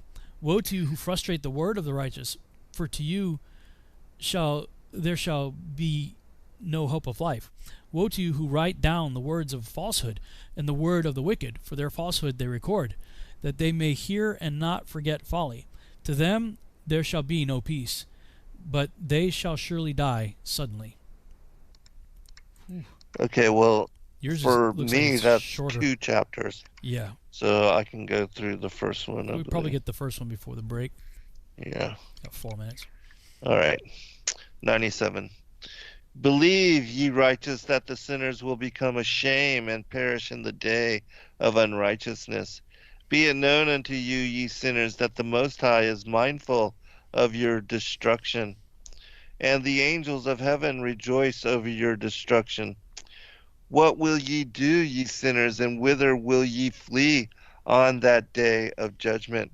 When ye hear the voice of the prayer of the righteous, yea, ye shall fare like unto them, against whom this word shall be a testimony.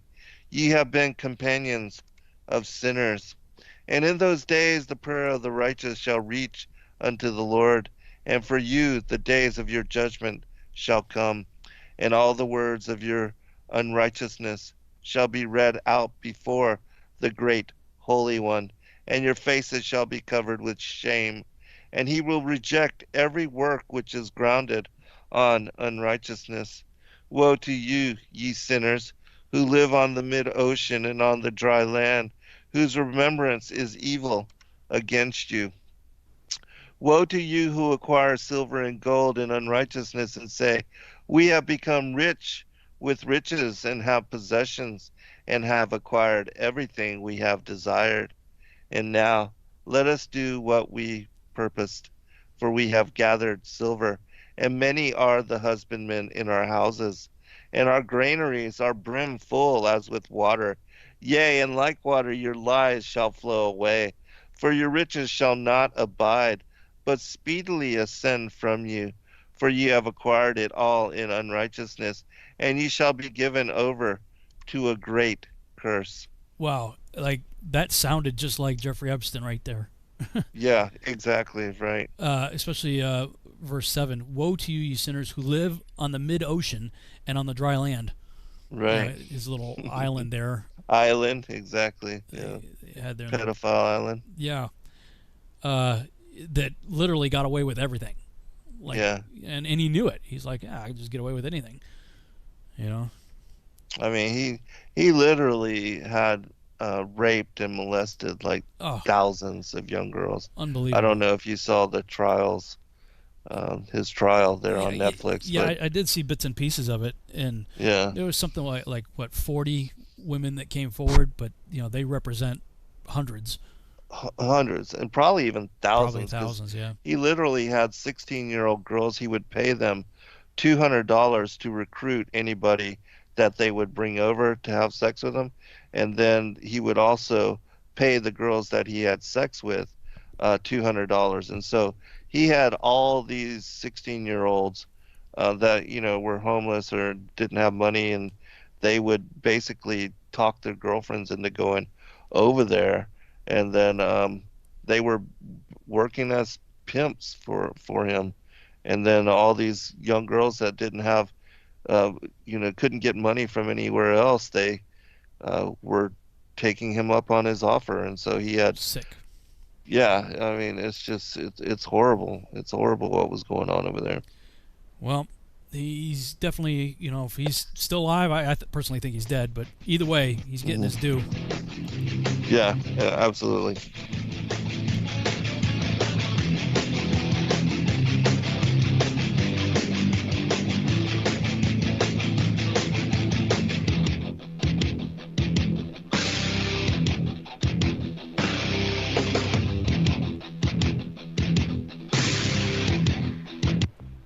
Censorship and regulation is becoming an ever-growing problem in today's modern media.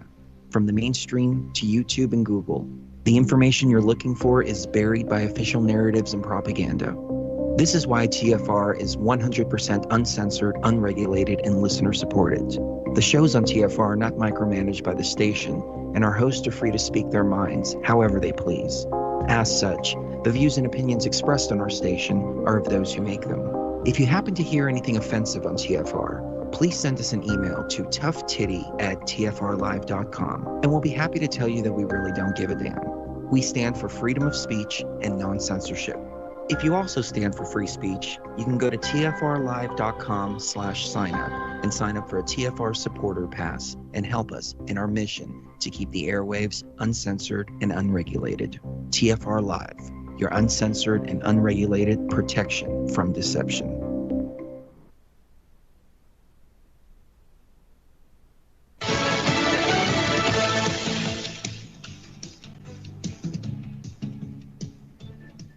Is that from L. Chris Stewart, the attorney for the family of Rayshard Brooks, the African-American man shot in the back during a scuffle with Atlanta police last Friday? This isn't like a celebration or a victory lap of watching these officers get charged. Nobody's happy, nobody's celebrating, because this never should have happened. We shouldn't have to celebrate as African Americans when we get a piece of justice. The now former officer who authorities say shot Brooks, Garrett Rolfe, has been charged with felony murder and 10 other charges. The second officer, Devin Brosnan, faces aggravated assault and other charges. The district attorney says Brosnan has agreed to testify against Rolfe, but his attorney says that's not true. President Trump again slamming his former national security advisor John Bolton for his upcoming book on his time in the White House. They broke the law. They're very simple. I mean, as much as it's going to be broken, this is highly classified. That's the highest stage. It's highly classified information, and he did not have approval. That's come out now very loud and very strong. On Fox's Hannity, the Justice Department is seeking an injunction to stop the publication of the book. The Centers for Disease Control and Prevention out with a list of things you should have with you when you leave the house. The first thing you'll need, a cloth face covering. That one seems obvious, something the CDC's been telling us to do for months now. The second thing is hand sanitizer. You want to make sure it's stuff made with at least 60% alcohol. The third and final item might not be as obvious. Tissues. They are not only useful when you have to cough or sneeze, but give you an alternative to touching exposed surfaces with your bare hands. Good luck out there, everybody. John Saucier, Fox News. On Wall Street, the Dow lost 170, the Nasdaq added 14, the S&P down 11. America is listening to Fox News. You are now tuned into the truth frequency. We are TFR. TFR. Truth Frequency Radio.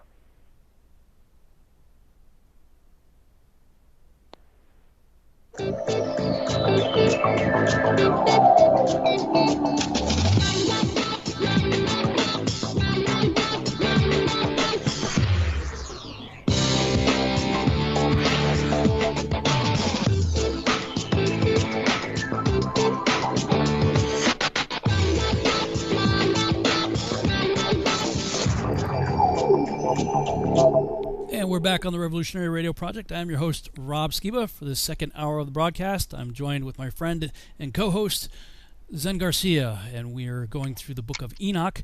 And during the break, I was going through the comments, and somebody had an interesting insight on the issue of the eagles and all that. Put that back up on the screen again. And in the day of the tribulation of the sinners, your children shall mount and rise as eagles, and higher than the vultures will be your nest. You shall ascend and enter the crevices of the earth and the clefts of the rock for every... So what he's saying, somebody in the chat room, well, I don't know if it's a he or she, actually, by the screen name, but this person was saying eagles and vultures nest in rock cliffs. Rock cliffs have crevices and are very high up. So being high up. So, that makes sense. That's an interesting argument. So that could be mount to the congregation. It's type something. It's one of those things where you kind of look again. I see the old lady, young lady. It just kind of flips back and forth on me. Right. Of course, Ken Johnson's explanation too. So something to consider either way. I think the conversation is good. But before the break, we were talking about Epstein Island and all the horrors and everything that was going on there. I mean, the guy got away with it. I mean, he was 60-something years old when they finally took him down. So I mean, how many decades and how many people, not just in the States too, like all over the world, this was happening. Just horrible. Right.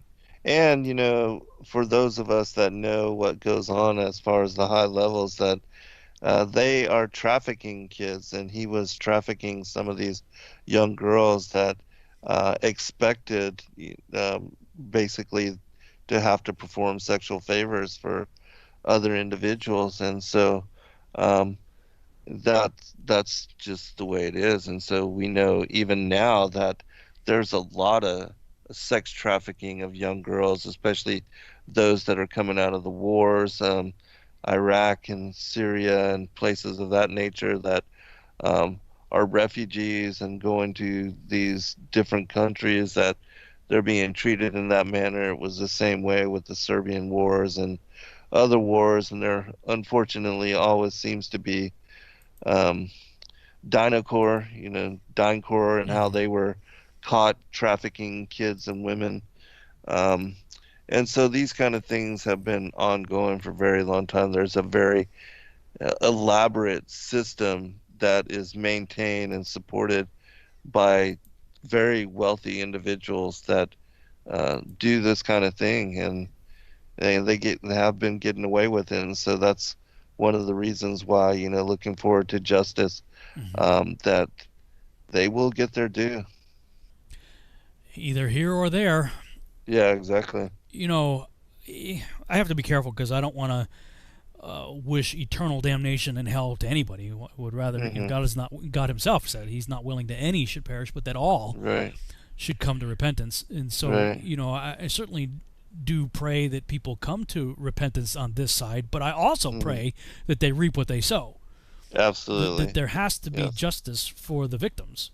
Right. And I believe God is a just God, and He's going to do that. So, yes. And that's the very, one of the very few things that gives me any measure of hope at all in the Q narrative, is that it seems to cater towards that yes, these people are going to get their due, that they, all these indictments and, the cabal is being exposed and draining the swamp and, all that kind of stuff. So, who knows? I mean, there's no way to vet it, and I can't do anything about it either way, but right. Just kind of sit on the sidelines and comment on it. Yeah.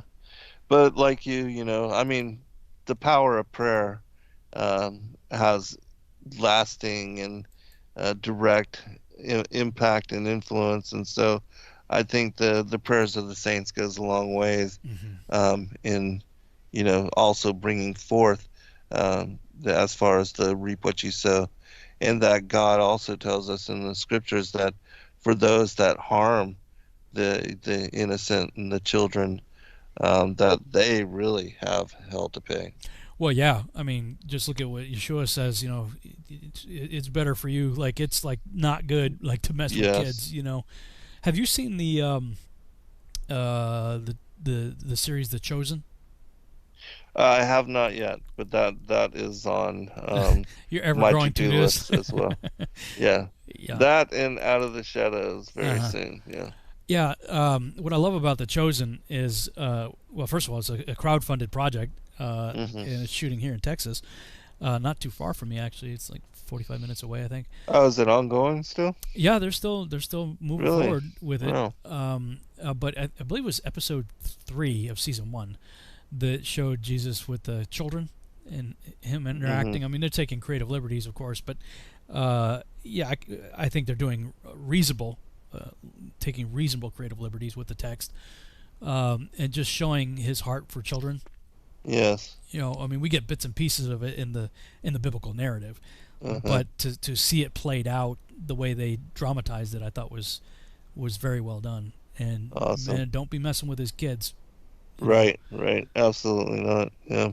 So Yeah, because the children are innocent and just full of awe and wonder.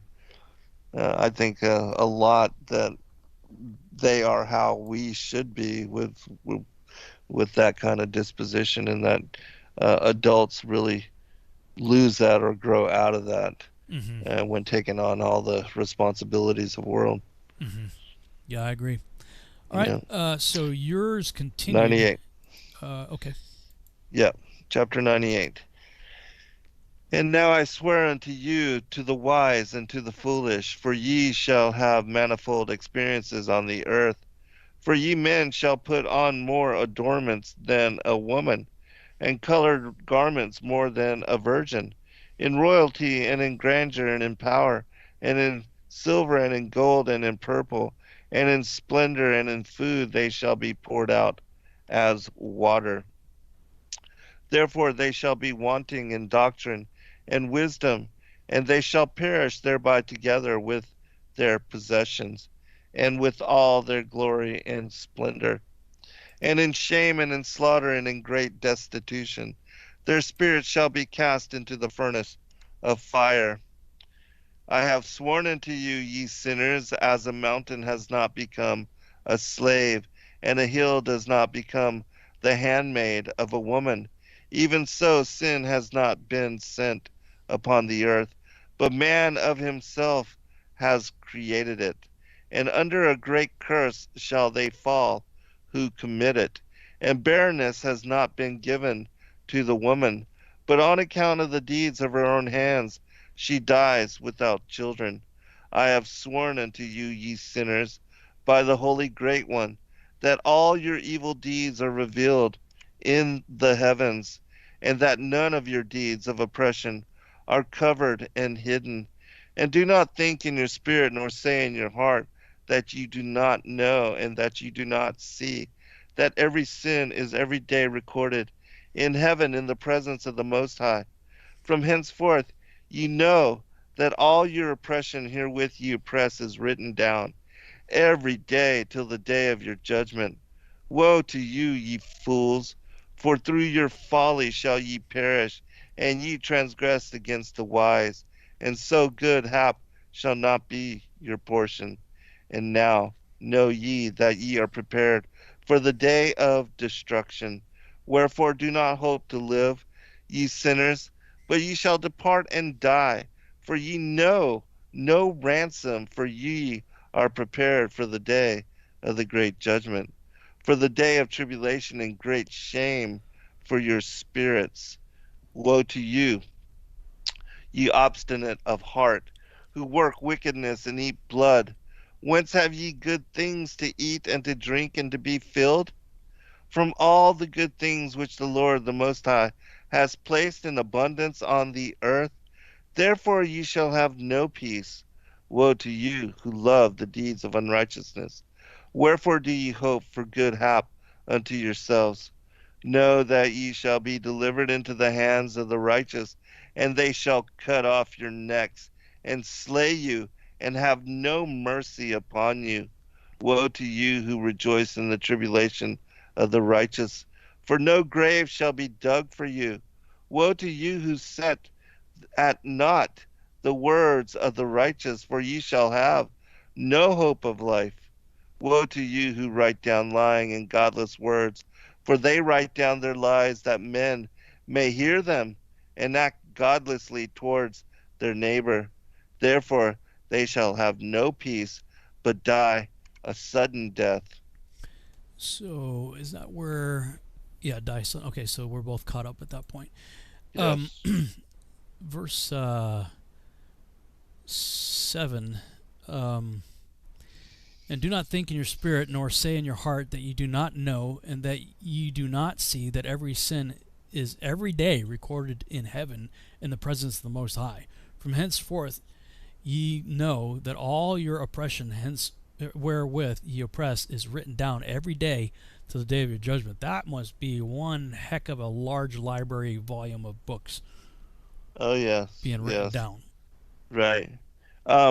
There's more detail of this in both the Chronicles of Jeremiah as well as in the Vision of Paul, where it talks about and shows what occurs to both a righteous soul and a wicked soul after dying, and then how it is both the guardian angel that accompanies us and that daily goes up at twilight to report on the activities of men, and then all of their deeds are written into the books of remembrance, the books of life. And so these are the books that are opened at the the great white throne judgment as well. But it is the guardian angel as well as the Holy Spirit that comes forth and either convicts you or sides with you and reports for you and supports you in living a righteous life. And so, yeah, those things, I think it's chapter 12 through 23 in the Vision of Paul, which gives more detail about this. Wow, I mean, man, that's a lot to record. Mm-hmm. Let's see. What else? Verse 12 caught my attention too. Woe to you. And 11. 11? Yeah. Woe to you, obstinate of heart, who work wickedness and eat blood. Oh, yeah, eat blood. Whence eat good things, eat and drink could be. Yeah, I've been sort of. I haven't really. I haven't dived too deep into it, but I've been seeing some things that my friend Dr. Judd Burton has been posting. Like he's always had this thing for vampires and vampiric lore, and how all that takes place throughout history.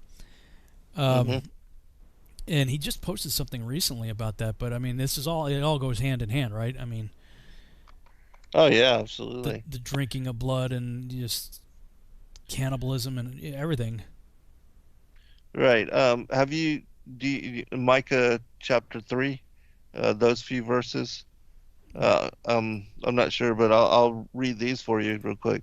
It says, "And I said, Hear, I pray you, O heads of Jacob, and ye princes of the house of Israel. Is it not for you to know judgment, who hate the good and love the evil, who pluck off their skin from off them, and their flesh from off their bones, who also eat the flesh of my people, and flay their skin from off them, and they break their bones and chop them in pieces, as for the pot, and as flesh within the cauldron. Then shall they cry unto the Lord, but he will not hear them.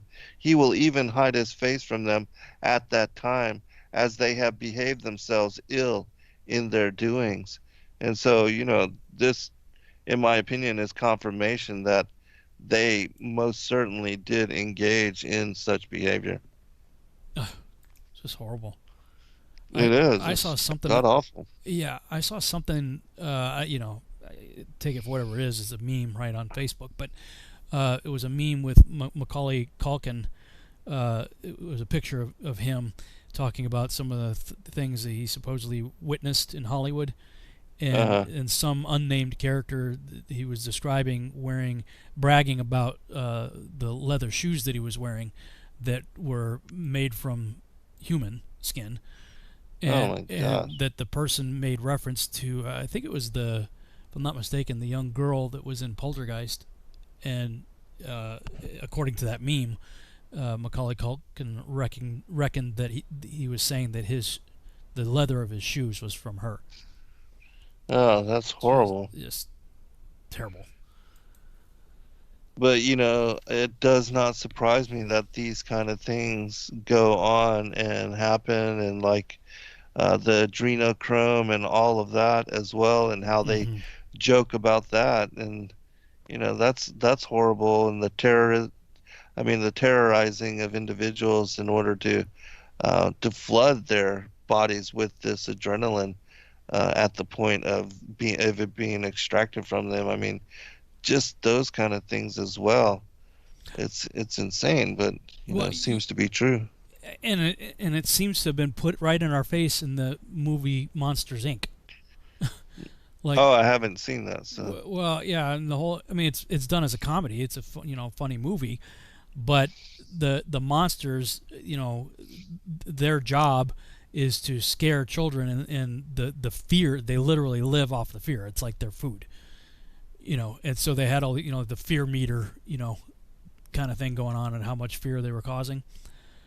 You just watch this movie and it just seems like a fun, innocent, funny movie until you go and look at the other side of this and you go, wait a minute, is it right in your face? I mean, are they really telegraphing these things? And I don't, who knows if there was intent in the filmmaker's side to do that, but I don't know these days, Never any coincidences. Always seems to be something behind, what they portray in movies. Mm-hmm. In verse 12, it was saying, "Woe to you who love the deeds of unrighteousness, wherefore do you hope for good hap unto yourselves? Know that ye shall be delivered into the hands of the righteous, and they shall cut off your necks and slay you, and have no mercy upon you." That's the first time I've ever heard of the bad guys getting their heads cut off. Yeah, that is interesting. And it does seem, that their intent is to bring on such punishment to the saints. And I also think, and I was writing about this earlier today, because there's a passage in the Wisdom of Solomon that talks about how during the Exodus, the fiery serpents that attack Israel and then bite them, and then Moshe puts the image of the seraph on top of the pole, crushing the head of the serpent, or something of that nature. But anyways, these particular beings, these entities, were said to be basilisks that had the ability to breathe fire, and that they had the supernatural ability, like a gorgon, to frighten men to death, almost, like as in turning them into stone with their almost like lie. And this comes forth in the Wisdom of Solomon, and it's also linked to Joel chapter 2 and Revelation 9, that at the end of the days the locust army are loosed upon the world to bring forth the wrath of God on those not written into the books of life. And I was talking about how it's my belief that God is going to remove his hand at the end of days and allow, just like he did in the time of the Exodus, that they worship these particular serpentine beings, and that the elites are trying to open and conjure even in this day and age. I think like things of CERN and like that, and as they did during the time of Atlantis, and bringing up these interdimensional beings and stuff and inviting evil into this world, that God will allow them to succeed, but little do they know that it will be part of the wrath that is poured out on them, whereas they are thinking that these demonic forces and these demonic entities are coming in order to make war with the saints, but God will protect us and allow them to be judged by those things that they worship and that they are involved in. Yeah, and that's the thing about God. He gives warning after warning after warning. Right. And then when he gets to the point of turning people over to reprobate mind and heart, he's like, okay, if that's what you want. Exactly, yeah. Here you go. You're going to have so much quail, you're going to be puking your brains out. Right. Right. You want to go after other gods? You don't want to worship me? Well, guess what? Have at it. Exactly. Hey, Israel, you want to whore after other gods? You don't want to listen to me? You get 390 years of judgment. And, oh, by the way, if you don't repent, you get 7 times more. So, right. hence the Northern Kingdom dispersed into the pagan world for over 2,730 years, getting what they want, right? Right. And it never ends up good when you go down that path. And they even depict this a lot of times, even in the movies, right? You make a deal with the devil, and at first everything's wonderful, but it always turns out bad in the end. Right. There are consequences. Yep. All right. Well, we got, let's see, 5 minutes. I think we can probably get through some more here before the break. Chapter 97 for me in the Lawrence. Let me see. Do we have time to get through this? Yeah, maybe. I'll try to read fast here. Woe to them who act impiously, who laud and honor the word of falsehood. You have been lost in perdition and have never led a virtuous life. Woe to you who change the words of integrity. They transgress against the everlasting decree, and cause the heads of those who are not sinners to be trodden down upon the earth. In those days you, O righteous, shall have been deemed worthy of having your prayers rise up in remembrance, and shall have deposited them in the testimony before the angels, that they might record the sins of sinners in the presence of the Most High. In those days the nations shall be overthrown, but the families of the nations shall rise again in the day of perdition. In those days they who become pregnant shall go forth, carry off their children and forsake them. Their offspring shall slip from them, and while suckling them shall they forsake them. They shall never return to them, and never instruct their beloved. Again I swear to you, ye sinners, that crime has been prepared for the day of blood, which never ceases. They shall worship stones, and engraven golden, silver, and wooden images. They shall worship impure spirits, demons, and every idol in the temples, but no help shall be obtained for them. Their hearts shall become impious through their folly, and their eyes be blinded with mental superstition.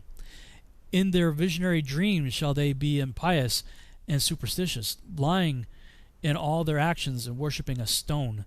Altogether they shall perish. But in those days blessed shall they be to whom the word of wisdom is delivered, who point out and pursue the path of the Most High, who walk in the ways of righteousness, and who act not impiously and with the impious. They shall be saved. Woe to you who expand the crime of your neighbor, for in hell shall you be slain. Woe to you who lay the foundation of sin and deceit, and who are bitter on earth, for on it shall you be consumed. Woe to you who build your houses by the labor of others, every part of which is constructed with brick and with the stone of crime. I tell you that you shall not obtain peace. Woe to you who despise the extent of the everlasting inheritance of your fathers, while your souls follow after idols, for to you there shall be no tranquility. Woe to them who commit iniquity and give aid to blasphemy, who slay their neighbor until the day of the great judgment, for your glory shall fall.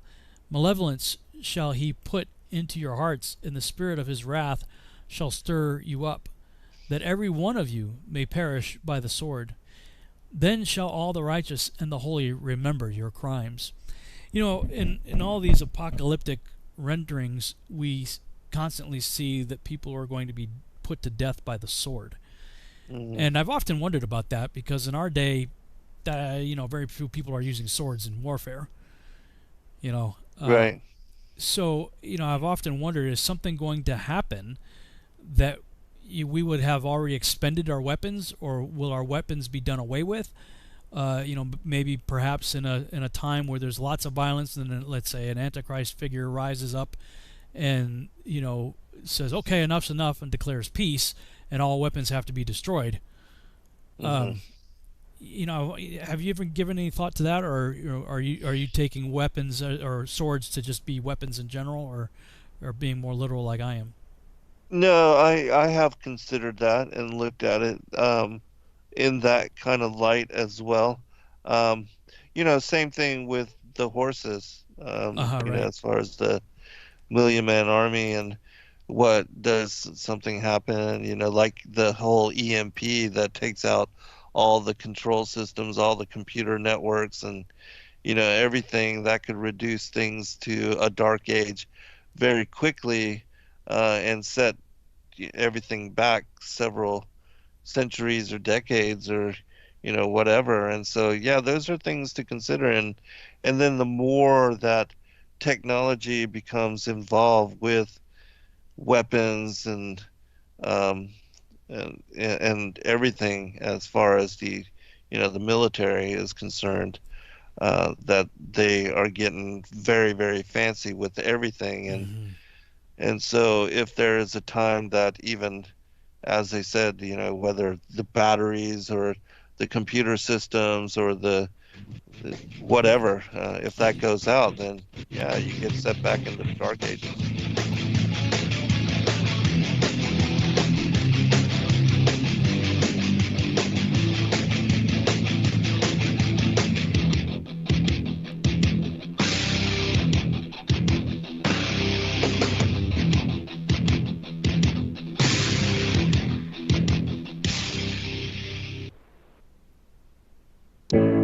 The reviews for Extendivite are amazing. Here are some from Amazon. By Christine, great for heart palpitations.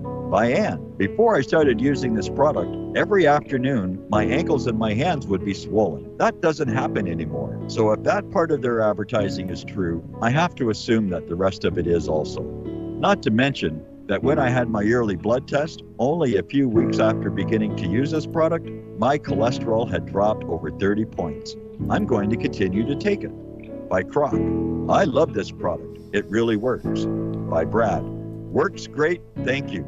Tell us your story. Get your Extendivite today. To order, call 1-877-928-8822. That's 1-877-928-8822, or visit heartdrop.com. Extend your life with Extendovite. Hey, it's Grace. Can we talk about something serious for a minute? Your age. Getting old has its perks. But remember, being a few years younger, your hair was thicker, you didn't have so many wrinkles, that extra weight wasn't haunting you, and you just felt better. Well, we can't turn back the clocks and go back 10 or 15 years, but you can start feeling and looking 10 or 15 years younger with Nature's Youth RSF. It's a doctor-formulated daily supplement that helps your body maintain its peak performance and fight the aging process. Imagine sleeping better, looking better, and feeling better. See how Nature's Youth RSF has helped thousands of people just like you at nature'syouth.com. nature'syouth.com. Imagine how it will feel when your family and friends are asking you what you did to look so good. Your secret will be Nature's Youth RSF. It's time to start looking better and feeling better. Learn more and order your Nature's Youth RSF at nature'syouth.com. That's nature'syouth.com. That's nature'syouth.com. For 5,000 years, the world was ruled with wooden ships by one man. 242 years ago, a small group of free men crafted a new nation built on liberty and freedom. Global elites have been fighting to destroy this new nation called America ever since. Based on actual events, Charm of Favor tells a true story of how they corrupted the election system. They infiltrated federal agencies and murdered witnesses, judges, and even presidents to keep from being caught. Now, the largest and wealthiest crime syndicate the world has ever known has been drawn out of the shadows. They have killed hundreds of Americans and recently attempted to assassinate half our congressmen. Still, they escape arrest through an almost supernatural charm of favor. Read Charm of Favor and be prepared to open your eyes to what may lie just around the corner. Charm of Favor is available on Amazon and Barnes & Noble. No hate, no hype, no fear. We are TFR. Frequency Radio.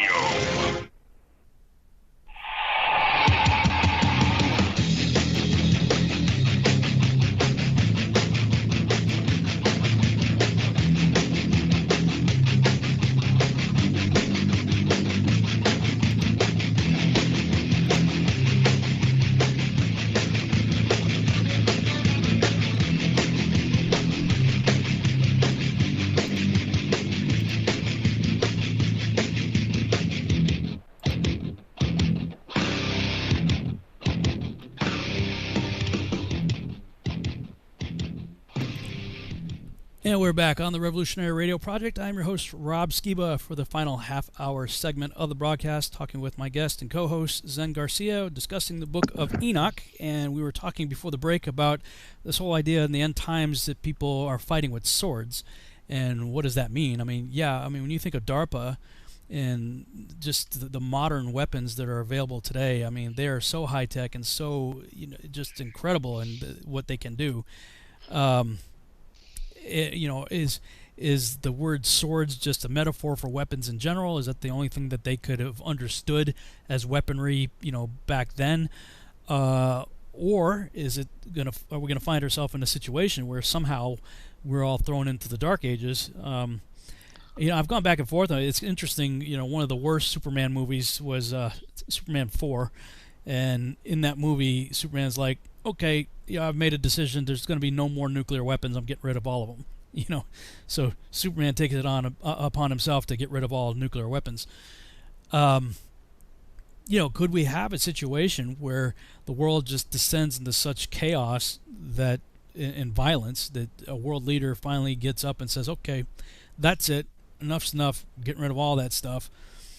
I don't know. I kind of go back and forth on it, but there was somebody in the chat room, April, posted something about Ezekiel 13, and that has always been a really interesting passage to me.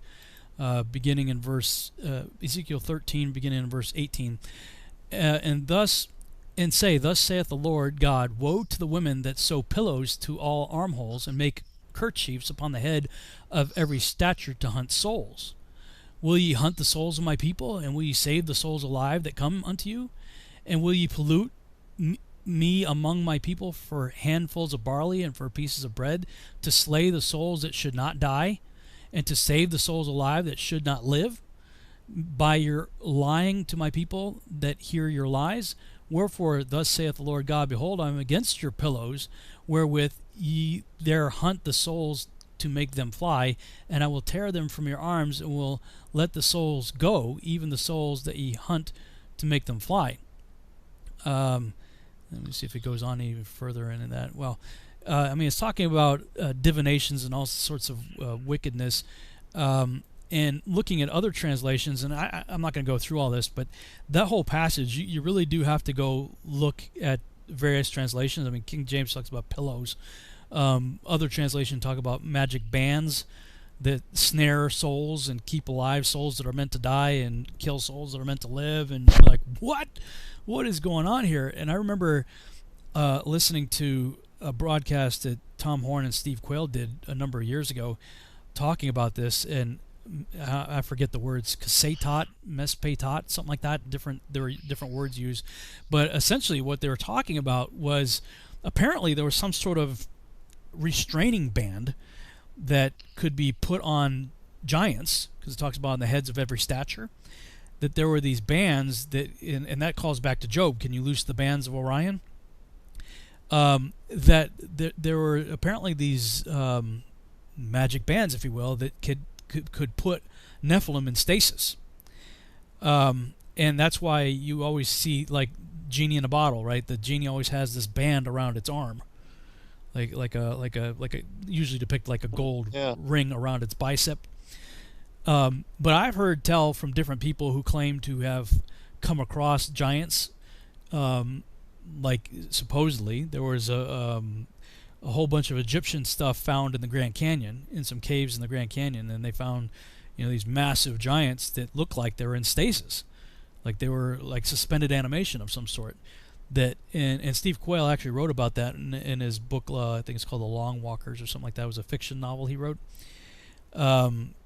talking about these things, having these bands on their head and on their arms, and if you loosed them, i.e. like loose the bands of Orion, who was also a giant, you awaken these things and they come to life. I don't know, have you ever looked into the magic bands of Ezekiel 13?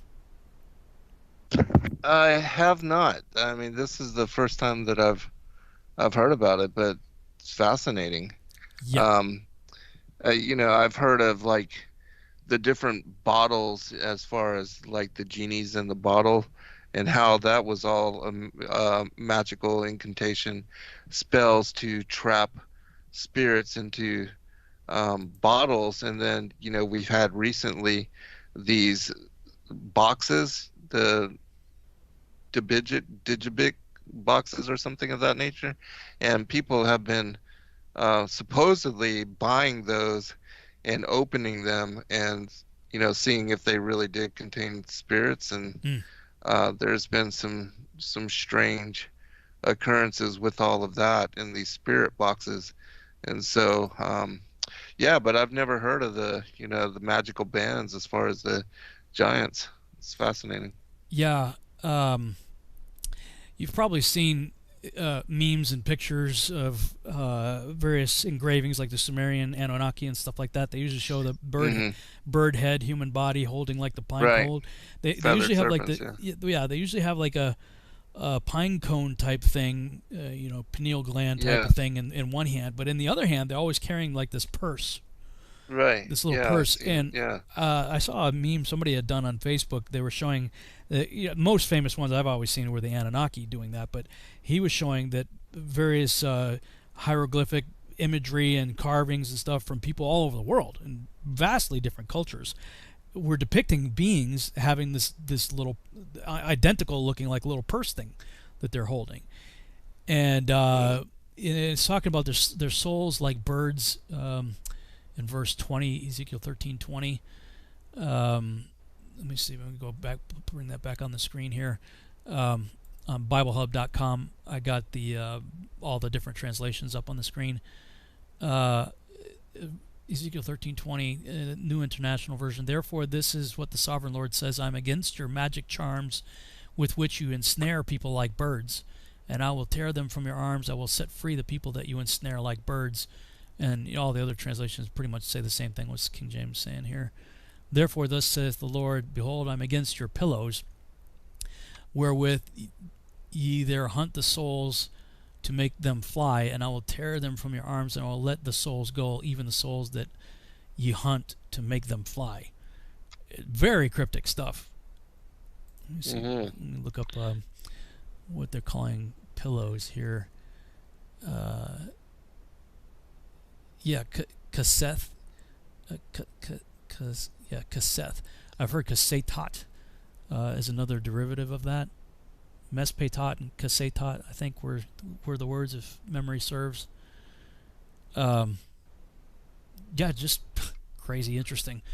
Don't know what to make of that. Fascinating. But I had some lengthy conversations with Nathan Reynolds about some of the things that he's seen and experienced, and I'd written in one of my scripts. In fact, it was the part that Rick Hummer initially auditioned for when we were doing the audio drama, was the part for Kazdaja, who is one of the fallen angels in the book of Enoch that is said to have taught the art of abortion. First of all, smiting the baby in the womb, but also smiting spirits. And I was always the impression that spirits are eternal. So I'm like, how do you smite a spirit, right? Right. And that's when I started thinking, and as I was writing, that maybe there is a way, thinking about this whole Ezekiel 13 thing, that they can rip the spirits out of people. And so I wrote a scene where this fallen angel, Kazdaja, is literally extracting a soul out of somebody, and it's being put into a container, like a cell of souls. And there are things on the sides of this cell. In Egyptian hieroglyphs, they're called the Jedi.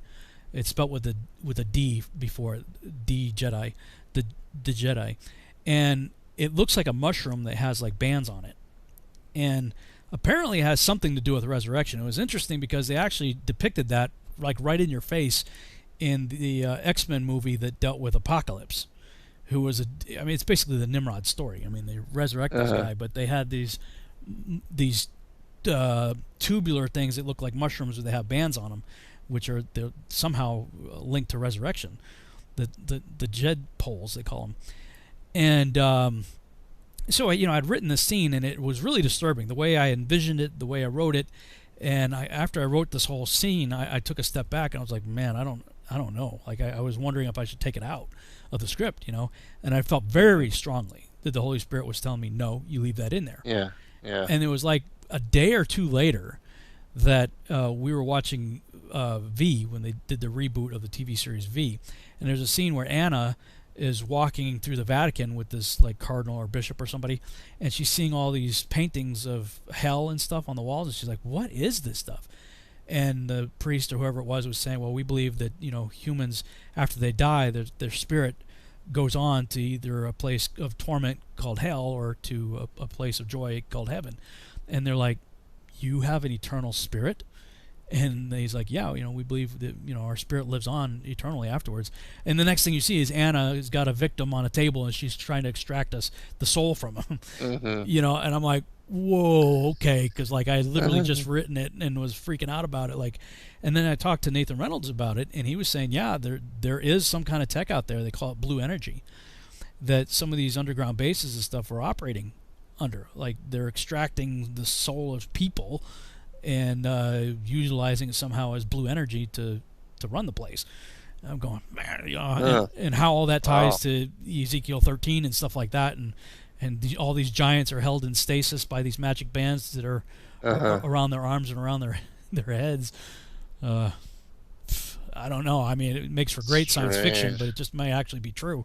Right. It reminds me of I did several interviews with Dan Duvall and Carolyn Hamlet, and you know they talk about some of that kind of in when they do the DID and they do the torturing of the children and they fracture them, that they are able to lock up parts of their personality, or even to try to remove them and put them into other containment. I forget exactly how he had put it, but I do remember in speaking about that, that it's somehow part of the process of what they do with the dissociative identity disorder and the way that they fragment, and that they are seeking ways to transfer, you know, the spirit or the entity or the consciousness of individuals. And it, you know, reminds me also of what we were talking about with the 2045 project, and how they want to be able to extract and also upload, no longer even needing flesh bodies, but once you have the consciousness, to just continue creating these cybernetic bodies for continual upload, and just get a new one whenever you need an upgrade, you know. Yeah. Weird, you know, interesting times we're in. Yeah. And yeah, crazy. Somebody in the chat room called Real Eyes said a complete abomination would be the Antichrist sitting in a cloned body of Jesus. That would be a complete mockery. And I was responding, yeah, I wrote a script about that back in 1999, as a matter of fact, called The Omega Conspiracy. It was part of a trilogy called the Spear of Destiny trilogy, where I was speculating, because I was doing a lot of research on the Lance of Longinus. Yeah. And the Odessa cloth, and the Shroud of Turin, of course, and and I actually come to find out, Ian Wilson is one of the world-renowned scholars who had actually participated in taking samples and testing the Shroud of Turin back in the 70s. He turned out to live not too far from where I lived in Massachusetts, and so I had some lengthy conversations with him. Oh, that's really cool. And I mean, here's a first-hand scientist guy who actually physically touched the thing and took samples and did tests with it. And you know, he was absolutely convinced that it was the authentic real deal. Christ. Yeah. And I became quite convinced myself. And then the thought occurred to me, I was like, well, wait a minute. I mean, if they could actually get viable DNA samples off this thing, you know, and it wouldn't surprise me that somebody would say, hey, well, let's try cloning this thing, right? Right. Well, I mean, talk about an antichrist, right? I mean, you'd have the physical body of Christ, whose ID card would be the Shroud of Turin, right? But clearly it wouldn't be filled with the Spirit of Christ. It would be, you know, something else. And, yes, absolutely. And I still very much think that could be a possibility, that somebody would do something like that. Right. Yeah, my friend Dr. Joy, actually, her first book is about that, the cloned image of Jesus Christ, the Antichrist cloned image of Jesus Christ, and she writes on that same premise that they are taking the DNA from the Shroud of Turin, and that they are trying to create fit extension for the Antichrist to, be exactly that, in the image of Christ, the true body. And that would not surprise me at all. And I started writing it in '97. This was back in the early days of dial-up internet, right? Listening to the modem thing, do this thing right for 10 minutes before you finally sign on. Right. But just going through the internet and finding as much resources as I could back then. I had 1,000 pages of printed content on all of that, and it was everything I did, every little piece of research I did, every single thing, somehow or another kept leading me back to Rosslyn Chapel in Scotland.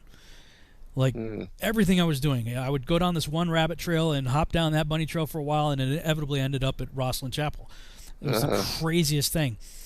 And finally, I finalized the script in '99, and I was actually pitching the script to some movie studios out in California back then, and I was staying somewhere near the Hollywood Bowl. There was a hostel there that I was staying, like $15 a night. And one day when I parked my car in a parking garage, and I just come back from pitching to a few studios, pitching my script, and I pulled the car out of the parking garage, and I turned to my left, just checking left and right before I pulled out, and there was a dumpster right to the side, and somebody had spray painted on the dumpster in yellow spray paint, "Clone Jesus." And I was flipping out because here I am pitching a script about that very thing, right? Right. Back in Oh my gosh. 1999. So, that thought has been out there for many people. It's just confirmation. Your friend's also written a book on it. That if we're thinking about it, you got to know there's some Luciferian psychopath out there thinking about it too. Absolutely. So who knows? Yeah, who knows exactly. Well. Let's see. We got time. You can probably read your version of it. All right. Was it 99? 99. Woe to you who work godlessness, and glory in lying, and extol them. Ye shall perish, and no happy life shall be yours. Woe to them who pervert the words of the uprightness, and transgress the eternal law, and transform themselves into what they were not, into sinners. They shall be trodden under foot upon the earth. In those days make ready, ye righteous, to raise your prayers as a memorial, and place them as a testimony before the angels, that they may place the sin of the sinners for a memorial before the Most High. In those days the nations shall be stirred up, and the families of the nations shall arise on the day of destruction. And in those days the destitute shall go forth and carry off their children, and they shall abandon them, so that their children shall perish through them. Yea, they shall abandon their children that are still sucklings, and not return to them, and shall have no pity on their beloved ones. And again I swear to you, ye sinners, that sin is prepared for a day of unceasing bloodshed, and they who worship stones and grave images of gold and silver and wood and stone and clay, and those who worship impure spirits and demons and all kinds of idols, not according to knowledge, shall get no manner of help from them. And they shall become godless by reason of the folly of their hearts, and their eyes shall be blinded through the fear of their hearts, and through visions in their dreams. Through these they shall become godless and fearful, for they shall have wrought all their work in a lie, and shall have worshipped a stone. Therefore in an instant shall they perish. But in those days blessed are they who accept the words of wisdom and understand them, and observe the paths of the Most High, and walk in the path of his righteousness, and become not godless with the godless, for they shall be saved. Woe to you who spread evil to your neighbors, for you shall be slain in Sheol. Woe to you who make deceitful and false measures, and to them who cause bitterness on the earth, for they shall thereby be utterly consumed. Woe to you who build your houses through the grievous toil of others, and all their building materials are the bricks and stones of sin. I tell you, ye shall have no peace. Woe to them who reject the measure and eternal heritage of their fathers, and whose souls follow after idols, for they shall have no rest. Woe to them who work unrighteousness and help oppression, and slay the neighbors until the day of the great judgment. For he shall cast down your glory, and bring affliction on your hearts, and shall arouse his fierce indignation, and destroy you all with the sword. And all the holy and righteous shall remember your sins. You know, there we are with the swords again. It's interesting that angels appear to have swords. That's what they fight with. Right. And also, you know, when Christ comes again, the sword of his he mouth. fights with the sword of his mouth. Yes. And also with regard to the sword, it is said to represent the authority of a king, and that the sword is that which metes out punishment and justice according to the kingship. And so in this case, it would be Christ, and the sword of his mouth would be, you know, what is brought upon the wicked, and that justice is served in that manner. So, yeah. The other thing that stood out to me in this chapter was, woe to them who pervert the words of uprightness and transgress the eternal law. That God's law is eternal. Absolutely. Yeah, it didn't just show up on Mount Sinai. Right. Yes, absolutely. That's about all. The other thing that this whole thing about worshiping idols that brought to my memory was the story of Abraham, and why God called Abraham in the first place. Right. I was always wondering, like, you know, why Abraham? What did he do? Right. Well, Joshua, I mean, devotes at least the edition that I have is like 200 pages. Is devoted to the life of Abraham, and by contrast Nimrod, because it depicts them as contemporaries. But what a cool story. You know, he spends time with Shem and Noah, and he comes back. His dad's an idol maker, and he's been taught about the one true God, but he's his dad with, he's like, what the heck, you know? So he lays food out to see if the gods will eat it, and nothing happens, you know. One thing after another. Finally, he gets fed up, and he just smashes them all. Right. And then he takes the hatchet or whatever he was using, and he puts it in the hand of the largest idol. The bigger one, right. And when his dad comes in, he's like, what have you done? What did you do? He's like, I didn't do nothing. He did. He points over to the he's like, what are you talking about? He's just made out of stone, you know, and wood or whatever. You know, he didn't do it. And he's like, basically like, yeah, hello, McFly. You know, exactly. Hello. What, you know, yeah, you made them. Why are you worshiping them? They're just nothing. Right. You know, exactly. And I love that story, and I think that. Yeah, I do too. I think Yahuwah's just up there looking like, yeah, I could use this guy. I like this guy, you know. Right. Next thing you know, he calls him out to be his man, and I just love that story, the way it's depicted there.